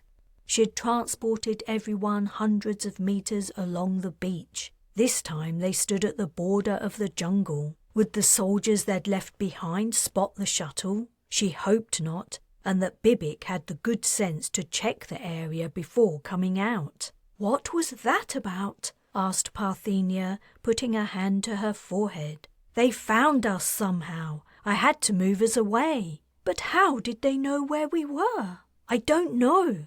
I just had to do something fast." "You should have transported us into the shuttle." You're right, I didn't have time to think. In truth, she remained dazed with shock. I'll transport us there now, and we can get the hell out of here. The mission felt like another failure, despite her recent revelation. If anything, it had only stacked the challenges higher. Do they know where the shuttle is? Is that the reason they found us? Has anyone tried to Bibic? I haven't, said Darius. But that can't be why they knew where we were. In the mountains it was different. There were hardly any places to land a shuttle. They could guess our rough location. But this beach stretches for tens of kilometers. I don't believe it, Bryce exclaimed. They found us again. The soldiers were only meters away. That's not possible, Carina protested. The enemy had appeared out of nowhere. There was no time to transport. Scatter, she yelled. When you get a chance to cast, rendezvous in the shuttle. She grabbed Bryce's arm. Stick with me. By splitting up, they would stand a better chance of not being caught, and in the dense forest they might find a spot to hide long enough to cast. But she couldn't lose Bryce. Alone, he was all but helpless. She dashed into the trees. Instantly, the undergrowth seemed to grip her, intent on slowing her down. Tree trunks appeared and she raced around them, forcing through ferns and clinging vines, listening for Bryce as he ran behind her. The dreadful humidity descended again and sweat trickled from her face and armpits. Her lungs laboured. Where were the soldiers? Had she escaped them? The noise of her and Bryce's passage through the vegetation would be easy to follow. She could only count on their head start and greater speed to give her the breathing space to cast. Checking behind her, she spotted Bryce a few steps to her rear and beyond him approaching soldiers. She ran on. Why hadn't the cloak cast worked? How had the soldiers found them twice in a row, in less than a minute? The only way they could be found so easily would be if a mage was locating them, but that was impossible. He or she would need a personal item, something imbued with their essence, to track them down in that shadowy otherworld only mages could see. Yet they'd left nothing behind on their visits to Earth. A bamboo thicket rose up, tall and forbidding. The smooth stalks clustered thickly. But, with a little effort, "Let's go in here." She eased between the stems, pulling Bryce in after her. "We won't be able to move." "Yes, we will. Better than someone in armour, anyway." She forced a hip into a gap and shouldered the vegetation apart, working her way deeper in. The bamboo was a trap, in a sense, but it would give them the time she needed. In half a minute, they were entirely hidden. She took out her canister. There was a flash. A soldier had fired at the clump, despite the fact they had no visible target. Smoke billowed up. Leaves at the top of the bamboo stalks turned into flames. "Carina," Bryce whispered urgently. "you'd better transport us, fast." She gulped elixir, but before she could cast, the answer to the puzzle exploded in her mind. She had left things behind. In the detention centre in Bridgeford, she had been ordered to remove everything from her pockets. She had been carrying items she could use to locate her brother and sister if they were split up. Someone, she was in no doubt exactly who, had recently gotten hold of those things, and now he could cast to find her, Parthenia and Darius at any time. "Carina," Bryce urged. "why are we still here?" The vegetation crackled as the fire moved closer. Hot air warmed her skin. "We can't go to the shuttle. He'll find us." Who'll find us?" She had to warn Parthenia and Darius of the danger. Rather than transporting, she sent. Her sister and brother were disbelieving, but there was no time to argue. She told them her plan. As she finished, she felt Bryce grab her jacket. He thrust her deeper into the bamboo, driving a passage through reluctantly yielding stalks. The fire had moved closer amazingly fast. A red haze of sparks and flying embers rose behind Bryce. She could smell singed hair. His eyes were wide and desperate as he tried to protect her from the flames. She drank elixir. The problem was she couldn't transport each of them to 2 different places at once. Bryce had to return to the shuttle first, and she didn't have time to explain why. As the air became unbearably hot and her chest heaved, she made the cast. Bryce was gone. She had saved him, or at least delayed his capture. Now to save herself and deprive their enemy of his advantage. The fire was almost upon her. She gulped elixir, but she choked on it. Precious fluid erupted from her mouth. At the same time, she dropped her canister. She picked it up and coughed. The smoke made it impossible to breathe. She had to cast or she would die. The heat on her skin was unbearable. Her jacket was smouldering. Lifting her canister to her lips once more, she saw blisters on the back of her hands. She wouldn't need to close her eyes. They were already swelling shut. She tipped up the container, but only a few drops dribbled into her mouth. The elixir must have spilled out. The bamboo at her back was impenetrable. To her front was an inferno. There was no escape. If only she could send to Bryce or any of her brothers and sisters. Whispering a last goodbye, she waited for the fire to take her. Chapter 23. The heat was gone. No flames crackled. She could breathe again, and the air was blissfully cool. Her canister was wrenched from her hand. It hit the ground with a thump. "Shall I restrain her, Lord?" Lord? Her eyes hadn't been playing tricks on her at the shuttle landing site. Only he would award himself such a ridiculous, highfalutin title. No need. Look at the state of her. And without elixir, she's useless. She felt a shadow block out the sunlight, and a voice hissed in her ear. "You are useless, aren't you, Carina? Not so clever without your little stage prop.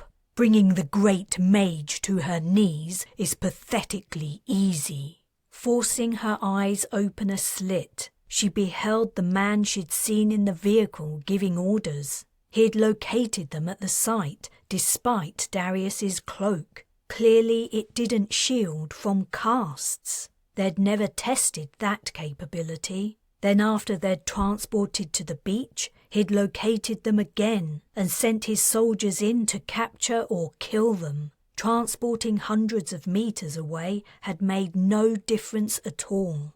Another cast, and once more he had found them. Finally, as soon as she'd stayed in one spot long enough, he'd managed to first locate her and then transport her to his side. He was older than she remembered him, much older.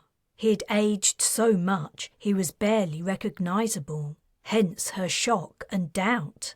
But it explained why the woman in the mountain caves resembled Ma, and why the entire planet seemed to be prepared for their arrival, set up to prevent her from achieving her goal of a peaceful life for her family.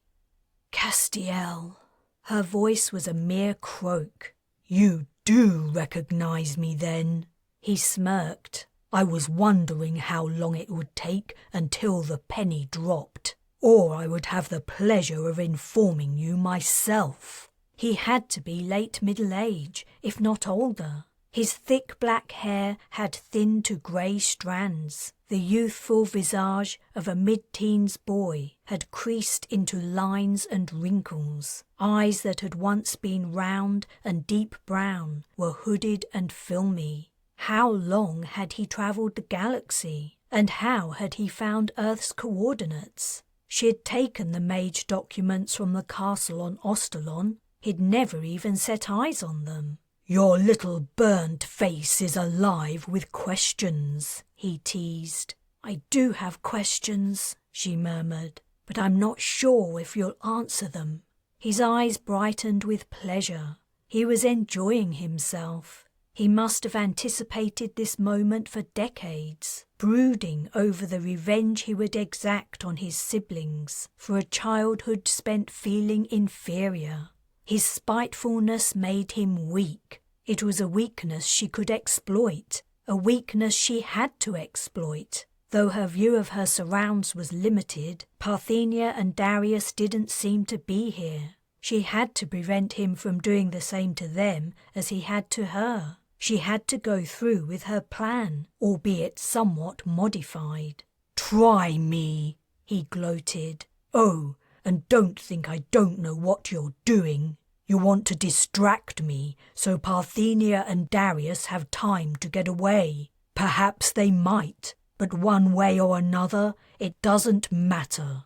I can always locate them again." He held up a fist. Parthenia's brooch and one of Darius's combs peeked from between his fingers. "What's more, I have you, and they'll do anything to save you, as will Fern and Oriana. Such are the bonds of familial love, as my dear father knew so well. All I have to do is threaten to hurt you, and they'll come running, falling over themselves in their efforts to protect you. I will enjoy destroying all of you, one by one, including Nala and your oafish boyfriend. How odd you're still with him. But, as they say, love is blind." He leaned so close his face took up all her vision. "I can read your mind. I know what question burns at its center right now. You want to know how I arrived here ahead of you." He grinned and sat back on his heels. "For so many years, I've anticipated informing you about what happened after you dumped me on Ostalon." "When you betrayed us to Sable Dirksen, you mean?" Her voice sounded stronger. The effects of the fire were easing. She could breathe better and didn't feel so weak, though her seared skin stung painfully. "Betrayed is such a strong word. I prefer to see my actions as sensible and rational. Had I remained with Sable, I would have eventually gained control of the Dirksen clan, vanquished the Shurras once and for all, and taken my rightful place as supreme leader in our sector. Sable would have chewed you up and spat you out. Aren't you a bit old for all this? Clinging to the past isn't healthy." "I believe you were the one who wanted to know what happened back then." She didn't answer, playing for time. After a pause, he seemed to conclude he'd scored a point. "You ruined my chances of success with the Dirksens, and the Shurras only ever saw me as their slave. The sector was dead to me." She had a strong feeling Castiel had ruined his own chances with the Dirksens, assuming he'd ever had any, but she remained quiet. He was on a roll. "I decided to pay you back in kind. Why should you achieve your dream when I could not? However, I didn't anticipate arriving before you. What kept you?" Before she could reply, he added, "It was a rhetorical question. You remember Justin, Jace's brother?" She blinked, slowly and painfully. How had Castiel known about the Mage brothers? She and the Black Dogs had taken Jace from his cell in the mountain castle, where Sable Dirksen had left him to starve to death, and the last time she'd seen Justin, a member of the Mage Council, had been on Pyrene. She didn't know what had happened to him after the Dirksens had burned the matching campsite. She had assumed he'd escaped along with most of the other mages. "You do remember him, I can tell." Her heart quailed at what she was about to hear. "If you hurt him—" "You'll do what? This may come as a surprise, but you aren't in any position to make threats. You see, I did hurt him, rather a lot. But that was after he gave away his secrets to Key. The commander is a master interrogator. I don't mind admitting it. We became reasonably good friends on our long voyage. I can see you're becoming confused, so I'll start at the beginning." It was not confusion, but compassion that was troubling her. Compassion for the kind, wise man who had suffered at her evil half-brother's hands, and regret that he'd been dragged into her business and paid the price for it. "After you abandoned me and set off on your great adventure," he made air quotes with his fingers, "Key returned to Ostalon. He knew from the Dirksons that I remained on the planet, and he sought me out to find a way to rescue Sable. Only a mage knows what another mage can do. The poor man was deeply in love with her, and prepared to stop at nothing to get her back safe and sound. But when word arrived from one of the mercenaries who resigned from your band that Sable was dead, his plan changed. He wanted nothing more than to make her executioner pay for the misdeed. He would do whatever it took to achieve his aim, and believe me, when Key wants something, he gets it. You and the rest of the mages might have departed Ostalon, but several had been captured on Pyrene, Justin among them. I won't bore you with the details, but Key wanted to help me follow you to Earth. Our desires dovetailed nicely. All we had to do was to wait for you to arrive, and here we are."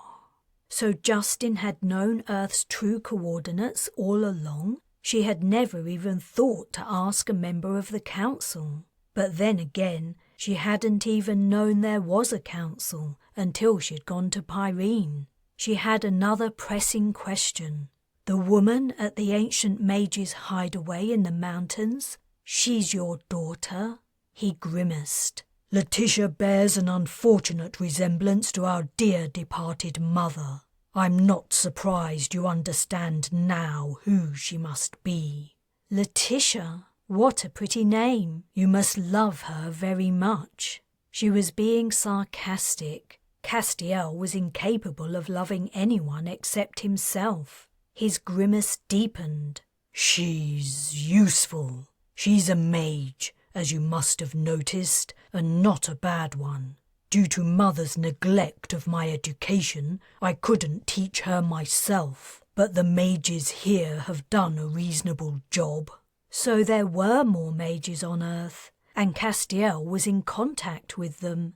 Was he also controlling them? Did they know he was a dark mage? There was so much more she was dying to find out, but she had to act soon. He might grow bored of delighting in her downfall, and then he would seek out Parthenia and Darius. They could have already left on the shuttle, but she doubted it. They were, as Castiel had said, loyal to a fault. She had to think of something to distract him, put him off his guard.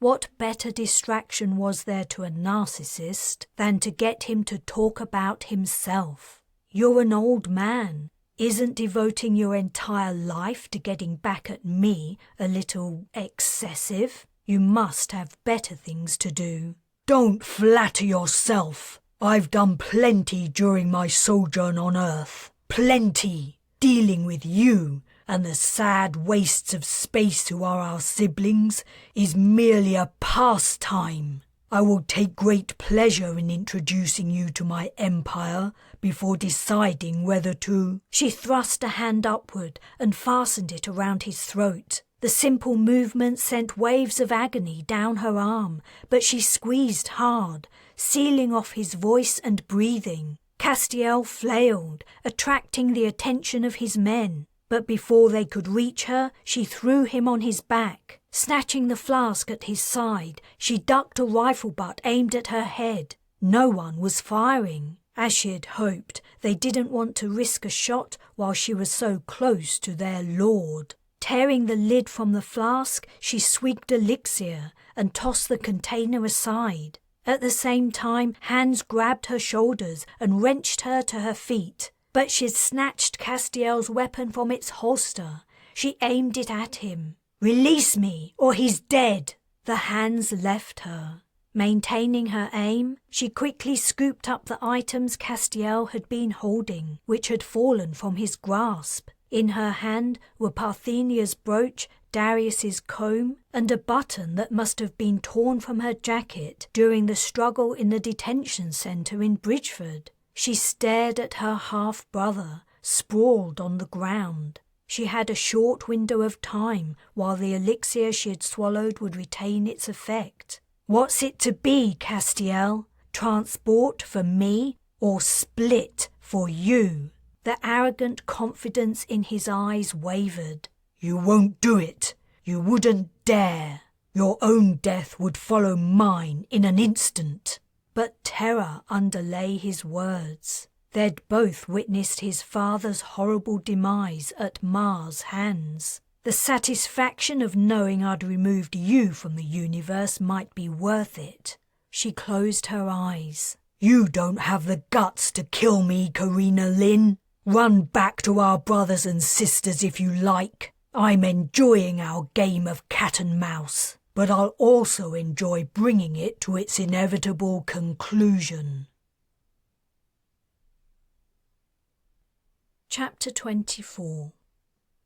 Bryce was seriously pissed off. He hadn't spoken a word to Carina the entire shuttle ride back to the ship, and he'd maintained his silence in the hours afterward, while she and her siblings came to grips with the fact that Castiel had re-entered their lives. Bryce was the type of person to stew a while before voicing his grievance, so she left him to it. Nothing she could say would make a difference to how he felt anyway. He was right to be angry. If the roles had been reversed, she would have been angry too. Yet what she had done was also right. She hadn't had a choice about it. He waited until they were alone in their cabin before saying, "We need to talk." She heaved a sigh. "I know." Sitting next to him on their bed, she took his hand. "I know what you're going to say, but—" He removed his hand from her grasp. "You can't do that to me again, ever. If you do, I don't think our relationship can stand it." She took a breath. She knew he was upset, but not this upset. "Bryce, there was no time to explain or discuss it. I had to get you to safety, and I had to find Castiel. If I hadn't, we would have forever been at risk of him locating and transporting Parthenia, Darius, and me. The only reason he didn't do it immediately was because we kept moving. He couldn't get a lock on us. As soon as he could, when you and I were hiding in the bamboo, he captured me, and I couldn't take you with me because—" Her words petered out. Bryce's lips had thinned to a line, and he'd turned pale. The anger he was holding back dismayed her. "Because?" "Because it would have complicated things. If both of us had gone to Castiel, he would have used you to force me to do whatever he wanted. He would have threatened to kill you. And then what else could I do except obey? You know what it was like with his father. Castiel learned all of Stefan Scherer's tricks." "So you're saying I'm a liability? That I couldn't have helped you? That I'm incapable?" "No!" She covered her face with her hands. "You don't understand." "I think I do. You wanted to play the hero again." "That isn't true, and it's not fair. Do you really think I'm so crazy I would risk burning to death just to inflate my ego? You saw how I was before Parthenia healed me. Do you think I nearly died for fun?" She hadn't told him, or anyone else, that she would have died if Castiel hadn't transported her out of the bamboo. No one knew she'd spilled the remains of her elixir. It had seemed an unnecessary detail. Now she didn't think she would ever reveal the truth, not if this was Bryce's reaction without that tidbit. "No, not for fun. But the first thing you thought was you had to get me out of the way before tackling the problem yourself, because you're the only one who could do it." "That's ridiculous. I'm sorry you're hurt, but let's not pussyfoot around the facts. I was the only one who could do it. Out of the two of us, who can cast, huh?" Perhaps her abilities did emasculate him, but she couldn't help it. She couldn't deny who she was. Wow, that's some apology. Thanks, I feel much better. I'm not trying to make you feel better. I'm trying to make you see sense. There wasn't anything else I could do in the circumstances except exactly what I did. If I hadn't transported you to the shuttle and gone after Castiel, we would probably all be dead right now, Bibic included. Castiel would have located Darius and Parthenia in the shuttle and discovered where it was. We were lucky he didn't spot us when we first landed. I guess he wasn't casting for us then. He can't do it all the time, or it would exhaust him. We would be dead or captured, and then he would have enticed Fern and Oriana to the surface. For fuck's sake, Carina, I get it! Bryce rose to his feet and leaned over her, fists clenched. Do you think I can live with your family for years and not understand how it works? I was there when Stefan Scherer kidnapped you. I was there when you escaped the Nightfall. I've been there, right by your side, all the time. I left my family to help yours. I gave up my future on Ithia. I've risked my life again and again to help you. Have you forgotten all that? Or do you only see me as a pathetic hanger-on, tagging along because I don't have anything better to do? Or perhaps I'm just a lovesick nobody with no life of their own. She looked up at him, tears pooling in her eyes. She swallowed. No, I don't think any of that. I love you. Do you really? Is that what love is? Ignoring my wishes, riding roughshod over my free will, transporting me wherever you want, whenever you feel like it? What else have you done? Have you enthralled me like you did Parthenia? Did you do a little interrogation late at night while I was too sleepy to notice? Or maybe you got me to agree to something against my will. That's a funny kind of love. I've never enthralled you. How would I know? How can I trust you when you just transport me out of a situation without a by your leave? There wasn't time for anything else. How can you expect me to ignore the dangers and not do what's needed to save your life, just so you don't feel controlled? She reached out and touched his arm. He didn't pull it away, to her great relief. I can guess how it must feel, and if anything, I would be even angrier. Of the two of us, I am the one with the bigger ego, I admit. He didn't react, ignoring her attempt to make eye contact. I don't know what I'm supposed to do. We're different. I can do things you can't. And if I and my siblings couldn't cast, we wouldn't have made it this far. If you and your family couldn't cast, we wouldn't even be here. It was an undeniable truth. The blessing and curse of their abilities was what had prompted her to drag everyone halfway across the galaxy. The only reason we met was because I'm a mage. I was on Ithia to find Darius and tried to make contact with a mage family. Bryce sat down beside her, his shoulders high and his head low, as he rested his elbows on his knees. I guess that's right. If you weren't who you are, we wouldn't be together. A scene from a while ago returned to her mind, when they'd been in the Twilight Dome, and she'd asked him if he had any regrets. He'd said he hadn't. Was that still true? She didn't dare ask him. Perhaps he was concluding he'd made a mistake. I don't know if I can promise to never cast on you again without your permission in a life and death situation. I love you. The practical part of her mind protested. Of course she should save him if it came down to it. She would want him to save her. Yet she empathized with his reaction to what she'd done.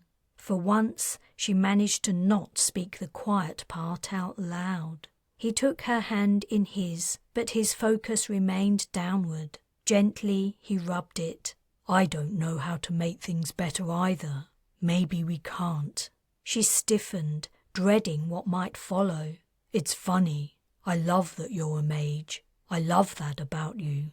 Though I think I would love you just the same if you weren't. but it means we aren't equals, and nothing can change that. Maybe that's something I've been trying to ignore for too long." He released her hand and stood up, continuing to not meet her gaze. "I need time to think. I'm going to sleep elsewhere for a while." "No, don't. Let's talk some more. We can find a way through this." "You're not hearing me. Again." She was silent. Before he left, he said, "What happened today? That's why ordinary people hate mages. You make us feel useless. If you want to live safely on Earth, you'll have to figure out a way to fix that problem." Chapter 25. After hours of tossing and turning, Carina was finally falling asleep when she felt the ship move. It wasn't easy to feel the motion of a behemoth like the Bathsheba, but she'd spent so long aboard her she'd become sensitive to any deviation from the norm. She combed the bridge, but received no answer. She tried Shao instead. The pilot probably had a good reason for changing their position, but it would have been nice to be consulted. Shao also ignored her comm. As the movement continued, Carina grew alarmed. Was someone else moving the ship? In her sleepy state, she wondered if enemies had boarded and everyone except her had been taken prisoner.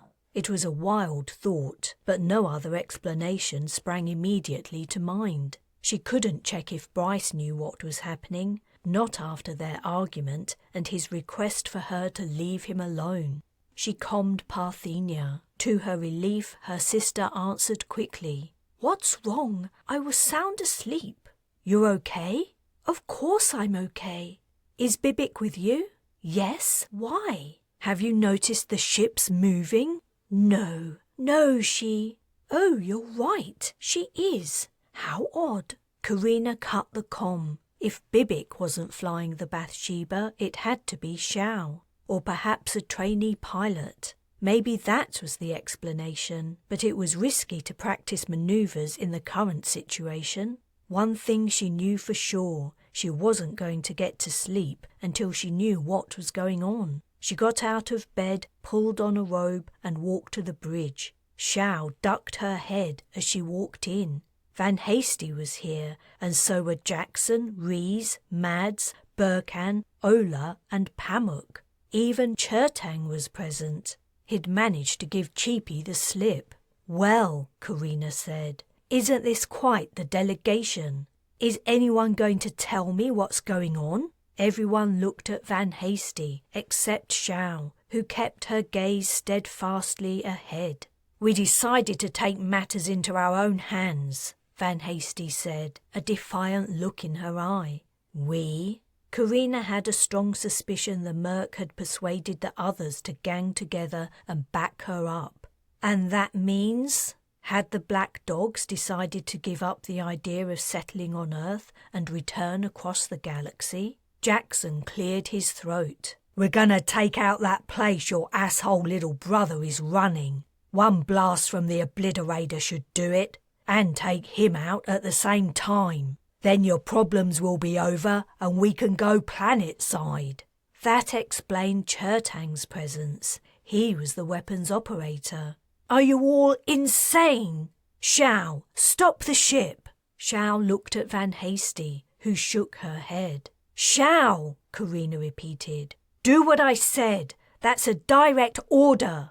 "You're long past the stage of giving us orders, Lin," said Van Hasty. "You might have made corporal in the Black Dogs, but you were discharged a long time ago, and we're not even running your contract anymore. When was the last time you paid us?" "But you know why we're here. You agreed to help my family. You said I still had 6 days." 5 days. But it doesn't matter. Not now we figured out a faster way to do it. Your way isn't faster or better. It's stupid. If you blow up that site, it'll ruin everything. Not to mention the fact that you'll be killing hundreds, if not thousands, of innocent people. "Innocent?" Jackson's forehead creased into a quizzical frown. You think those men and women working for your brother can't tell what an evil, traitorous shithole he is? But they're still working for him. Choose the wrong side and you get what's coming to you. That's what I say." His merc companions nodded their agreement. "Okay," Carina reasoned. "If you don't care about murdering Castiel's workers, think about the damage you'll do to our prospects on Earth. By all accounts, it's a peaceful place, as close to a harmonious society as you can get. How do you think unleashing the Obliterator is going to go down?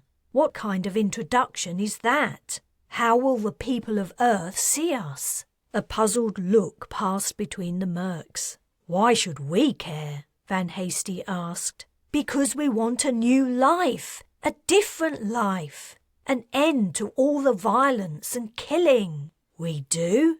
First I heard about it," said Pamuk. "Yeah," Jackson growled. "I think you're getting confused, Lin. No one here signed up to the happy ever after scenario you have in mind. I can't speak for everyone, but what I'm looking forward to is getting wasted and seeing some different ugly mugs for a change. You're wanted for murder, in case you forgot."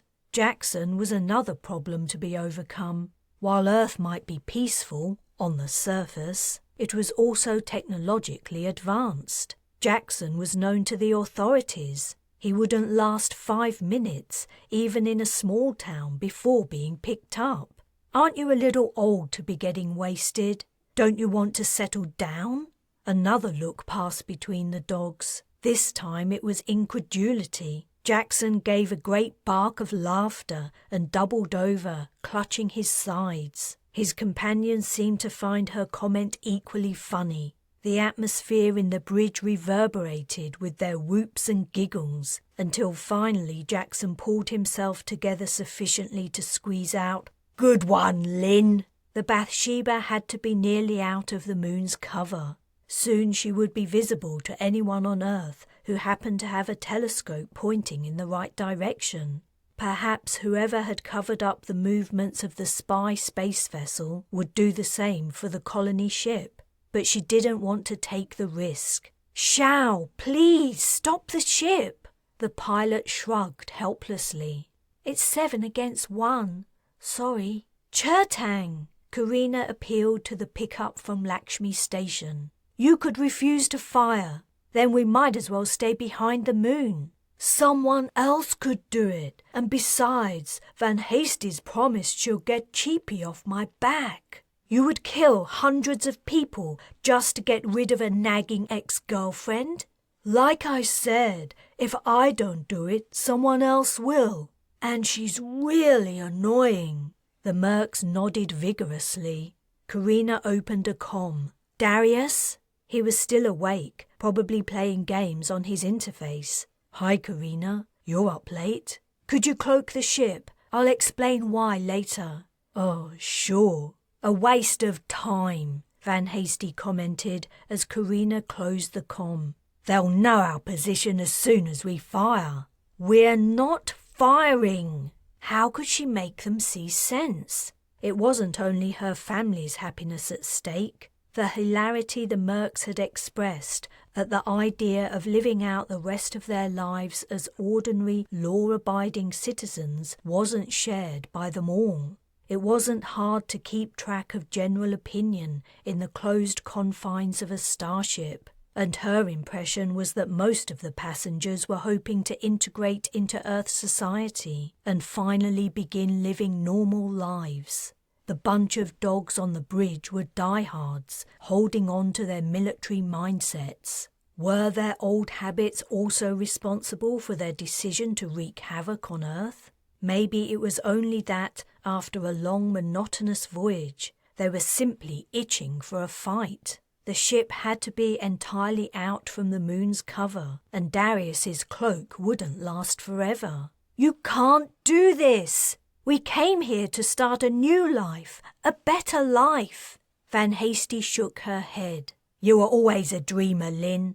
People don't change. Humans have always killed each other, and they always will. That's why we have to swing first. It might not seem like it, but we're doing you a favour. If we wait around and play nice, your brother's gonna be here soon enough to wipe us out. Chertang asked. Should I start the power-up sequence? Yeah, do it. Carina tried to think of a way to stop them, but she was out of arguments. And Xiao was right. It was 7 against 1. She couldn't force them to stop. Her fingers bit into her palms as the Bathsheba slowly built up speed on her journey to Earth orbit. Please, don't do this. Jackson patted her on the shoulder. In a day or so you'll be thanking us. The bridge door slid open. Bryce had arrived. He walked in, rubbing his eyes. What's going on? Where are we going? And why's the bridge comm dead? He didn't seem surprised to see her, but neither did he acknowledge her presence. Van Hasty quickly outlined the plan. But isn't that going to screw everything up? That's what I've been trying to tell them. Don't worry, said Jackson. We've got everything in hand. Bryce frowned. No. That isn't going to work. Carina's got the right idea. You have to play this carefully. Earth's different from other planets. You can't go in there guns blazing, not if you want to live there long term. Yeah, about that, Jackson replied. I can't say I've spent a lot of time down there, but from what I could tell and what I've heard, Earth seems pretty boring. It won't hurt to shake things up a little. But that isn't what Carina wants. Pamuk gave a derisive puffed. Who gives a shit?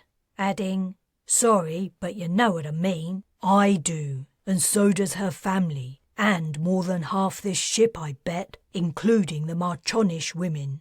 They want to follow her lead and take things slow and easy. That's why you cut the bridge comm, right? So you could act unilaterally. Then, when the deed's done, everyone has to join the battle. Better to ask forgiveness than permission, yeah? The less outspoken mercs began to look uncomfortable.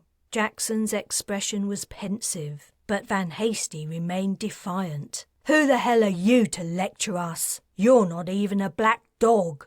Maybe not, but Carina was, and she deserves your loyalty. I thought that's what the dogs were about. I thought you guys supported each other. Even if you don't think she's going about this the right way, you should give her a chance. She's had a chance, and we don't owe her anything. Yes, you do.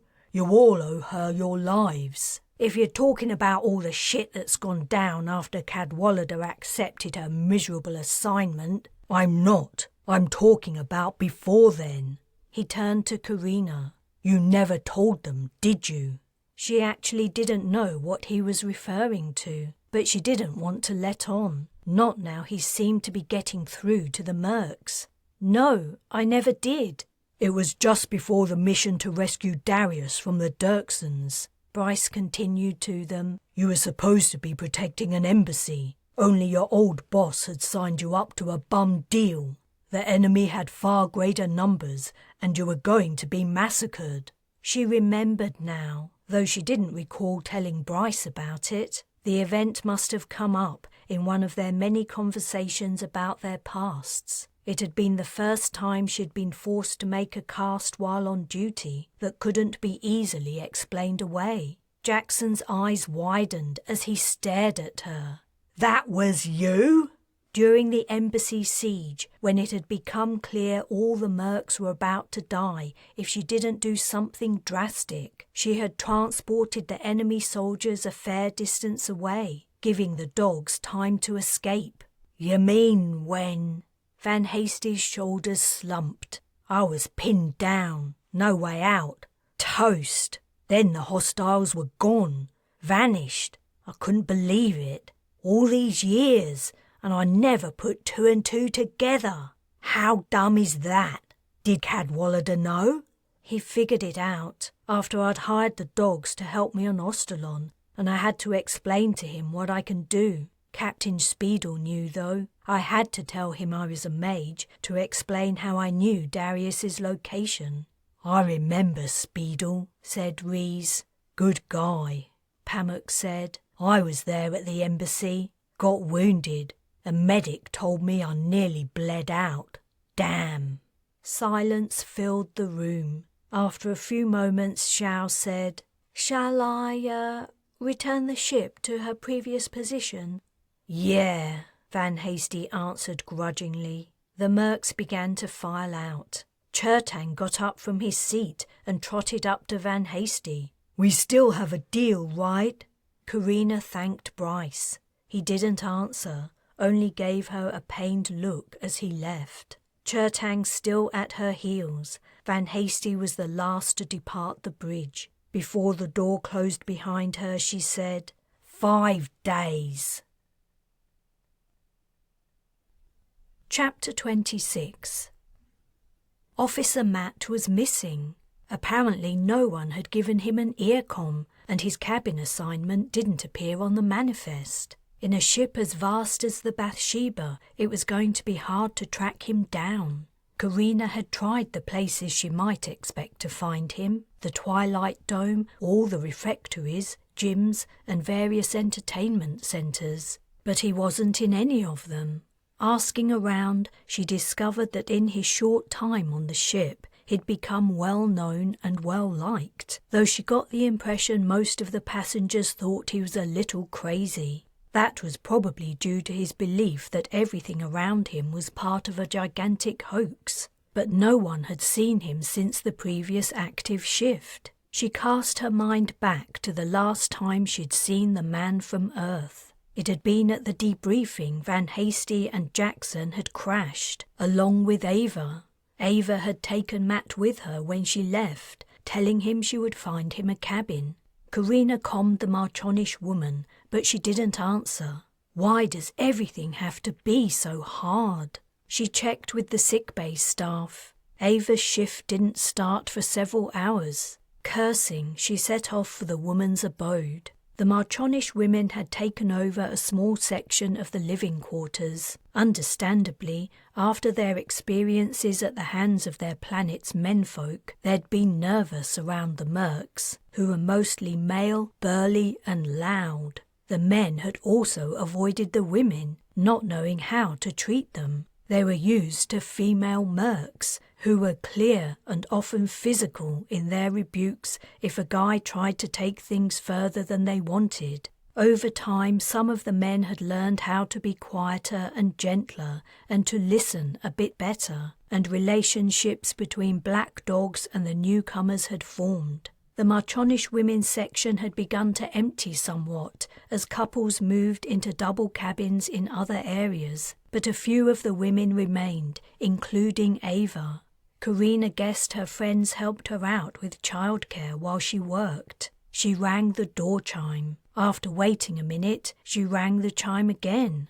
Perhaps Ava was deeply asleep and her comms alert hadn't woken her. Carina felt a bit bad waking her up, but this matter couldn't wait. The door slid open, but only part of the way. Ava was tousle-haired, flushed, and wearing a bathrobe. "Hi, Carina. I didn't expect to see you here.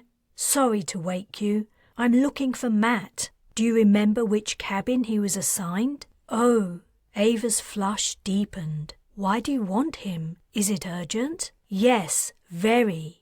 "Well," she looked over her shoulder and then back at Carina, her face deep red. A male voice within the room murmured something. "Shit." Carina internally groaned.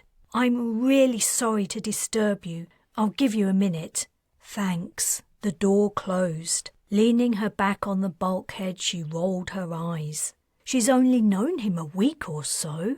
When those Marchonish women set their sights on someone, they moved fast. Matt appeared, buttoning his shirt. He looked mildly abashed, but not to Ava's level. "You want me for something?" "I do, but..." She peeked in the cabin. Ava was tidying her bedding. She called out to her. "Could I speak to you too?" After another minute, she came out dressed. "Sorry about this," Carina said awkwardly, "but I'm glad you seem to be settling in, Matt." "Thanks. I like Ava, but nothing's changed. You're holding an officer of the law against his will, which is a serious crime, though I guess you could plead insanity." She turned to Ava. "He still believes this isn't real?" "I've tried to explain, but nothing I say seems to convince him." He placed a hand on her arm. "I believe that you believe it. That's all that matters. I don't think you're deliberately lying." Ava looked at Carina appealingly, but she didn't know how to convince him either. When a place was so technologically advanced anything could be faked, it became impossible to tell reality from fiction. She took them to a small out-of-the-way room with a beverage machine. As she had hoped, it was empty. When everyone was settled, she began. "Matt, I need information about Earth. Information we can't get through regular channels. Something strange is going on down there, and I have to find out exactly what's happening. If I can't, it's going to make everything much harder for my family, and maybe everyone else on this ship, Ava included. Things could be very dangerous for us if we try to settle on the planet." He smiled indulgently. "Whatever you want to ask me, go ahead. But I warn you, I'm just an ordinary guy. I don't have access to classified information." He was humouring her, but there was no reason he had to believe the Bathsheba was a real starship, or that her passengers were from other planets, in order to answer her questions. "Setting your conclusion this is all a hoax aside, hypothetically, if people arrived from outer space decades ago and infiltrated Earth's governments, how would someone go about addressing it? Who would they approach?" His eyebrows lifted. "This is worse than I thought. You seriously think all the governments are corrupt?" "Not necessarily corrupt, but compromised. You see, mages have the ability to influence others' behavior and decisions. A mage could persuade key people to erase data, ignore information, replace files with false ones, and they wouldn't even remember they were doing it. An evil mage, working with others, could exert a lot of control over Earth's population." "That's a pretty powerful spell you have there," Matt replied, chuckling. Carina's jaw muscle twitched. "It's not a..." Ava shrugged. Carina took a breath and started again. "I know you don't believe me, but can you put your doubts aside just for a second and think hard? I need your help. Earth needs your help. Imagine what I'm saying might be true. As a police officer, you have a duty to protect people and to bring lawmakers to justice, don't you?" He put the mug down before replying. "If what you're saying were true, I still couldn't help you. These mages, as you call them, could be anywhere and everywhere, casting spells left, right and centre, tricking government officials into thinking black is white. If that was really happening, how could anyone stop them? As soon as they tried, or they were caught snooping or whatever, the mage would only have to get into their head and change what they thought. Or," he waggled his fingers, "make them disappear in a puff of smoke." "We can't change what others think, not in the long term."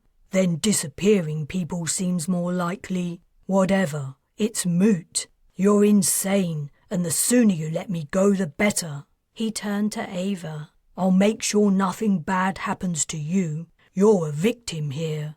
"I really do come from a distant star system, you know." "Of course you do." He put an arm around her and kissed her cheek. Then he said to Carina, "Is there anything else you want to speak to me about?" "No, you can go." Matt and Ava left, holding hands. Chapter 28. The 5 days Van Hasty had reminded Carina of had shrunk to 4, with no sign of a solution to her problems. Parthenia came to see her. "What's wrong with Bryce?" she asked as she stepped into the cabin. That was the great thing about siblings. They didn't bother with social niceties. "Hi," Carina replied. "I'm doing fine. How are you?" "There's no need to be snippy." He's been walking around with his sad puppy look for 2 days. Have you two been fighting? She glanced around the room. Is he even sleeping here? He's taking some time away from me to think. Parthenia sank onto the sofa. That bad, huh? What did you fight about? It isn't important. Mage and non-mage relationships are hard. I'm not sure that's true. Bibic and I get along fine, and so do Fern and his endless stream of girlfriends. Don't exaggerate, he's only on his 3rd, which isn't bad going, considering the limited pool of candidates. Anyway, he always breaks up with them amicably. Maybe it's because he grew up so close to Oriana. So it's just me who's the difficult one. Thanks. That makes me feel a whole lot better. I'm just saying. Parthenia took another look around the cabin. It will be nice to leave this place, don't you think? I mean, in many ways the Bathsheba is our home, but I would love to live in a house and be able to step outside to feel the sun on my skin. Me too, Carina replied glumly. At the moment I can't see how that's going to happen. Castiel has made Earth out of bounds, and he's fixed things so the entire population is on the lookout for us. Even if we hid ourselves away somewhere remote, I'm sure he would find us in the end, and if Castiel didn't, Commander Key would. That man's a machine. How was I to know when I executed Sable Dirksen I was killing the love of his life? You didn't tell us about Key. I didn't know he was there too. He was the man who attempted to massacre the mages at the matching on Pyrene, right?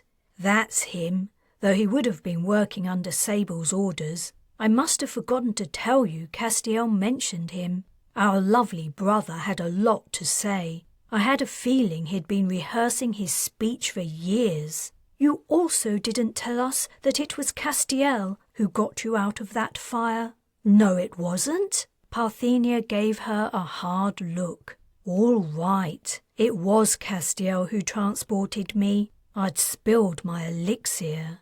I knew your story didn't make any sense. How could you have found him so easily? No one's that lucky. So if Castiel hadn't accidentally saved you, you would have died. Is that what's upsetting Bryce? No, he doesn't know. Don't tell him, Parthenia. She held up her hands. I'm certainly not going to interfere in your business. I'm only concerned about impediments to our settling on Earth. I understand now that not only Castiel stands in our way, we have to contend with this man Key. I don't know which is worse. Our brother is evil to the core, but Key is damned smart. A formidable pair, but Earth is vast. Surely we should be able to find somewhere to live, as long as we're careful. As long as we skulk around, keep to the shadows, pretend we don't have our abilities. We didn't come all this way to live the same life we lived where we grew up. A half-life, always watching, always fearing discovery. No, we didn't, but sometimes it's better to bend than break. If we can't live openly, we can still live, still take some pleasure in life. I'm tired of eating printed food, Carina. I'm sick of looking out at black, lonely space. All my adult years have been spent aboard a starship.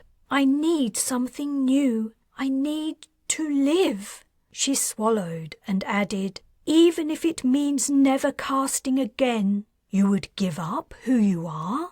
Being a mage isn't all I am, Parthenia whispered and looked down. Tears dropped onto her hands, lying on her lap.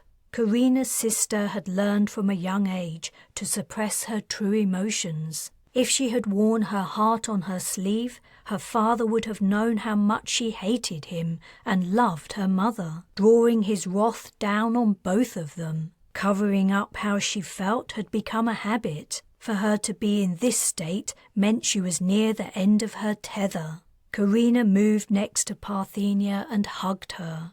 I'll find a way, don't worry. There has to be some kind of way, a compromise of some kind. Maybe you're right. Maybe I've been going about this all wrong, butting heads and acting before thinking. She recalled the black dogs on the bridge and smiled wryly. Perhaps I'm more merc than mage. The door chime sounded. My, I'm popular today. Darius had come to see her too, with Nala. Parthenia quickly wiped away her tears as they walked in. Nala quipped brightly, "Are we having a family reunion?" "It looks like it," Carina replied. "I expect Fern and Oriana will be along any minute. Is this purely a social call, or do you want to see me about something in particular?" Nala sat next to Parthenia. "Isn't it obvious why we're here? We want to know when is the next trip to Earth. I would like to go this time. I'm the only one who hasn't been there yet. I've been reading all about it, but I haven't had a chance to set eyes on the place." Of all her siblings, Nala was the one Carina was most reluctant to take to Earth. Though she was bright as a button, she didn't have mage or military skills. The revelation that Castiel was there only increased Carina's reluctance. Castiel bore a special hatred for his youngest sister, possibly even greater than the hatred he harbored toward Carina. Nala had once been his biggest fan, but she'd switched sides, an act he would never forgive.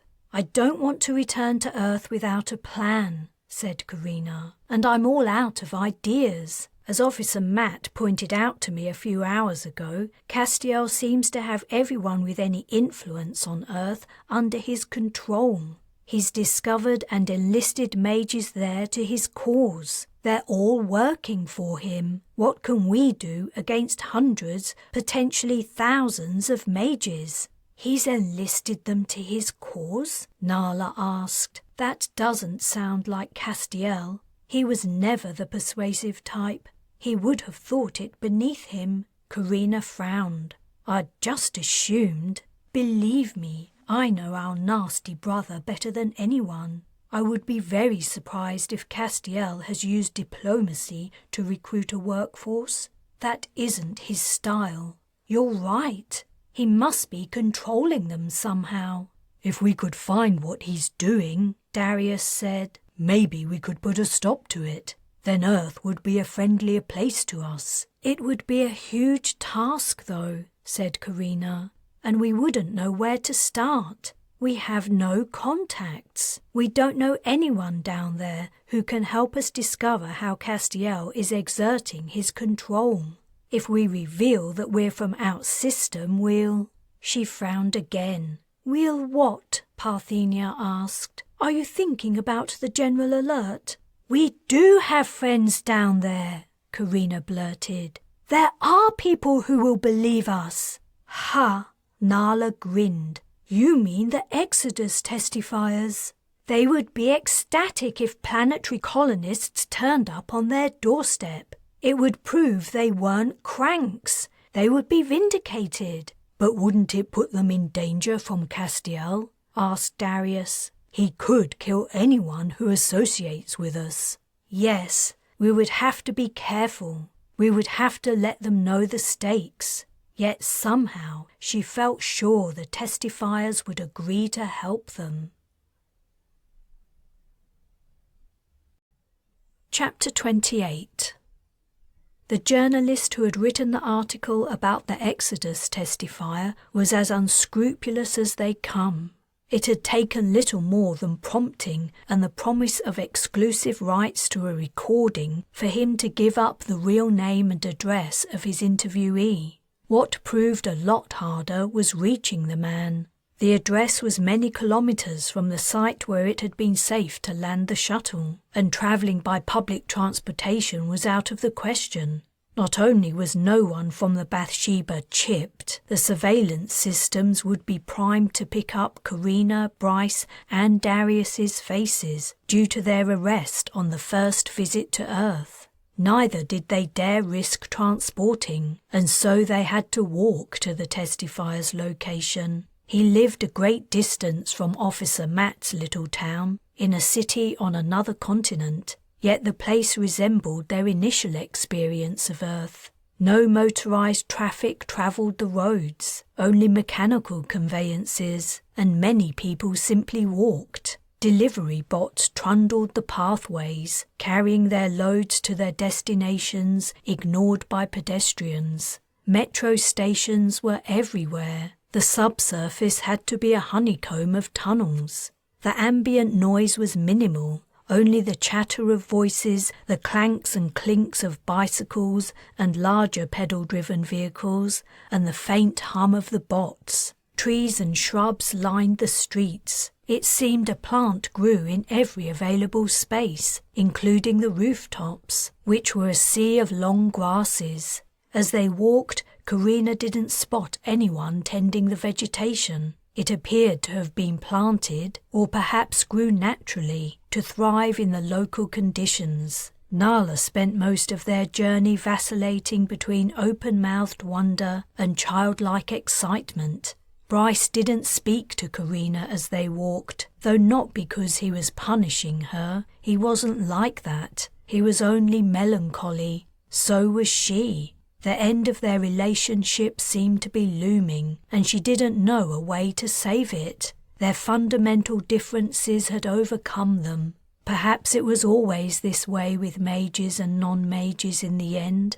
"I like it here so much," said Oriana, trailing her hand over a flowering vine hanging from a house front. "It's so nice to be surrounded by green after living for years on a starship. And breathe the air. No faint sweatiness the filters can't scrub out." Fern halted. "This is it, number 68. Like most of the other houses they'd passed in this residential area of the Earth City, the Exodus Testifiers was 2-story and had plants growing in pockets set into the front walls.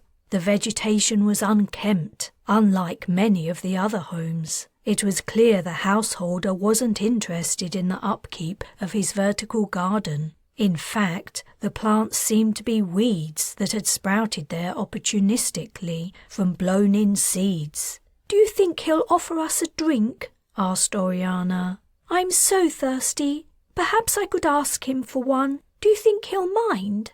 Carina exhaled, puffing out her lips. "Darius, are you getting anything? Anything we need to worry about?" He was best at sensing evilness emanating from another mage, such as his horrible eldest brother and the dark mage Way on Magog, but he also picked up on the internal life of non-mages. He closed his eyes and concentrated before replying, "I'm mostly getting Oriana, but very little from in there." Oriana's eyes narrowed. "What do you mean, you're mostly getting me?"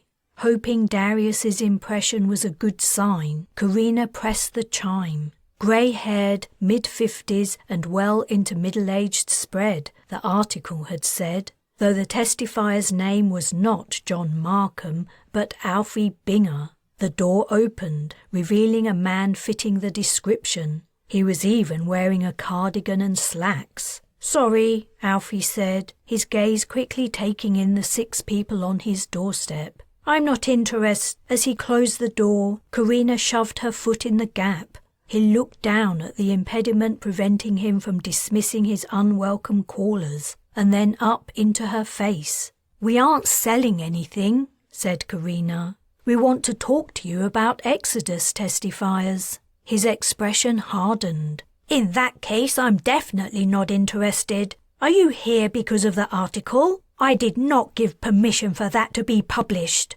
That man lied to me. Leave me alone. Move your foot or I'll call the police.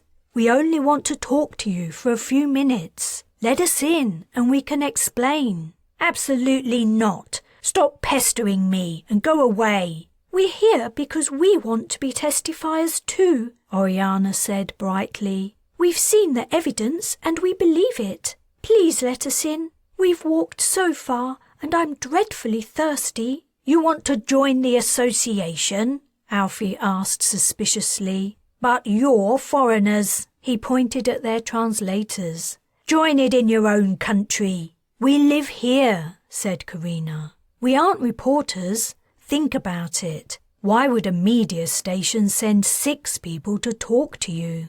He looked from face to face and the tension seemed to go out of his body. "Okay, you can come in, but if I find out you're lying, I'm calling the police, and I'll press charges."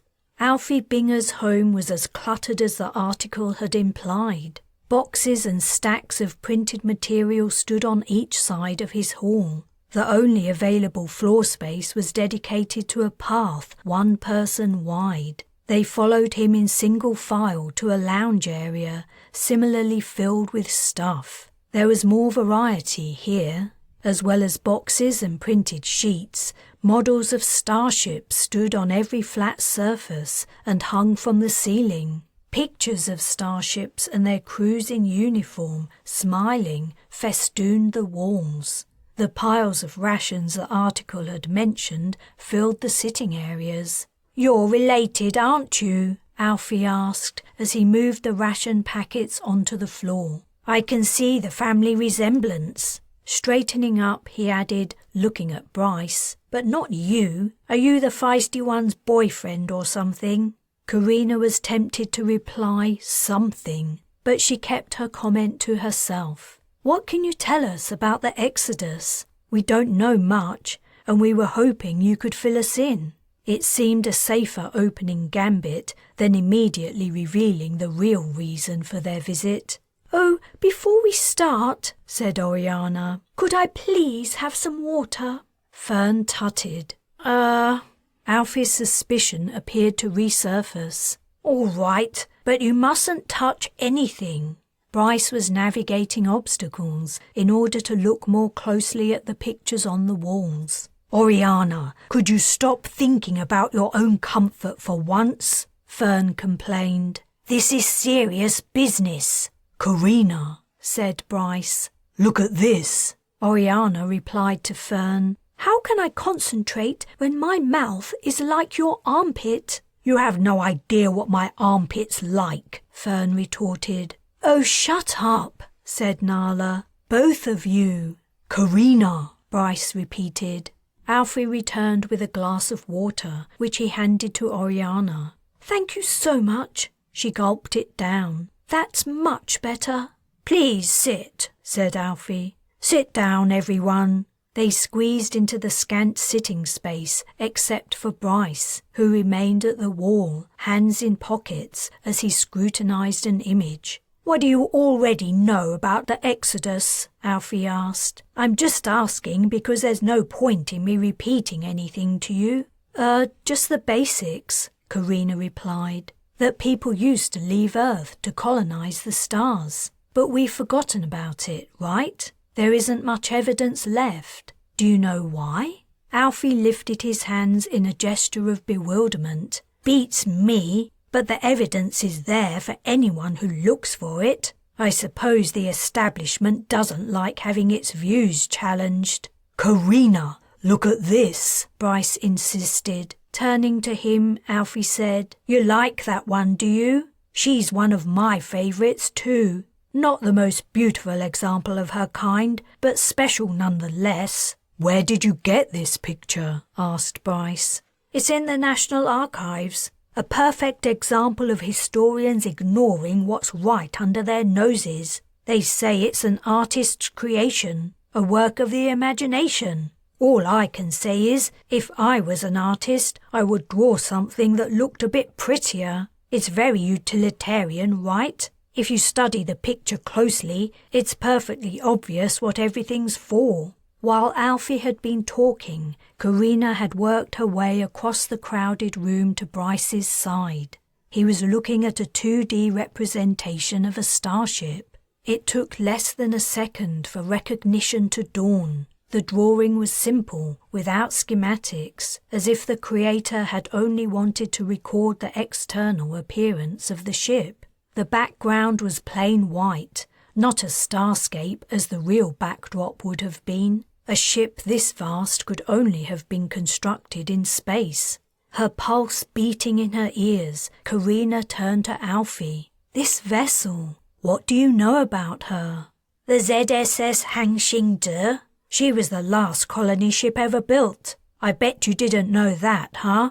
What a ship she must have been. The pinnacle of starship technology, and most of it lost now, of course. So much knowledge just... He heaved a sigh. The Hangxing. So that's her real name. On the wall hung a picture of the Bathsheba. Chapter 29. Alfie Binger chuckled uneasily. His gaze flicked between each of them in turn, as if he was trying to probe the truth from their eyes. He got to his feet, stepped carefully through his hoard of Exodus paraphernalia to the window, and peered through the blinds. Then he walked to the other side of the room, where double glass doors gave a view of his overgrown yard. Craning his neck to left and right, he checked the rear of his house. He turned to face them. This is a joke, right? A setup. Did that journalist send you here? He scanned their bodies. Is one of you recording this? Though his words were aggressive, his tone was semi-hopeful, as if he wanted to be proven wrong. No one is recording anything, Carina replied. What I've told you is absolutely 100% true. It isn't a joke or a lie. They'd anticipated the Exodus testifier might not believe they were from a starship, but no one had been able to think of a way to prove it. Any piece of technology small enough to carry could easily be from Earth. They couldn't expect him to be able to tell that it wasn't. As they'd discovered with Matt, when everything could be faked, proving anything was hard. They would have to rely on Alfie taking them at their word. Carina hadn't told him the part about them being mages, sensing it would be a step too far and tip him over the edge into disbelief. If he kicked them out, it would end any hope of having an Earth person on their side. He took a deep breath and exhaled. All right. Let's say for now I believe you, and that you really did arrive on the Hangxing. But how could the ship have survived all this time? By testifier's reckoning, she left at least 2,000 years ago.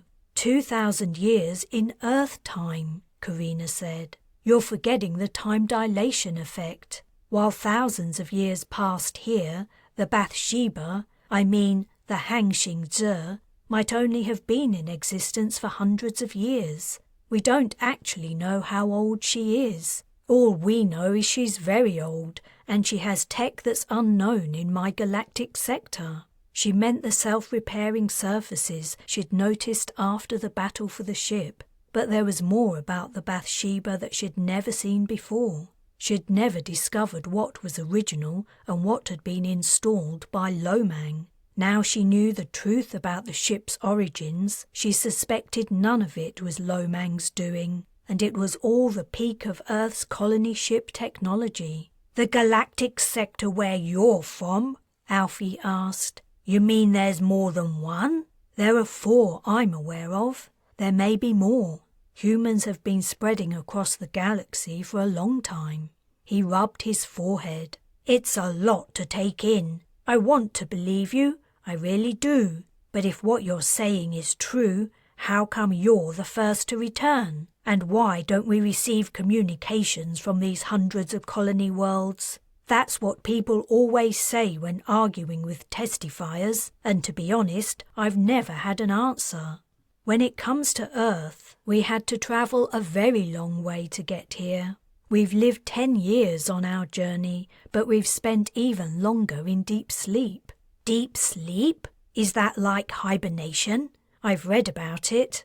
We also call it stasis. Basically, the body's functions slow down to a barely perceptible rate. You're alive, but only just, and there's a small but significant death rate. My guess is the colonists who survived the journey didn't want to risk a trip back. They also had their work cut out simply surviving and creating a livable world for their offspring. Later generations might not have seen the point in travelling all the way to Earth when other habitable planets were much closer. Or perhaps the Earth's coordinates had been lost. We had a hell of a time finding them. But you did? He stared intently into her eyes. You made the journey. Why? And why haven't I heard about it? The arrival of a starship would be all over the news.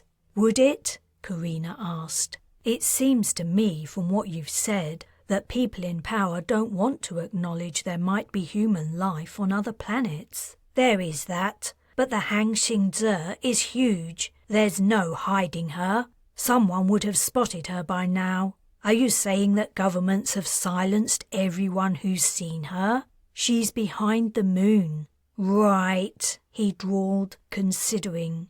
But she had to reach the moon. How did she travel through the solar system unnoticed? Darius had cloaked her as they neared Earth, but telling Alfie that would complicate matters. Look, Carina said, if you need to be convinced, why not come and see her? We can take you to her right now. The colour drained from his face and his eyes grew round. Travel to a starship? Me?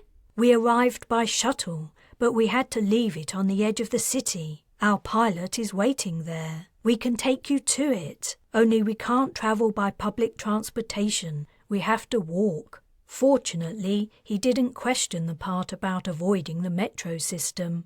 You would take me to your starship behind the moon? This can't be happening. Wait, he gestured excitedly. I have to tell some people about this. No one's going to believe me. Can you take more of us? I have some friends in this city. It wouldn't take long. No, just you. It's too risky to take anyone else. Yeah, I get it. He tapped his nose. We need to keep this a secret. It's safer that way. Exactly. Are you ready to go? Do you need to bring anything? Can I bring an interface? He rose to his feet. It's probably better that you don't have any evidence of what you're about to see. Carina hesitated. Alfie, I want you to understand, if you come with us, you're putting your life at risk. There's a lot I haven't told you yet. You'll find out about it soon, but it's important that we convince you we are who we say we are. She's deadly serious, Bryce added. Join up with us, and you could die. Die? Alfie sank into his seat. It's that dangerous? It is, Fern replied gravely. We've lost many people over the course of our journey, and not from deep sleep death. Carina said, it's only fair that you know, but the reason we're here is because we desperately need the help of someone from Earth, and only an Exodus testifier would believe us. I wouldn't say even I completely believe you just yet, said Alfie, but I'm prepared to keep an open mind. As to the risks, his expression hardened with resolve. All my life I've been laughed at for being a testifier. I've struggled with jobs, girlfriends, you name it. Nearly everyone I know thinks I'm a crackpot. They're nice enough to my face, but I know that behind my back they talk about me and snigger. Well, here's my chance to prove them wrong. I'm taking it, no matter what might happen. Besides, who would turn down an invitation to visit a freaking starship? If it's the last thing I do, I won't have any regrets. Though everyone from the Bathsheba was tired after their long walk, it was Alfie who was out of breath soon after they set off. He finally took seriously Carina's insistence that they avoided public transportation. Naturally, they couldn't transport to the shuttle with him in tow. He was in poor physical shape and already overly excited. She was worried a sudden introduction to mage powers could give him a heart attack. Moreover, he might be reminded of the general alert and get spooked. But why walk? He asked 2 or 3 times, puffing and panting. It's an awfully long way. Rather than repeat her response that she would explain later, yet again, Carina snapped, We're wanted by the police. This new information drew him to a halt. What for? What have you done? He seemed to be rethinking his decision. We were picked up because we don't have chips. Ah, yeah, that makes sense. OK, foot power it is, but you'll have to slow down. I haven't walked this far since I was a teenager. He tried to get more information about the Bathsheba from them, but Carina shut him down. The risk of being overheard by someone who knew something about their situation was tiny, but also not worth taking. Poor Alfie was so footsore by the time they reached the place they'd hidden the shuttle, he was limping. The vessel was at the bottom of an abandoned quarry, camouflage sheeting echoing the dusty, rocky landscape. "Where is it?" he asked as they peered over the edge. "I can't see a thing." "You're not supposed to," said Oriana. They followed the narrow trail down the quarry's edge. The place was as deserted as it had been when they left, though there were signs that children came here to play. A circuit for bicycle riders had been created from piles of dirt and scrap wood. The sight of it made Carina's heart ache. It was an ordinary, simple construction, but for her it symbolized the childhood she and her siblings had never known. Their upbringings had been far from ordinary. She hoped that one day their children would play happily somewhere like this, without a care in the world. "Where is it?" Fern asked. "I've lost my bearings. I thought Shao landed over there." He pointed, and Carina also couldn't make out the lines of the shuttle. Fear gripped her guts. Was the vessel still here? Or had Castiel found it somehow and taken it? Lifting her head, she scanned the ridges above them. They seemed empty. Alfie had been struggling to catch his breath since they reached the base of the quarry. He squeezed out, "I get it. Very funny. It isn't nice to tease an old man, you know. You really had me going for a while, though, I don't mind admitting." Bryce had walked ahead of the group. He strode confidently forward until he reached a spot that looked no different from its surrounds. Reaching up, he rapped with his knuckles, resulting in a hollow metallic sound. "You're all blind." Carina sagged with relief and removed her hand from her elixir canister. She'd been convinced they were about to come under attack. "Thank the stars," said Oriana. "Earth is nice, but I can't wait to get back to the ship and have a lovely hot bath." There was a rustle of shifting sheeting, and Shao emerged. "Did someone knock?" "You shouldn't just come out like that," Carina admonished. "What if it had been Castiel?" "If it had been Castiel, I would be dead already. Help me get this sheet off and put away. Your mission was successful, I see." She nodded at Alfie, whose jaw looked about to drop from his head. Due to their repeated experience of applying and removing the camouflage, the task was quickly completed. While they worked, Alfie simply stood and stared. When it came time to board and return to the Bathsheba, Nala called out, "We're ready for you, Mr. Binger. Would you step this way?" He didn't move. He was weeping. Chapter 30.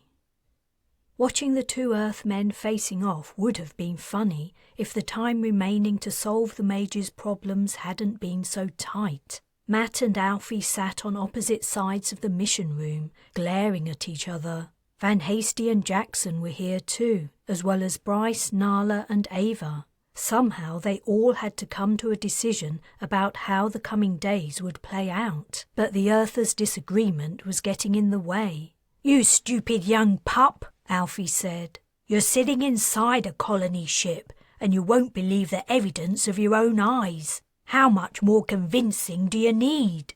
"It's all fake, you gullible old fool. You believe it because you want to believe it. Or maybe you're fake too. Are you part of this? If you are, I warn you, you're committing a serious crime. Every single person here will do jail time when this comes out."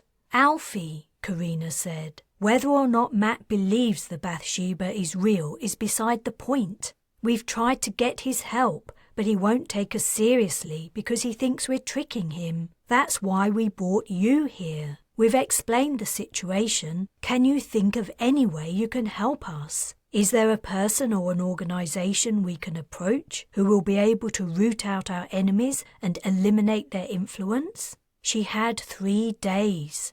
3 days until the black dogs would fulfill their threat of going down to Earth. Shao would take them. After the crisis involving the Obliterator, Carina was in little doubt about it.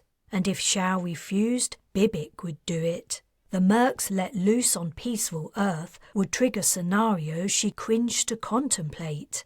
Jackson had already killed someone. Wherever they went, the dogs would leave a trail of destruction in their wake. They would wind up dead or permanently incarcerated, destroying the rep of all the Bathsheba's passengers in the process. Some of them might do okay. The long voyage had tamed some of the dogs, but the hardcore bunch? Their personalities were perfect for survival on the fringes of galactic civilization, but on Earth they were anomalies, incapable of fitting in. It was a difficulty she'd never anticipated, not in all the many times she'd played out in her head their arrival at their destination. She'd become so used to the merc's behaviour and attitudes, she hadn't factored it into her planning.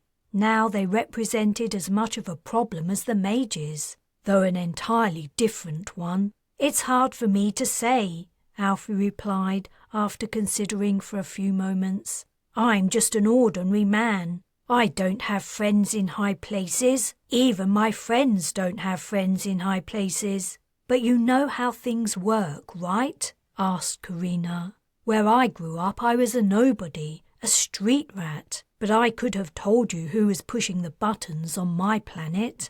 My galactic sector was controlled by rival clans, and everyone knew it. The same has to be true everywhere.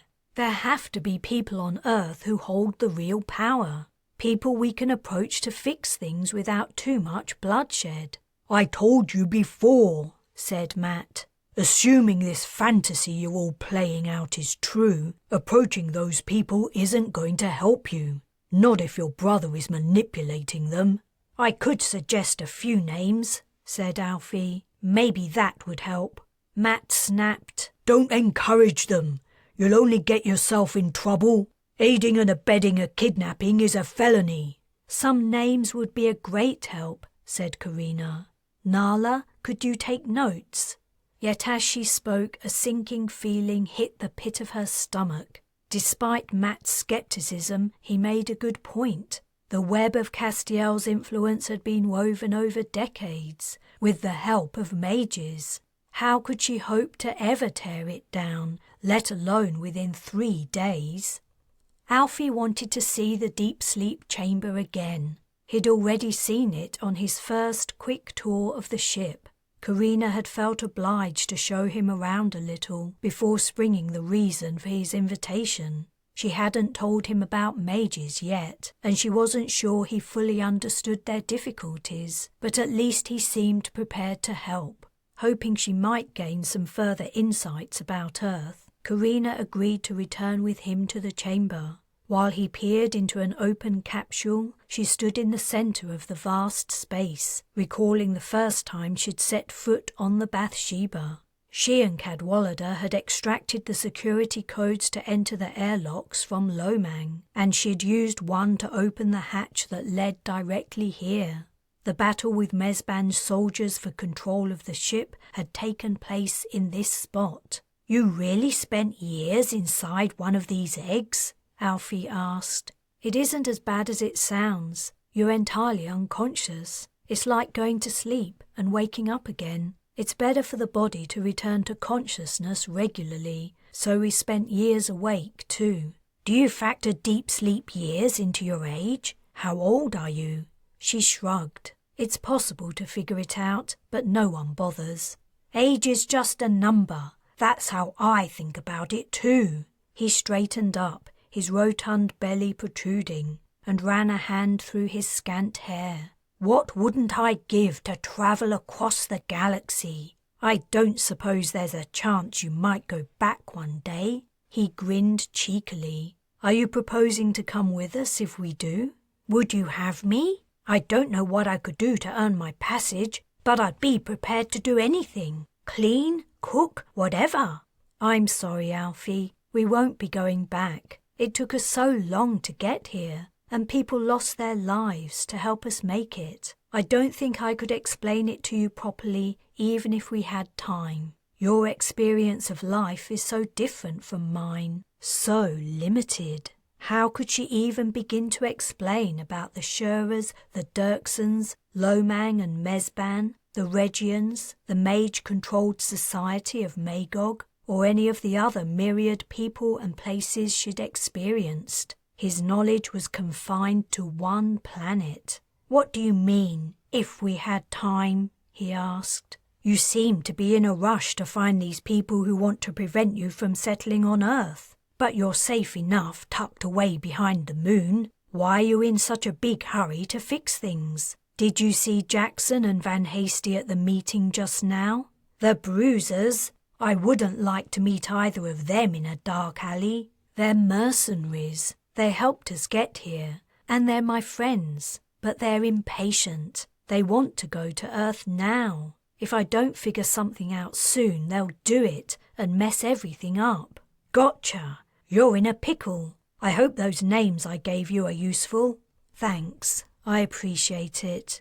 I appreciate you bringing me here. I got the better end of the bargain, that's for sure. What else is there to see on this amazing vessel? I still feel like I'm dreaming, but if I am, I don't want it to stop." She took him to the Twilight Dome, always a showstopper even for the Bathsheba's long-term passengers. The view thrilled him so much she feared she might have to comm a medic. The sight caused him to collapse into a seat. Eventually he said, "Why isn't it complete?" "You mean the transparent overhead? A bomb blew out a section of it. It's the weakest part of the hull." "A bomb?" "If I were to tell you everything that's happened since I first decided I wanted to come to Earth, it would take a very long time. Do you want to stay here a while or see more of the ship?" "I'll stay here," he murmured, transfixed. "Then I'll see you later. Come and find me when you're ready." She gave him the deck and number of her cabin. "When do I have to go back to Earth?" "Have to go back? You don't have to go back. Or not for a while, anyway. Do you want to go home?" "Hell no. I'm staying as long as I can." "That's good to hear. It's dangerous for us to go planetside. I'll find somewhere for you to sleep." "Planetside," he echoed. "I love the sound of that. I could get used to that word."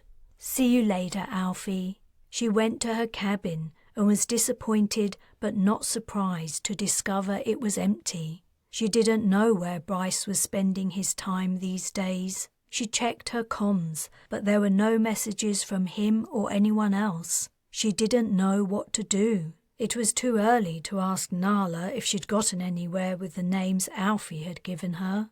And if she did get somewhere, how would they even begin to untangle Castiel's web? She slumped into a chair and put her head in her hands. Chapter 31. Each minute of the last 2 days had dragged past, and yet time had also moved at an astonishing speed. Only 1 day remained until the Black Dog ringleaders would carry out their threat and begin a mass disembarkation of the Bathsheba.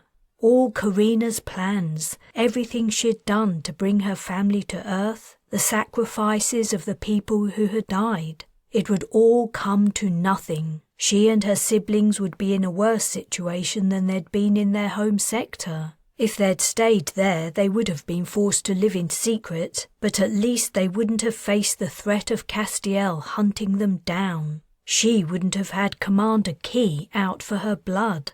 Van Hasty and Jackson had been subdued around her, as if they felt guilty for the imminent prospect of going to Earth. But guilt wouldn't stop them, and nor would the ties of comradeship. At the end of the day, the dogs were hard-hearted mercenaries. They'd survived in their dangerous careers this long because they put themselves first. Fighting depression and despair, Carina went to see Nala. She could have talked to her over comm, but she yearned to see a friendly, familiar face. Bryce had continued to avoid her, and she had been avoiding her other siblings because she felt she'd let them down. "Hey," said Nala, with a tone of surprise as Carina walked in. "I didn't expect to see you here." She hadn't been to her youngest sister's cabin for a long time. Copies of the ancient mage documents covered the walls like strange works of art. Her bed was unmade, sofa cushions were scattered on the floor, and used dishes, mugs, and cutlery sat on the table. Following Carina's gaze with her own, Nala seemed to notice these things for the first time. "It's a mess, right?" she said with some embarrassment. "I'll tidy up." "Don't bother, I don't mind." Carina moved some clothing aside to sit down. "Are you any further ahead with the names Alfie gave us?" Nala had already discovered significant information on the men and women. The testifier had been correct that they were among the greatest movers and shakers in Earth society, and therefore likely to be under Castiel's influence. Yet how to reach them was unclear, or even how to approach the mages manipulating them. It was doubtful that Castiel was doing the work himself. He would have lackeys to take the fall if they were discovered, and there was no telling a mage from a non-mage by outward appearances. Nala idly swiped the screen of her interface. "Honestly, no. I've been working on it all night, and I managed to access some encrypted comm channels, but it's slow work, and I haven't found anything useful. I mean, not immediately useful. I found out the head of a media empire is being blackmailed about a serious violation of environmental protection laws, and a business mogul made some very odd deals, creating a large profit for a shady company. These things would take weeks to get to the bottom of," Carina interrupted. "Months, perhaps years. It's almost impossible to approach any of these people in person. They have small retinues of highly vetted staff who are the only people they interact with personally on a day-to-day basis. Castiel must have wrangled mages into these teams, but as for telling who they are, and then finding out how our brother is controlling them..." She turned her hands palm upwards in a gesture of helplessness. "You're saying we might never do it? Castiel has decades on us. In a way, it's remarkable that his hatred of us runs so deep he would go to all this trouble. He always wanted an empire. That's why he betrayed us to the Dirksons. He thought they were his ticket to dominion over a whole galactic sector. Now he has that empire here on Earth. It isn't exactly a sector, but it will do. Making my dream impossible is only a side benefit." "Our dream," Nala corrected. "It became our dream too, somewhere along the way." Carina reached out and grasped her sister's hand. "Thanks for saying that. I feel as though I dragged you here for nothing. I'm sorry the dream didn't come true." Someone was comming her. She accepted it. "Hello?" a voice shouted in her ear. "Can you hear me?" She winced. "Alfie, is that you?" "Ah, good. I've just been given one of your shipboard devices. Wasn't sure if it worked." "They work the same as they do on Earth. You don't need to raise your voice." "Oops, sorry." "Can I help you?" Alfie Binger had been enjoying himself immensely in his short time aboard the Bathsheba. He'd been seen all over the ship and become everyone's friend. He'd also familiarized himself with every aspect of her layout and had at least a cursory understanding of everything. "I've been talking to that nice man about your problem. He's explained it in more detail, especially about you and your family. I'm not sure I quite believe it, but my eyes have been opened so much in the last 48 hours, I think I'm prepared to believe just about anything." "A nice man? Who have you been talking to?" She imagined it must be Bryce, but Alfie knew his name. "I think he's called Jackson." Carina was entirely mystified how Jackson had gone from a bruiser to a nice person in Alfie's estimation, but she couldn't be bothered to go into it. "So you know about mages? Is that what you wanted to talk about?" "I'd love to when we have more time, but Jackson said your problem was urgent and you had to find a solution soon. He didn't explain why." "No kidding." And I think I have an idea." She paused. What possible strategy could the man from Earth suggest? He'd only just discovered that mages existed. He couldn't have much understanding of what they could do, or the depths of evilness of a dark mage like Castiel. Not holding out much hope, she said, "Let's hear it. Move your ship into Earth orbit. Show the world you exist. Go public, then go planetside. You'll be celebrities. You'll have the protection of being famous. Your brother won't dare do anything to you." Go public? Nala was watching her, hearing only one side of the conversation. Carina transferred the comm to her cabin system. "Alfie, can you repeat your idea so my sister can hear it?" As Nala listened, she met Carina's gaze. She didn't seem to immediately dismiss Alfie's suggestion. "But will the public even find out we're there?" Carina asked. "My impression is Earth's locked up tight when it comes to the existence of colony ships. A lot of people simply won't believe the evidence, like Matt. Others would be very upset about being proven wrong, so upset they might do something about it. And my brother would do his damnedest to wipe any mention of us from the media." "That's where the testifiers come in," said Alfie. "We're all over the place, in every country, every major city of the world. We're in all the businesses, all the professions. Of course, we aren't all out in the open. No one likes being laughed at. But at the last count, our official membership stood at over 75,000, and that's only the people who have paid their subs. There are plenty who believe but don't subscribe, and plenty more who are sitting on the fence. But the minute they see images of the Hang Xing, she'll tip them right off it." 75,000?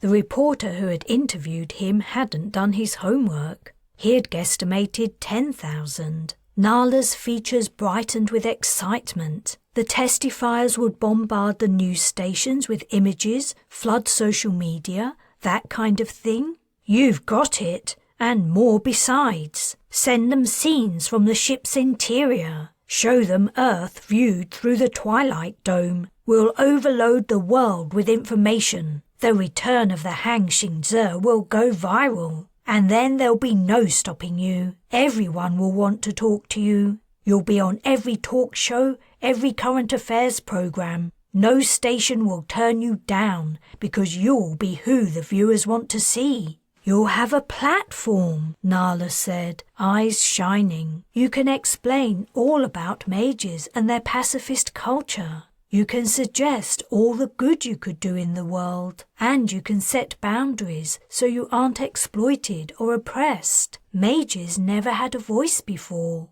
"I don't know," said Carina. "The last time mages were out in the open on Earth, they were blamed for all the problems and driven off planet. Earth doesn't have most of the problems it had then. What are you going to be blamed for?" Carina was confident Castiel would think of something. On the other hand, she didn't have a better idea, and they were nearly out of time. Chapter 32. "Finally!" Van Hasty exclaimed. "You're finally seeing sense. Shove the obliterator in their faces, then let's see what they have to say." "That isn't what this is about," Carina replied. "Not at all." The deck shifted slightly under her feet as Shao pulled the Bathsheba away from her position on the far side of the moon. "Huh?" Van Hasty's lip lifted quizzically. "Then what is it about?" "It's a publicity exercise." "It's a what?" The merc turned to Jackson. "Do you know what she's talking about?" "Beats me. I'm just glad something's happening, and we might not be stuck in this tin can much longer." "We won't be stuck in here much longer anyway," Van Hasty replied. "We've only got," she checked her console, 19 hours to go. Then Earth is our playground. Man, I can't wait to set foot on solid ground again. Jackson rolled his shoulders. "I can't wait to find out what new and interesting drinks they serve in Earth bars. Who knows?" He grinned wickedly. I might even get into a fight." "Aren't you forgetting something?" Carina asked. "Something about being wanted for murder?" "A tiny detail. I'm sure you guys will figure it out. You can enchant someone, or whatever it is you do." "It's called enthrall and—" "Never mind. If mages were to live safely on Earth, they couldn't ever do anything outside the law. It wouldn't take much to change public opinion about them. As Bryce had pointed out, mage powers made non-mages feel helpless and inadequate. They would have to tread carefully, and that meant no enthralling law enforcers. Jackson's crime was a bridge she would have to cross when she came to it. Xiao looked over her shoulder. "You're absolutely sure about this?" "Now you're asking me?" The pilot had been more gung-ho about it when under orders from the Black Dogs. "I'm sure." The bridge door opened and her family poured in, Bryce at their rear. "We're starting?" Oriana asked. "This is so exciting." Carina had outlined Alfie's idea to them and asked for their agreement before trying it out. They'd given it, unsurprisingly. What did they have to lose? "We're going ahead." "Where's Mr. Binger?" Nala asked. "He's in a comm room. He wanted a private space to talk with his buddies." Xiao said, "Okay, we're out of the moon's shadow. Anyone on Earth watching this part of the sky is going to see something very interesting." "Take us there," Carina said. "Got it. Low Earth orbit." The Bathsheba would circle the globe, visible even to the naked eye, for as long as it took people to notice, which, Carina guessed, wouldn't be long. "Better say goodbye to your favourite spots on the ship, kids," said Jackson. He hadn't gotten out of the habit of calling them that, even though they were now fully grown. "Earth, here we come." The following interval passed in tense silence, until finally Alfie commed Carina. "The Hangxing Ze has been spotted. It's breaking news on all the media stations." "Great. You're talking to your friends?" "You better believe it. They're going wild down there. This is gonna be big. The biggest event of my generation. The biggest event in centuries." She asked Xiao to give them a visual. A hollow of earth opened in the center of the bridge. The slowly turning blue and green globe, wreathed in clouds, grew steadily larger. Her heart beat faster at the same rate the image increased in size. Could Alfie's plan really work? It seemed impossible. Bryce stood on the opposite side of the bridge. She wished she could go over to him and hold his hand, or feel his arm around her as they waited. But the distance between them was more than ordinary space. It was a gulf of differences she didn't think could ever be spanned. Alfie was still chattering in her ear, but she'd missed his last few sentences, except that he'd sounded urgent. "What did you say?" "The head of the ETA, Exodus Testifiers Association, wants to speak to you." "How do I patch her through?" "Wait a minute, I'll come over there." It was a simpler solution than explaining the comm system. She transported herself to Alfie's location and instantly regretted it. Alfie turned white as a sheet and clutched his chest. "Where did you come from?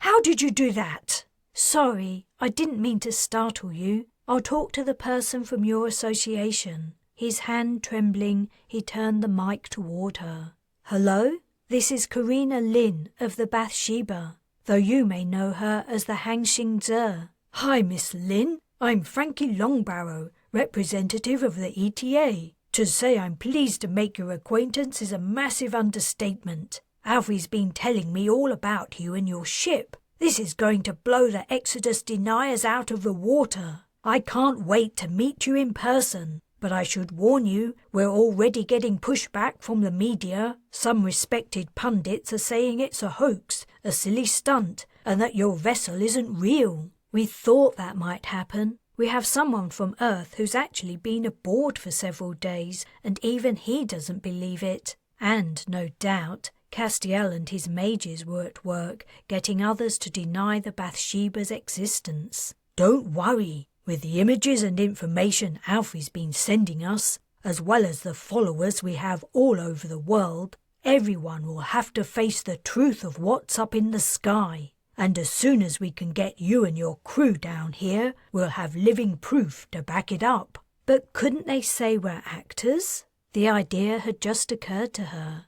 "Not after we have your genome sequenced. You're descended from people who left Earth thousands of generations ago. Your DNA will prove it." Right. Giving up her genetic code wasn't something she'd anticipated. It almost certainly held the secret to her magehood, and so it could be used to identify other mages within the population. Yet if they were to win public trust, they had to be transparent. "I'll have to think about that." Fine, said Frankie. "One step at a time. We mustn't get ahead of ourselves. This is amazing. I can't believe it's happened in my lifetime. I feel like this generation is the luckiest alive. So are you in a way. Several tech companies have approached the association for confirmation that a colony ship really has returned. They'll give their eye teeth plus a lot of money to access everything on your vessel." I hadn't thought of that angle. "There will be many angles no one thought of popping up over the next few days. When will you be able to come to the surface? Alfie says you have a shuttle and he's flown in it, the lucky devil." "We're going to sit tight for a day and see how things pan out. How does that sound?" "Whatever you say. You're the one calling the shots. We'll keep up the pressure on the media, academia, and businesses down here. You can leave everything in the ETA's hands." "I should go and see what's happening on the ship." "It's a privilege to meet you, Carina Lin." To avoid giving Alfie another turn, Carina stepped out of the comm room before transporting to the bridge. Everything was much as she'd left it. Her siblings had spread out around the space, and Earth had grown so large it occupied the entire hollow. "Entering orbit in 3 minutes 50, said Xiao. "What's happening planetside?" "A war of opinion from the sound of it. Castiel is trying to erase the knowledge of our existence from public consciousness, and the testifiers are forcing the Bathsheba down their throats." "Who's gonna win, I wonder?" Bryce asked softly. Van Hasty said, "You know the obliterator's still an option, right? It wouldn't take a minute to blast Castiel's base to smoke and ashes." "If you remember, there's the small matter of the hundreds of other people we would kill," Carina countered. When Van Hasty seemed unmoved, she added, "And Castiel might not be there anymore. If he has any sense, he will have left the second we flew out from the cover of the moon." Van Hasty shrugged. "Maybe, but it would send a message." "Exactly the kind of message I don't want to send. I don't get why that's so hard for you to understand." Carina despaired of ever refocusing certain mercs' minds away from violence. She watched Earth's surface, oceans and continents moving slowly past. They were approaching with the sun at their backs. In galactic terms, the planet wasn't old, but its intelligent life was. The oldest human life in the galaxy, some said. It was certainly the origin planet of mages. Had those who had fled persecution ever imagined that one day their descendants would return? She thought of the mages she'd left behind. Did the council still exist? Magda, the spirit mage, had died saving Jace's life, and Justin had been murdered by Castiel. How would the young mages be summoned to a matching without their spirit mage? How would they meet, marry, and have children when they lived secretly, often hidden even from each other? Taking Darius from them had weighed on her conscience, but she didn't regret it. A 7-year-old couldn't bear responsibility for the destiny of all the mages in a sector. It was too much to ask, no matter what the consequences. "The Bathsheba is in Earth orbit," Xiao announced. Whoops and hollers of celebration followed.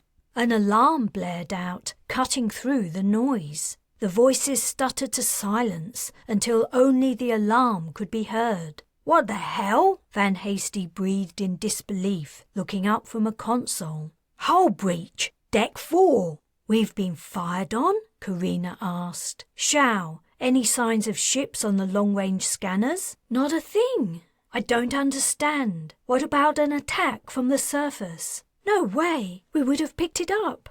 Then she turned hopelessly to Van Hasty, who stared intently at her console. The alarm blared on, unremitting. Carina calmed the dogs, sending a breach team to deck 4. The Bathsheba would self-repair eventually, but a hull breach was too risky to leave unattended. Another breach! Yelled Van Hasty. Deck 2! Open-mouthed shock permeated the bridge. But how? Should I take us out of orbit? Shao asked. I don't know. Stand by.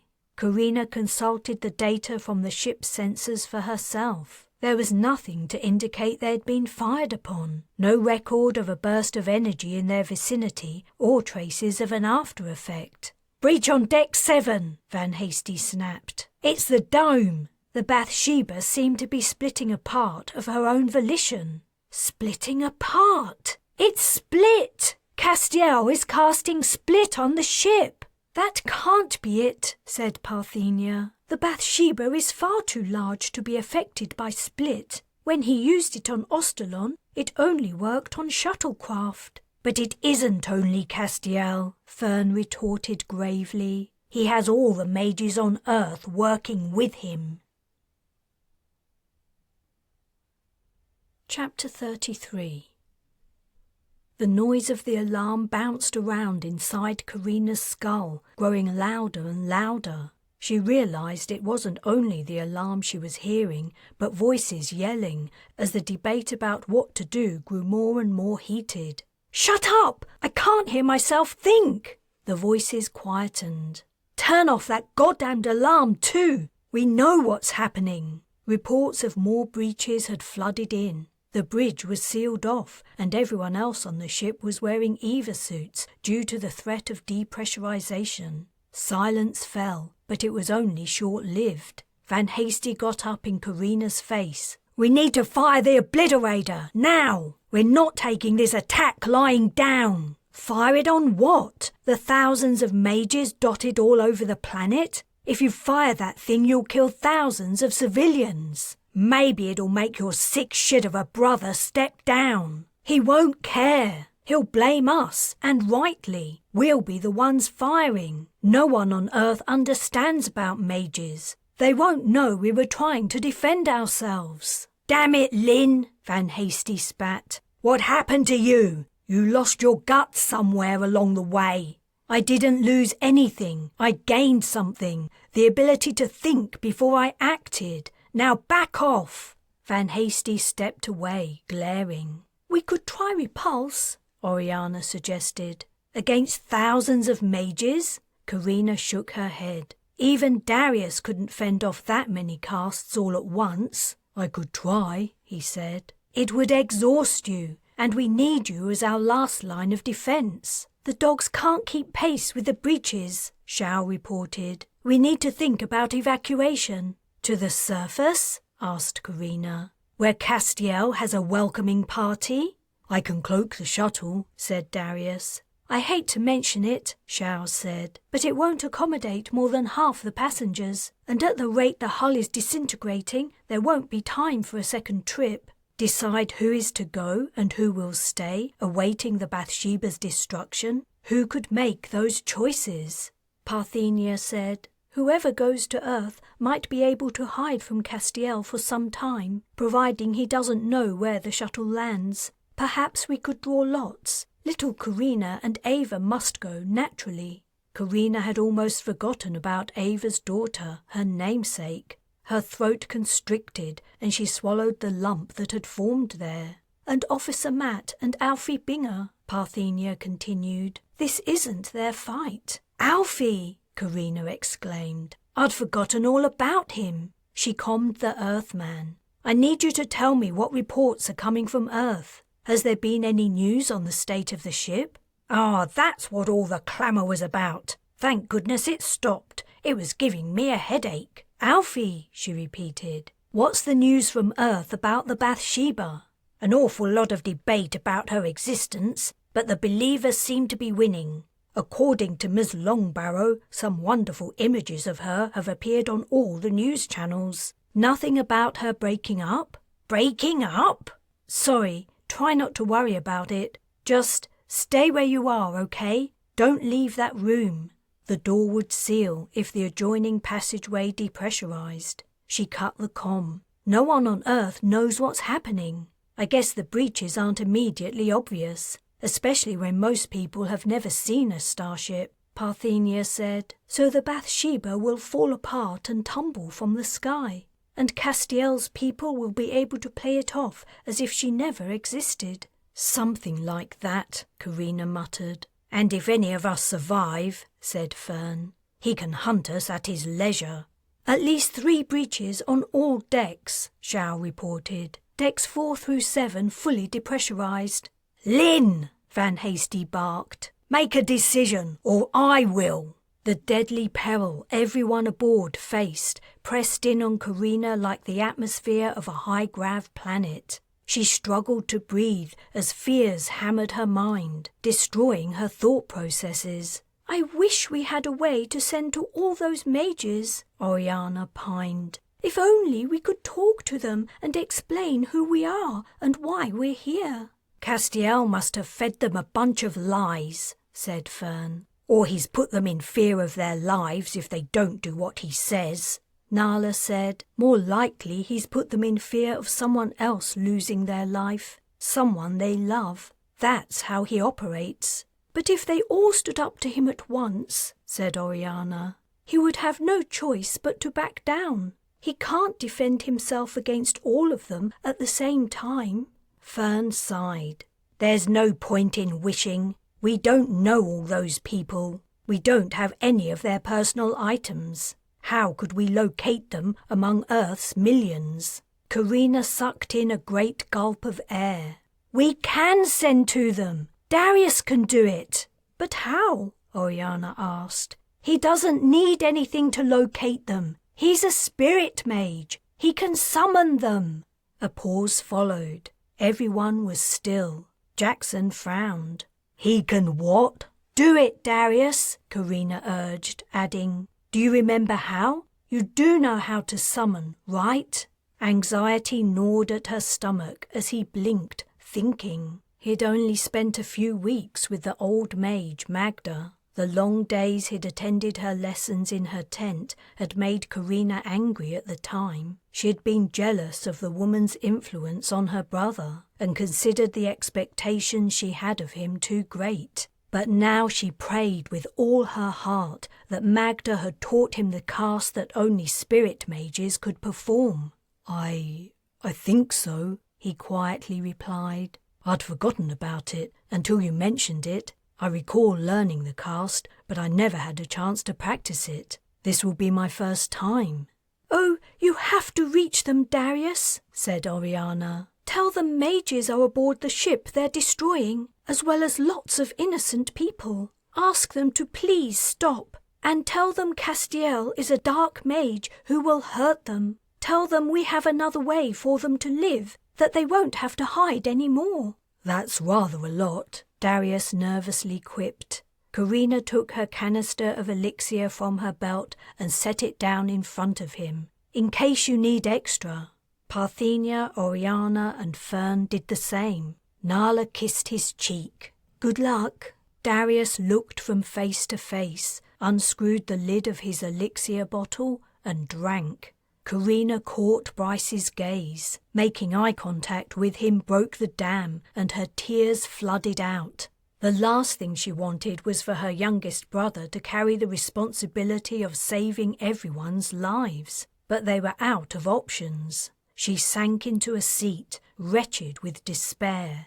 All attention in the bridge was on Darius. Even Xiao had ceased monitoring her screens. The young man's eyes were shut tight, and his brow furrowed with concentration. Beads of sweat erupted on his forehead. His lips moved silently. It was working. He was talking to the other mages.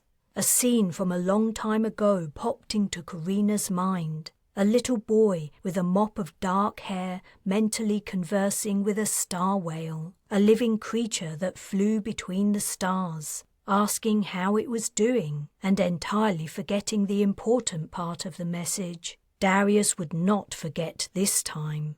Without opening his eyes, he blindly reached for another canister of elixir. Oriana snatched one up and thrust it into his hands. He drank. Beads of sweat on his forehead coalesced and ran down his face. His skin paled, and the line between his brows deepened. His shoulders lifted and fell as his chest heaved. Xiao swiveled to consult her screens and then turned back to face Darius. Carina didn't dare ask if her brother's efforts were having an effect. She didn't dare break his concentration. Halfway through his fourth canister of elixir, his eyes opened. Instantly, he collapsed, flopping forward, propping his elbows on his knees while his head hung low. Carina stepped to his side and gently touched his shoulder. "It's done," he whispered. She looked to Xiao for confirmation. The pilot nodded, a grin wreathing her face. "No more breaches!" "Thank the stars!" Oriana exclaimed. "That was fantastic, Darius!" Nala smiled. "You always were my hero." But Darius was beyond hearing them. He looked utterly spent. "Jackson," Carina said, "could you coordinate the repairs?" "That kid's a marvel." It went without saying. Though she hardly dared believe it, a small flame of hope flared in Carina's chest. If Darius could speak to all Earth's mages, albeit at a great expense of energy, there was a chance they could defeat Castiel. A dark mage could not summon, and they would already be afraid of him. He couldn't hide his true nature for very long, and the testifiers were working to make sure he couldn't cover up the arrival of the Bathsheba, along with her friendly mages, here to do good and help humankind. Though things had looked dicey for a while, the publicity stunt had worked. "Someone's hailing us from the surface," Van Hasty said. "Won't give his name. Says Carina will know who he is." The flame of hope flickered and threatened to go out. "It's Castiel," said Oriana. "No, I don't think it is. Put him on General Com." "Ms. Lin, I felt confident we would meet again one day. I'm glad you made it here. It's quite the journey, isn't it?" "What do you want? Spit it out." "Castiel and I are impressed by your ability to persuade the mages to halt their split casts. We concede defeat. You've won. I expect we'll see you on the surface soon." "Not if I see you first, Key." She gestured to Van Hasty, drawing her finger across her throat. The merc closed the comm. "Key? That rings a bell. Commander Key of the Dirksons. He's the one who helped Castiel get here. He must like him a lot. He probably despises him, but he loved Sable Dirkson." Van Hasty grimaced. Awkward. "Do you believe the bit about them conceding defeat?" Fern asked. "Not for a second, but nevertheless, it's time to go planetside."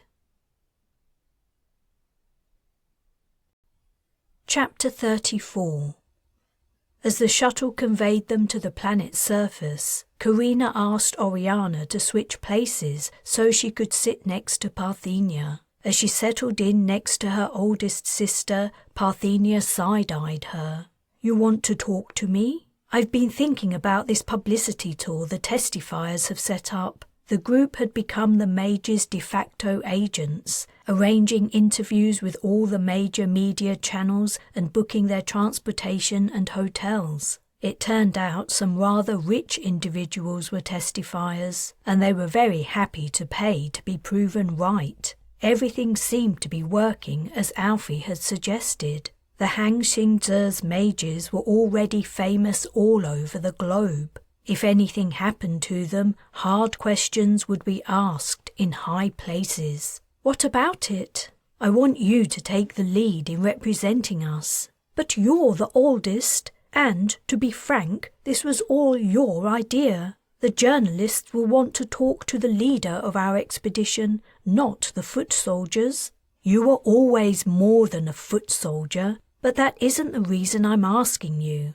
You will be way better at giving interviews than me, and you'll give a better impression of mages and what we stand for. What? Parthenia turned to face her. What are you talking about? You carry yourself like a queen, Parthenia. You always have, and you speak really well. Sometimes I think you have a thesaurus in your head. You know when to speak plainly and when to shut up. If an interviewer got on my nerves, I might run my mouth and say something I shouldn't. Basically, you grew up in a wealthy family while I was a slum brat, and it shows. Well, I'm sure Father would be delighted that my lessons in comportment, rhetoric and oratory paid off. Will you do it? Parthenia looked out of the window. The black of space was transforming to the crystalline blue of a cloudless sky. What exactly do we want to tell the world about mages? This has happened so fast, I haven't had time to think about it. I wondered about that too, but it's easy. You just need to tell them what Jace would have said, about how we don't believe in using our powers to control or hurt people, or even to gain an advantage, that we want to help people. Carina swallowed and added, "That was how my dad and Ma were trapped. Did you know? I'm not sure if I ever told you."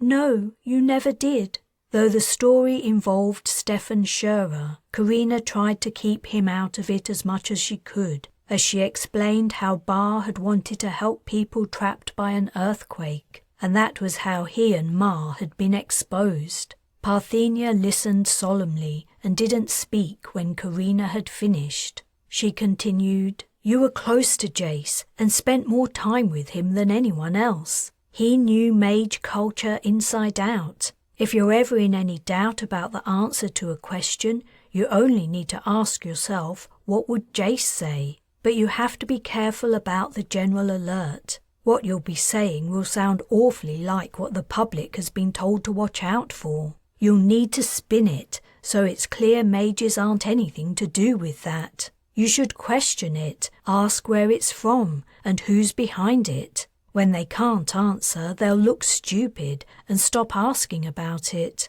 Hopefully the alert will fade from public consciousness." After a pause, Parthenia murmured, "I suppose I could do it. Oriana and Fern could help, and so could Nala.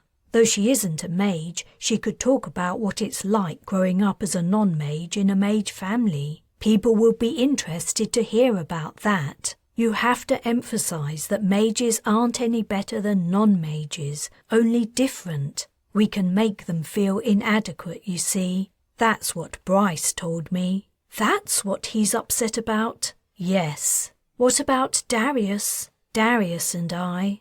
Carina glanced over her shoulder and caught his gaze. He'd been watching and listening the whole time. "We have other work to do." "And Bryce? He knows what it's like living with mages too." "I have no idea about Bryce's plans." A sea of expectant faces awaited them on Earth. Bibic landed the shuttle at an airport in the main city of the most powerful country, according to the testifiers. It was a place called New Tunka, capital of Balark land. They hadn't been here on any of their previous clandestine visits. Carina took a moment before stepping out of the shuttle to take in the view. The city beyond the airport boundaries looked more built up than other metropolises she'd seen, such as Alfie's, and definitely way more built up than the small town Matt was from. Officer Matt was behind her, waiting to disembark. His superiors had agreed to waive kidnapping charges, accepting there had been a misunderstanding. Ava was with him, and so was little Carina. Alfie had elected to remain on the Bathsheba, unsurprisingly. It would have taken a crowbar to lever him from the ship, despite the recent brush with destruction. New Tunka spread out to the horizon. Or at least it seemed to spread out. Like everywhere else Carina had seen on Earth, the greenery of the city made it hard to distinguish what was town and what was country. No building stood higher than 3 stories, and no motorized vehicles ran along the roads. Said Oriana, standing behind her. Sorry. She took a step forward, but something buzzed into her field of vision. She swiped it, knocking the buzzing thing off course. What the hell's that? It's a camera drone, moron, Van Hasty yelled from somewhere back in the line. Move your ass, Lin. Some of us want to get a look at Earth. The drone returned, swooping in front of her face again. She frowned at it angrily, but then, remembering this was the first sight of a mage for most Earth citizens that they knew about, she forced her frown away and waved at the reporters. Despite the extreme unlikelihood of Castiel splitting her in front of the world's media, she couldn't help tensing, fearing attack, as she descended from the shuttle. No camouflage sheet this time, Oriana whispered. Be careful, Carina warned. I know this looks safe, but... Don't worry, I know my brother well. A barrier encircled the shuttle exit, preventing the reporters from approaching too close. Men in uniform stood inside it. One beckoned her. As she stepped forward, a barrage of questions began. How does it feel to arrive on Earth? Where are you from? What's the name of your planet? Are you one of the mages? Which one of you can do magic? How long did it take to get here? Have you seen aliens? Is there intelligent life on other worlds? What are your plans now you've arrived? Carina smiled but didn't answer. Apparently, the rights to the first interview with the returning colonists had been signed away for a very large sum. Miss Lin! Miss Lin! She looked for the person calling her name so insistently. A florid, middle-aged woman in a thick coat was pressed up against the barrier, waving wildly. They won't let me through, she called out as they made eye contact. Frankie Longbarrow? That's right, we finally meet, ha-ha. Please let this woman in, Carina asked one of the uniformed men. She's, part of my media team. I thought it was you, Frankie said breathlessly after ducking under the barrier. Alfie described you to me very well. Carina didn't ask what he'd said. Thanks for all the ETA's help. We could never have done this without you. It's our pleasure. The endless yelled questions continued as they crossed the open space to the nearest building. I need to discuss your itinerary in detail, said Frankie. It's complicated. You're going to be very busy for the next few months until things die down. Actually, my sister will be the main person handling the interviews. Oh? Frankie's eyebrows rose and she craned her neck, looking backward. Which one is she? You'll soon spot her. We look very alike. So you're handing her the reins? I understand. You have plenty else to do. They'd arrived at the building. The doors were open, and the interior looked invitingly empty and quiet. Carina wondered if she was being selfish in asking Parthenia to present mages to the world. She couldn't deny the thought of being famous and under constant scrutiny appalled her. But her reasoning was also valid. Her oldest sister was perfectly suited to the task, whereas she was more of a behind-the-scenes person. Before entering the building, she took a look at the line of shuttle passengers stretching back to the vessel. Oriana, Fern, and Fern's latest girlfriend, who came from Marchon, walked in a little group. Matt had his arm around Ava, and she was holding her daughter's hand. Parthenia and Darius followed them, looking somewhat apprehensive. Van Hasty and Rhys strode behind the pair, towering a head taller. They were unarmed, at Carina's request, and didn't appear too happy about it. Nala was with her merc partner, a man a little younger than her and far less aggressive than most of the dogs. About halfway back walked Chertang and Cheapy, bizarrely lovey-dovey now they'd arrived at their destination. The line continued on, men and women who had taken part in the long journey. In the many years of the voyage, Carina had come to know them all by name. They'd eaten and socialized together. There had been fallings out and reconciliations, anger, despair and tears, laughter, joy and delight. Soon they were to part ways. Things would never be the same again. Everyone would create a life on Earth, get jobs, have families, put down roots. She wondered how their lives would turn out. She had a feeling she would never know. Chapter 35. Carina waited 2 weeks before going after Castiel. Though the testifiers did an excellent job of guarding or destroying anything personal to the mages, realistically it was only a matter of time before their ranks were infiltrated and the dark mage would transport his siblings to his side. As long as he lived, they would be under constant threat of disappearing, never to be seen again. Over those 2 weeks a great outpouring of data had been going on from the Bathsheba to Earth scientists. Her logs, schematics, every bit of information about her systems and all the devices aboard. Tech companies had started a bidding war for priority access, but the consensus among the ship's passengers was that they did not want to profit from her, that her tech should benefit humanity as a whole. After all, the vessel hadn't really belonged to them in the first place. "You're going to kill him?" Parthenia asked before Carina set off. "If I can." Parthenia pulled a face. Carina said quietly, "Don't you think he deserves to die, considering everything he's done?" "Yes, but I know Ma wouldn't want me to do it, but she would also want me to protect all of you. I can't do both. And it's better that I kill him rather than one of his full siblings. I can live with myself afterward, for sure. I'm not sure you could. I've always hated killing, even the Regians. You're right. I don't know if I could bring myself to kill Castiel. I know. It's one of the things I like about you. One of the things I'm going to miss.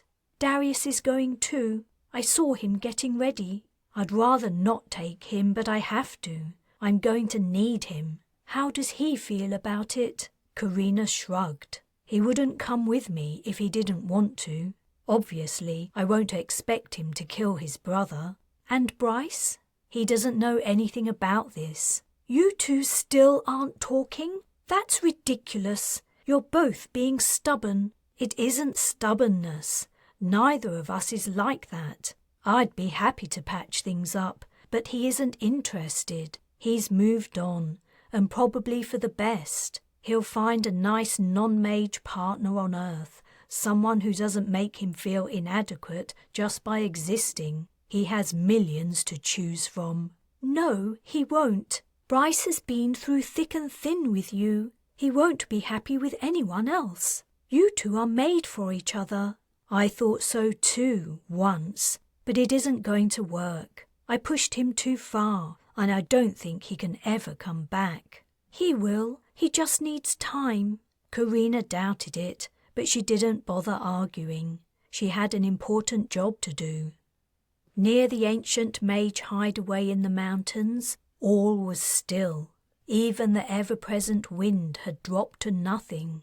A hot sun baked the rocks. As Darius brought the mercs in, they quickly took stock of their surroundings. "Where'd you stash the equipment, Lin?" Pamuk asked. Carina nodded to the dip in the slope where she'd put the armour, rifles and other equipment she'd transported down from the Bathsheba. "I still say we should blow the place from orbit," Jackson grumbled. He had been the last of her transports from the ship. "Yeah, 'cause no one's going to notice, right?" Carina asked sarcastically. "Quit with the stupid suggestions, Jackson," said Van Hasty. "This might be our last chance for a fight, and I'm gonna take it. Shit, Earth's boring. I've never known such a peaceful planet. Even Magog was more interesting. You didn't come with us to Magog, said Carina. Exactly. The rest of the mercs were retrieving weapons and donning armour. Carina and Darius suited up too. She opened a comm to her brother. Do you feel him? Yes, he's already here. Whether Castiel had set watchers who had spotted their arrival, or if the mountain was his permanent abode, wasn't clear.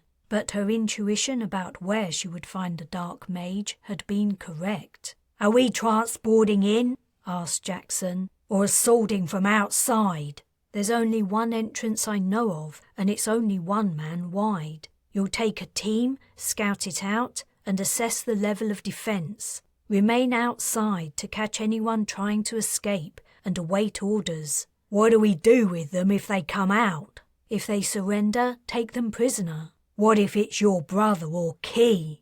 Allowing either man to live any longer than necessary was too risky. Kill them on sight. Just remember they're older now, much older. Don't worry, said Jackson, hefting a rifle. I won't take any chances. She could only transport mercs to the areas she had visited inside the mountain. They were only a small portion of the interior, from what she could tell, but it couldn't be helped. With luck, they would have the element of surprise. No lookouts from the mountain had been spotted, and Castiel didn't have any of her or Darius's personal items. The plan was to quickly mow down any opposition and then execute Castiel and Key. She hoped that, on this peaceful world, their soldiers only comprised the men and women they'd brought on their galactic journey, and few had been recruited from the local population. She hoped the defenders would surrender rather than die, though it was unlikely. Castiel had probably fed them endless lies. On the plus side, she didn't anticipate encountering many mages. From the ones who had come forward and revealed themselves since the arrival of the Bathsheba, it was apparent that Castiel's main method of persuasion had been convincing them that non-mages would hate and persecute them. The reception Carina and her siblings had received from Earth's public had put the lie to his assertions. Much of his mage support had melted away. Yet, no doubt, a few mages remained who he was controlling by more nefarious means. She and Darius would have to be on their guard.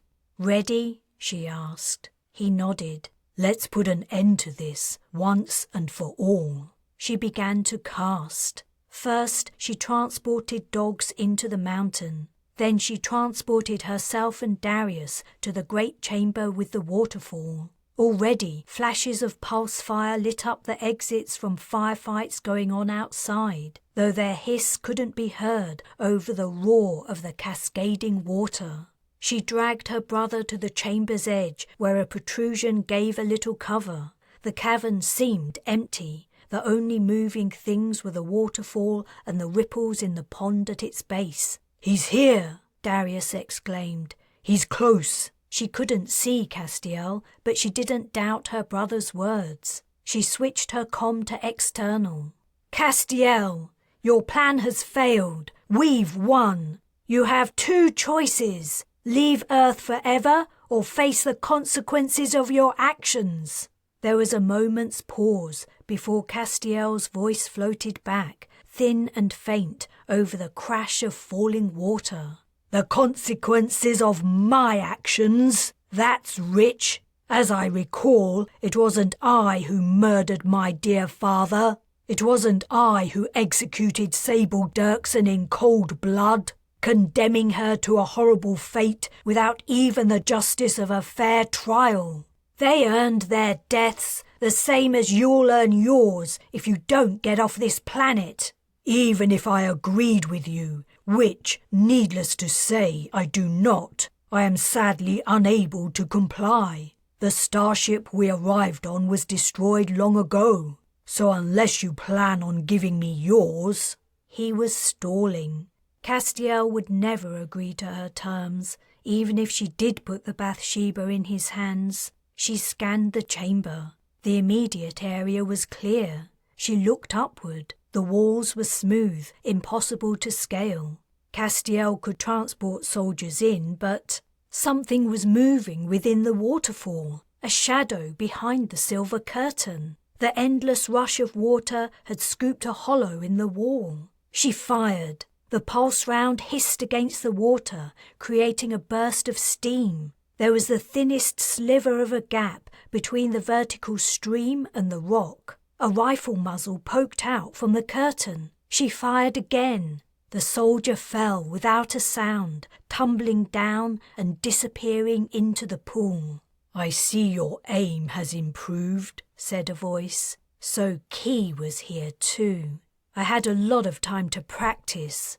Castiel needed a line of sight to attempt to split them, but they had good visibility. He couldn't sneak up on them. No one could. Any soldiers he transported in, Darius would transport right out again. They might get a few shots off, but there was plenty of elixir for healing, and if things got too dangerous, she and Darius could leave. They could survive a long time playing cat and mouse, but that wasn't the point. "Darius," she calmed, "we have to go to them." While the exchange had been going on within the chamber, the external fighting had intensified. An enemy soldier stumbled through one of the entrances, fell down face forward, and was still. "I know," Darius replied. "They must be on the far side of the pool. It's the only spot we can't see." "I'll transport us there." "No, I'll do it. I want you to conserve your elixir. And remember your promise, right?" A pause. "Right?" "I remember."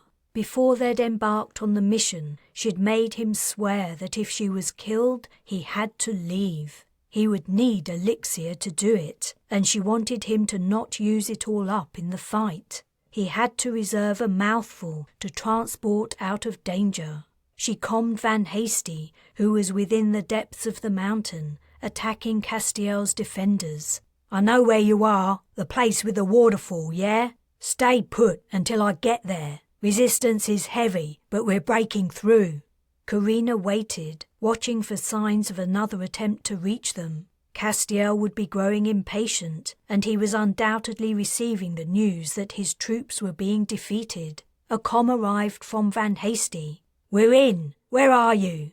Carina cast. As they arrived on the other side of the waterfall, it took her a second to get her bearings. 3 figures stood under an overhang, armoured up. She turned to the entrance. It was empty. Where was Van Hasty? A pulse round flashed. Darius gasped. He'd been hit. She fired back and grabbed her brother's arm, hauling him toward the gap. More pulses flashed past. Key was firing, and perhaps Castiel too, though that had never been his style. The third person had to be his daughter. Perhaps she was the other one shooting. "He's casting," breathed Darius. There was a gulp as he drank elixir. While Darius was casting repulse against Castiel, he was defenseless. Carina pushed him into the passageway, but soldiers were running down it, and they were not dogs. Where the hell was Van Hasty?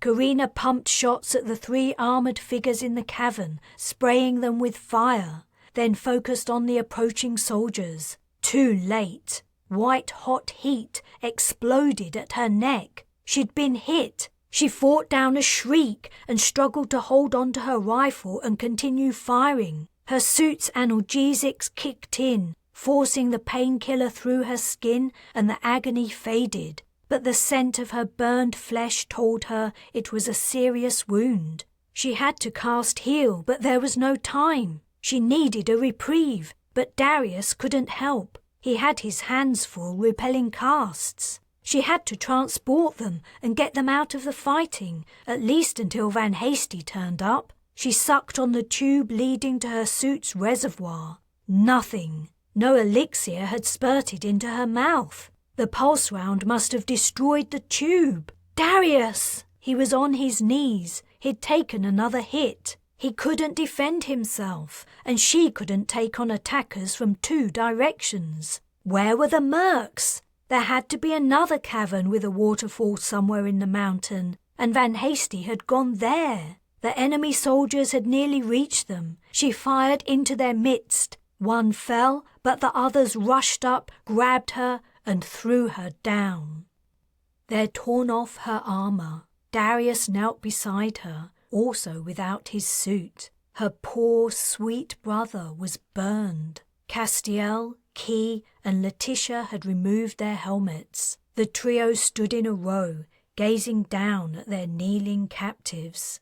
Carina saw Key for the first time since arriving at Earth. The Dirksen commander had aged significantly. His cheeks were sunken in, and his eyes sat deep in their sockets, though they were as dark and intelligent as ever. Carina Lin, if I'd known you would kill Sable one day, you would never have left your interrogation alive. Strange that you would feel so strongly about such a terrible person, Key. She winced as pain lanced her neck. Was it really worth devoting your life to getting revenge for the execution of a monster? You have no idea of the depths and richness of her personality. You did the galaxy a great disservice when you deprived it of her presence. It's long past time for a reckoning. Long past time, Castiel agreed. For that and many other things. I don't know what you hope to achieve by killing us. You've lost the mages under your control. Parthenia will turn Earth into somewhere they can live without fear. Your time here is over, whether we survive or not. You underestimate the great satisfaction your deaths will bring me regardless, and you overestimate Parthenia's abilities. Though she may persuade the public not to hate her, she will have my hatred for the rest of her life, which I aim to cut short as soon as I have the opportunity.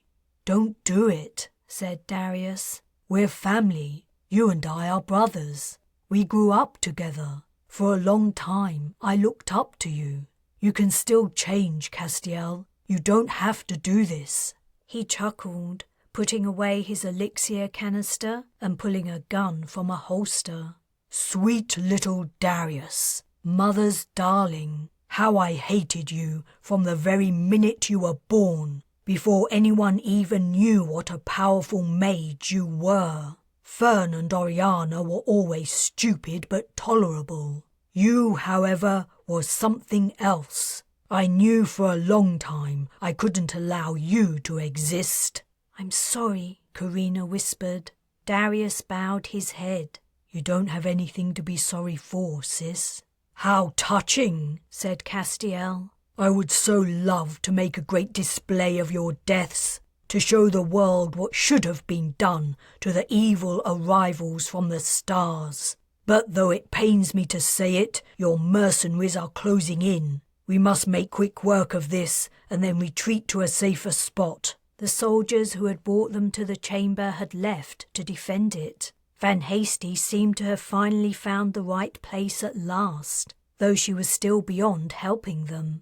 What about you? Carina asked, lifting her gaze to the woman at Castiel's side, who hadn't said a word during the entire exchange. It's Letitia, isn't it? Darius, meet your niece. She looked away. Now Carina could get a good look at Castiel's daughter. Her likeness to Ma struck her more forcefully than ever. Tears of grief sprang to her eyes. I did my best to save them, Ma. I tried my best.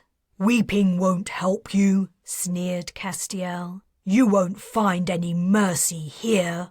Is this what you want? Carina asked Letitia.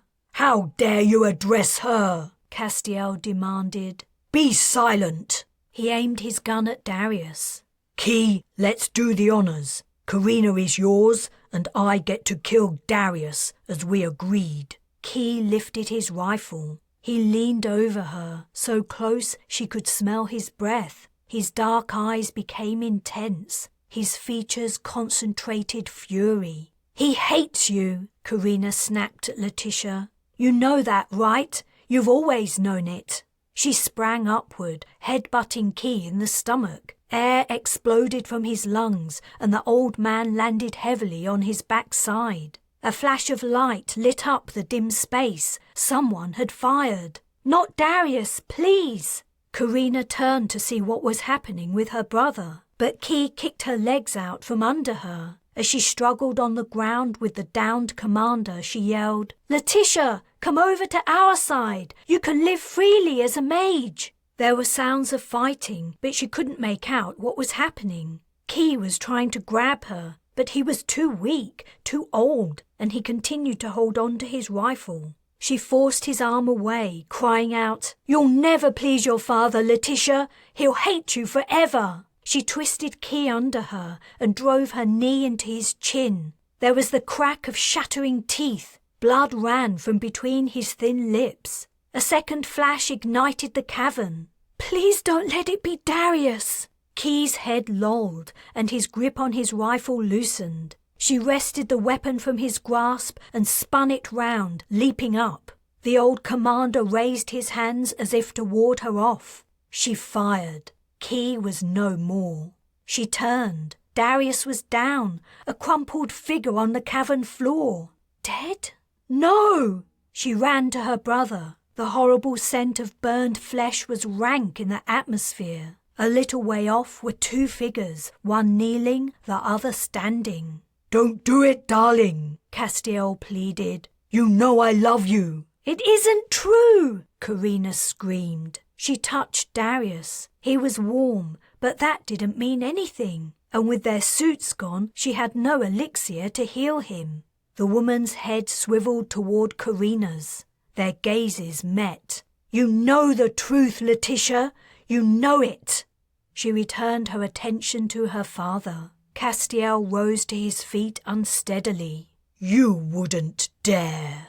He drew himself to his full height, turned and took a step away with a dignified air. Letitia shot him in the back. Chapter 36. Carina healed Darius with Castiel's elixir. From what Darius said when he came around, their brother had fired at him, but at the last millisecond Letitia had pushed Castiel. The round hadn't hit its mark, and so Carina could bring Darius back. The daughter and father must have been the pair she'd heard fighting. Eventually Letitia had got the upper hand, and with the truth of Carina's words ringing in her ears, she'd delivered the coup de grace. Then it was only a matter of waiting for the black dogs to complete their mission. They left Castiel and Key's corpses in the cavern. Neither of them deserved a decent burial, and though their presence besmirched the ancient place, the mages who had lived there had departed millennia ago. It was only a deserted cave in the mountains. The long story of the Dark Mage's hatred for his family was finally over. They could live in peace, which in some ways made Carina's delivery of her decision harder than ever. After several days of gathering courage, she explained to her siblings what she intended and her reasoning. "It has to be this way. I'm sorry." "No, it doesn't," Parthenia sobbed, trembling with shock. "You can't do it. I couldn't bear it." Oriana simply wailed, unable to verbalize her sorrow. Darius hung his head.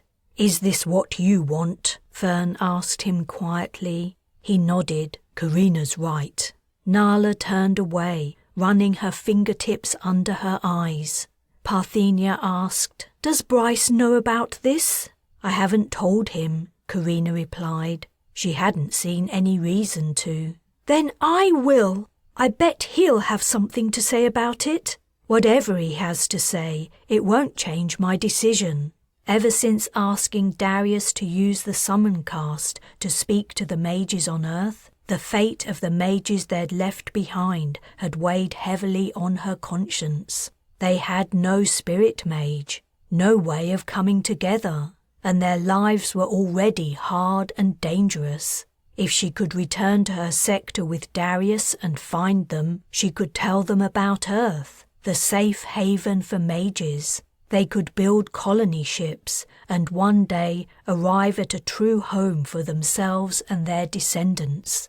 "You'll take the Bathsheba?" Fern asked solemnly. Everything about her has been downloaded to some place or other on Earth. If someone wants to build another colony ship, they can. They don't need a model to copy. But you can't fly her alone, Parthenia protested. She's massive. It's impossible.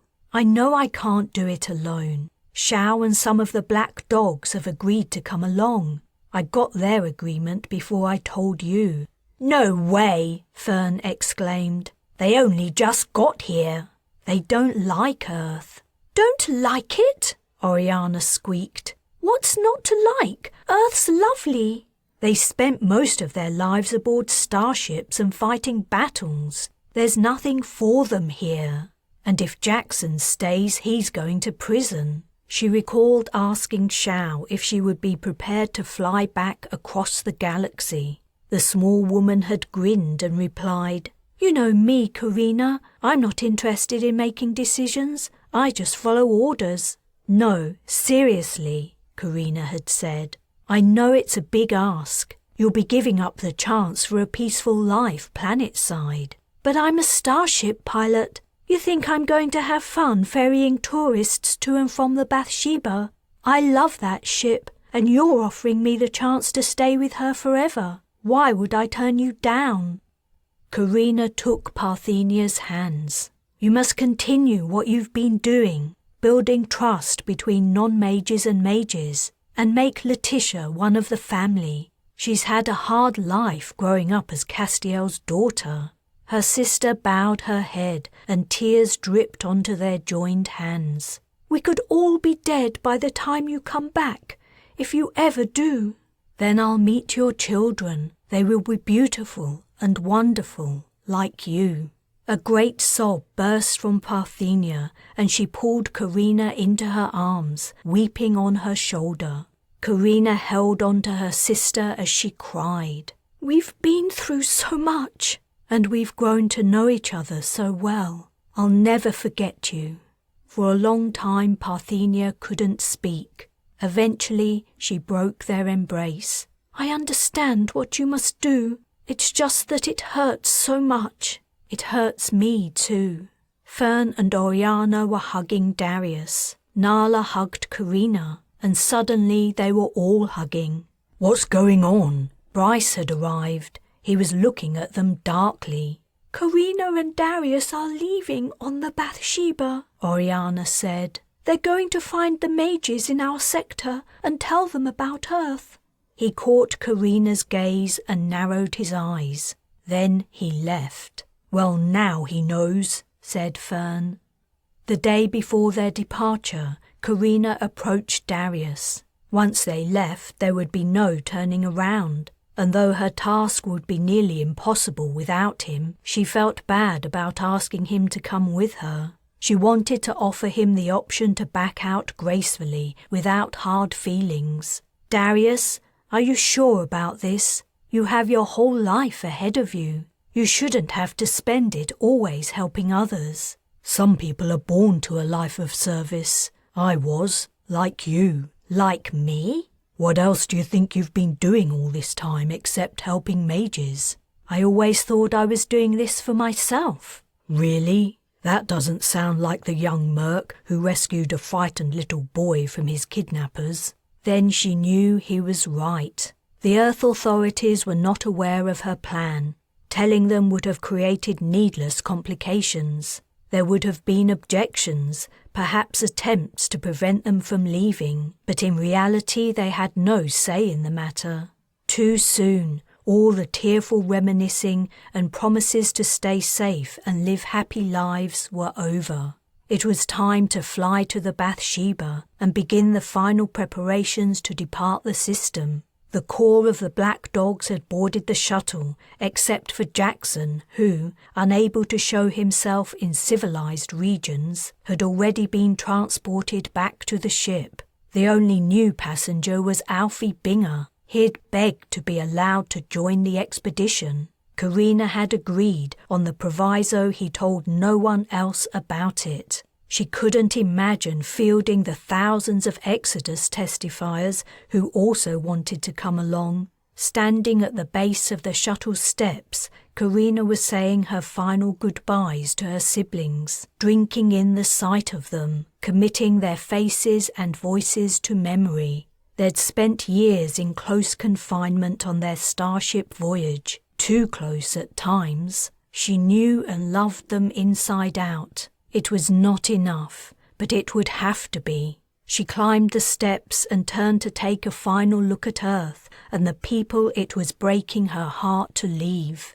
Someone was riding a bicycle across the landing field. The rider was clearly new to the skill, for the bike swerved and wobbled alarmingly. When he reached the shuttle, he leapt off it. The bicycle continued on and crashed into the vessel, bounced backward and fell onto its side, the wheels spinning. "Carina!" Bryce yelled. "You're really going to leave without me?" He raced up to her and grabbed her shoulders. "Tell me you weren't going to go without even a word." "What is there to say? We made it to Earth. You can make a home here now." "I don't want to make a home on Earth. I came here because I wanted to be with you." "But I have to leave. I have to go back." "Then so do I." She smiled up at him, joy breaking through her sadness. "Let's make the Bathsheba our home." The end. This has been Neverwar, Mage Saga Book 9, and the final book in the Mage Saga series. For more JJ Green books, visit jjgreenauthor.com.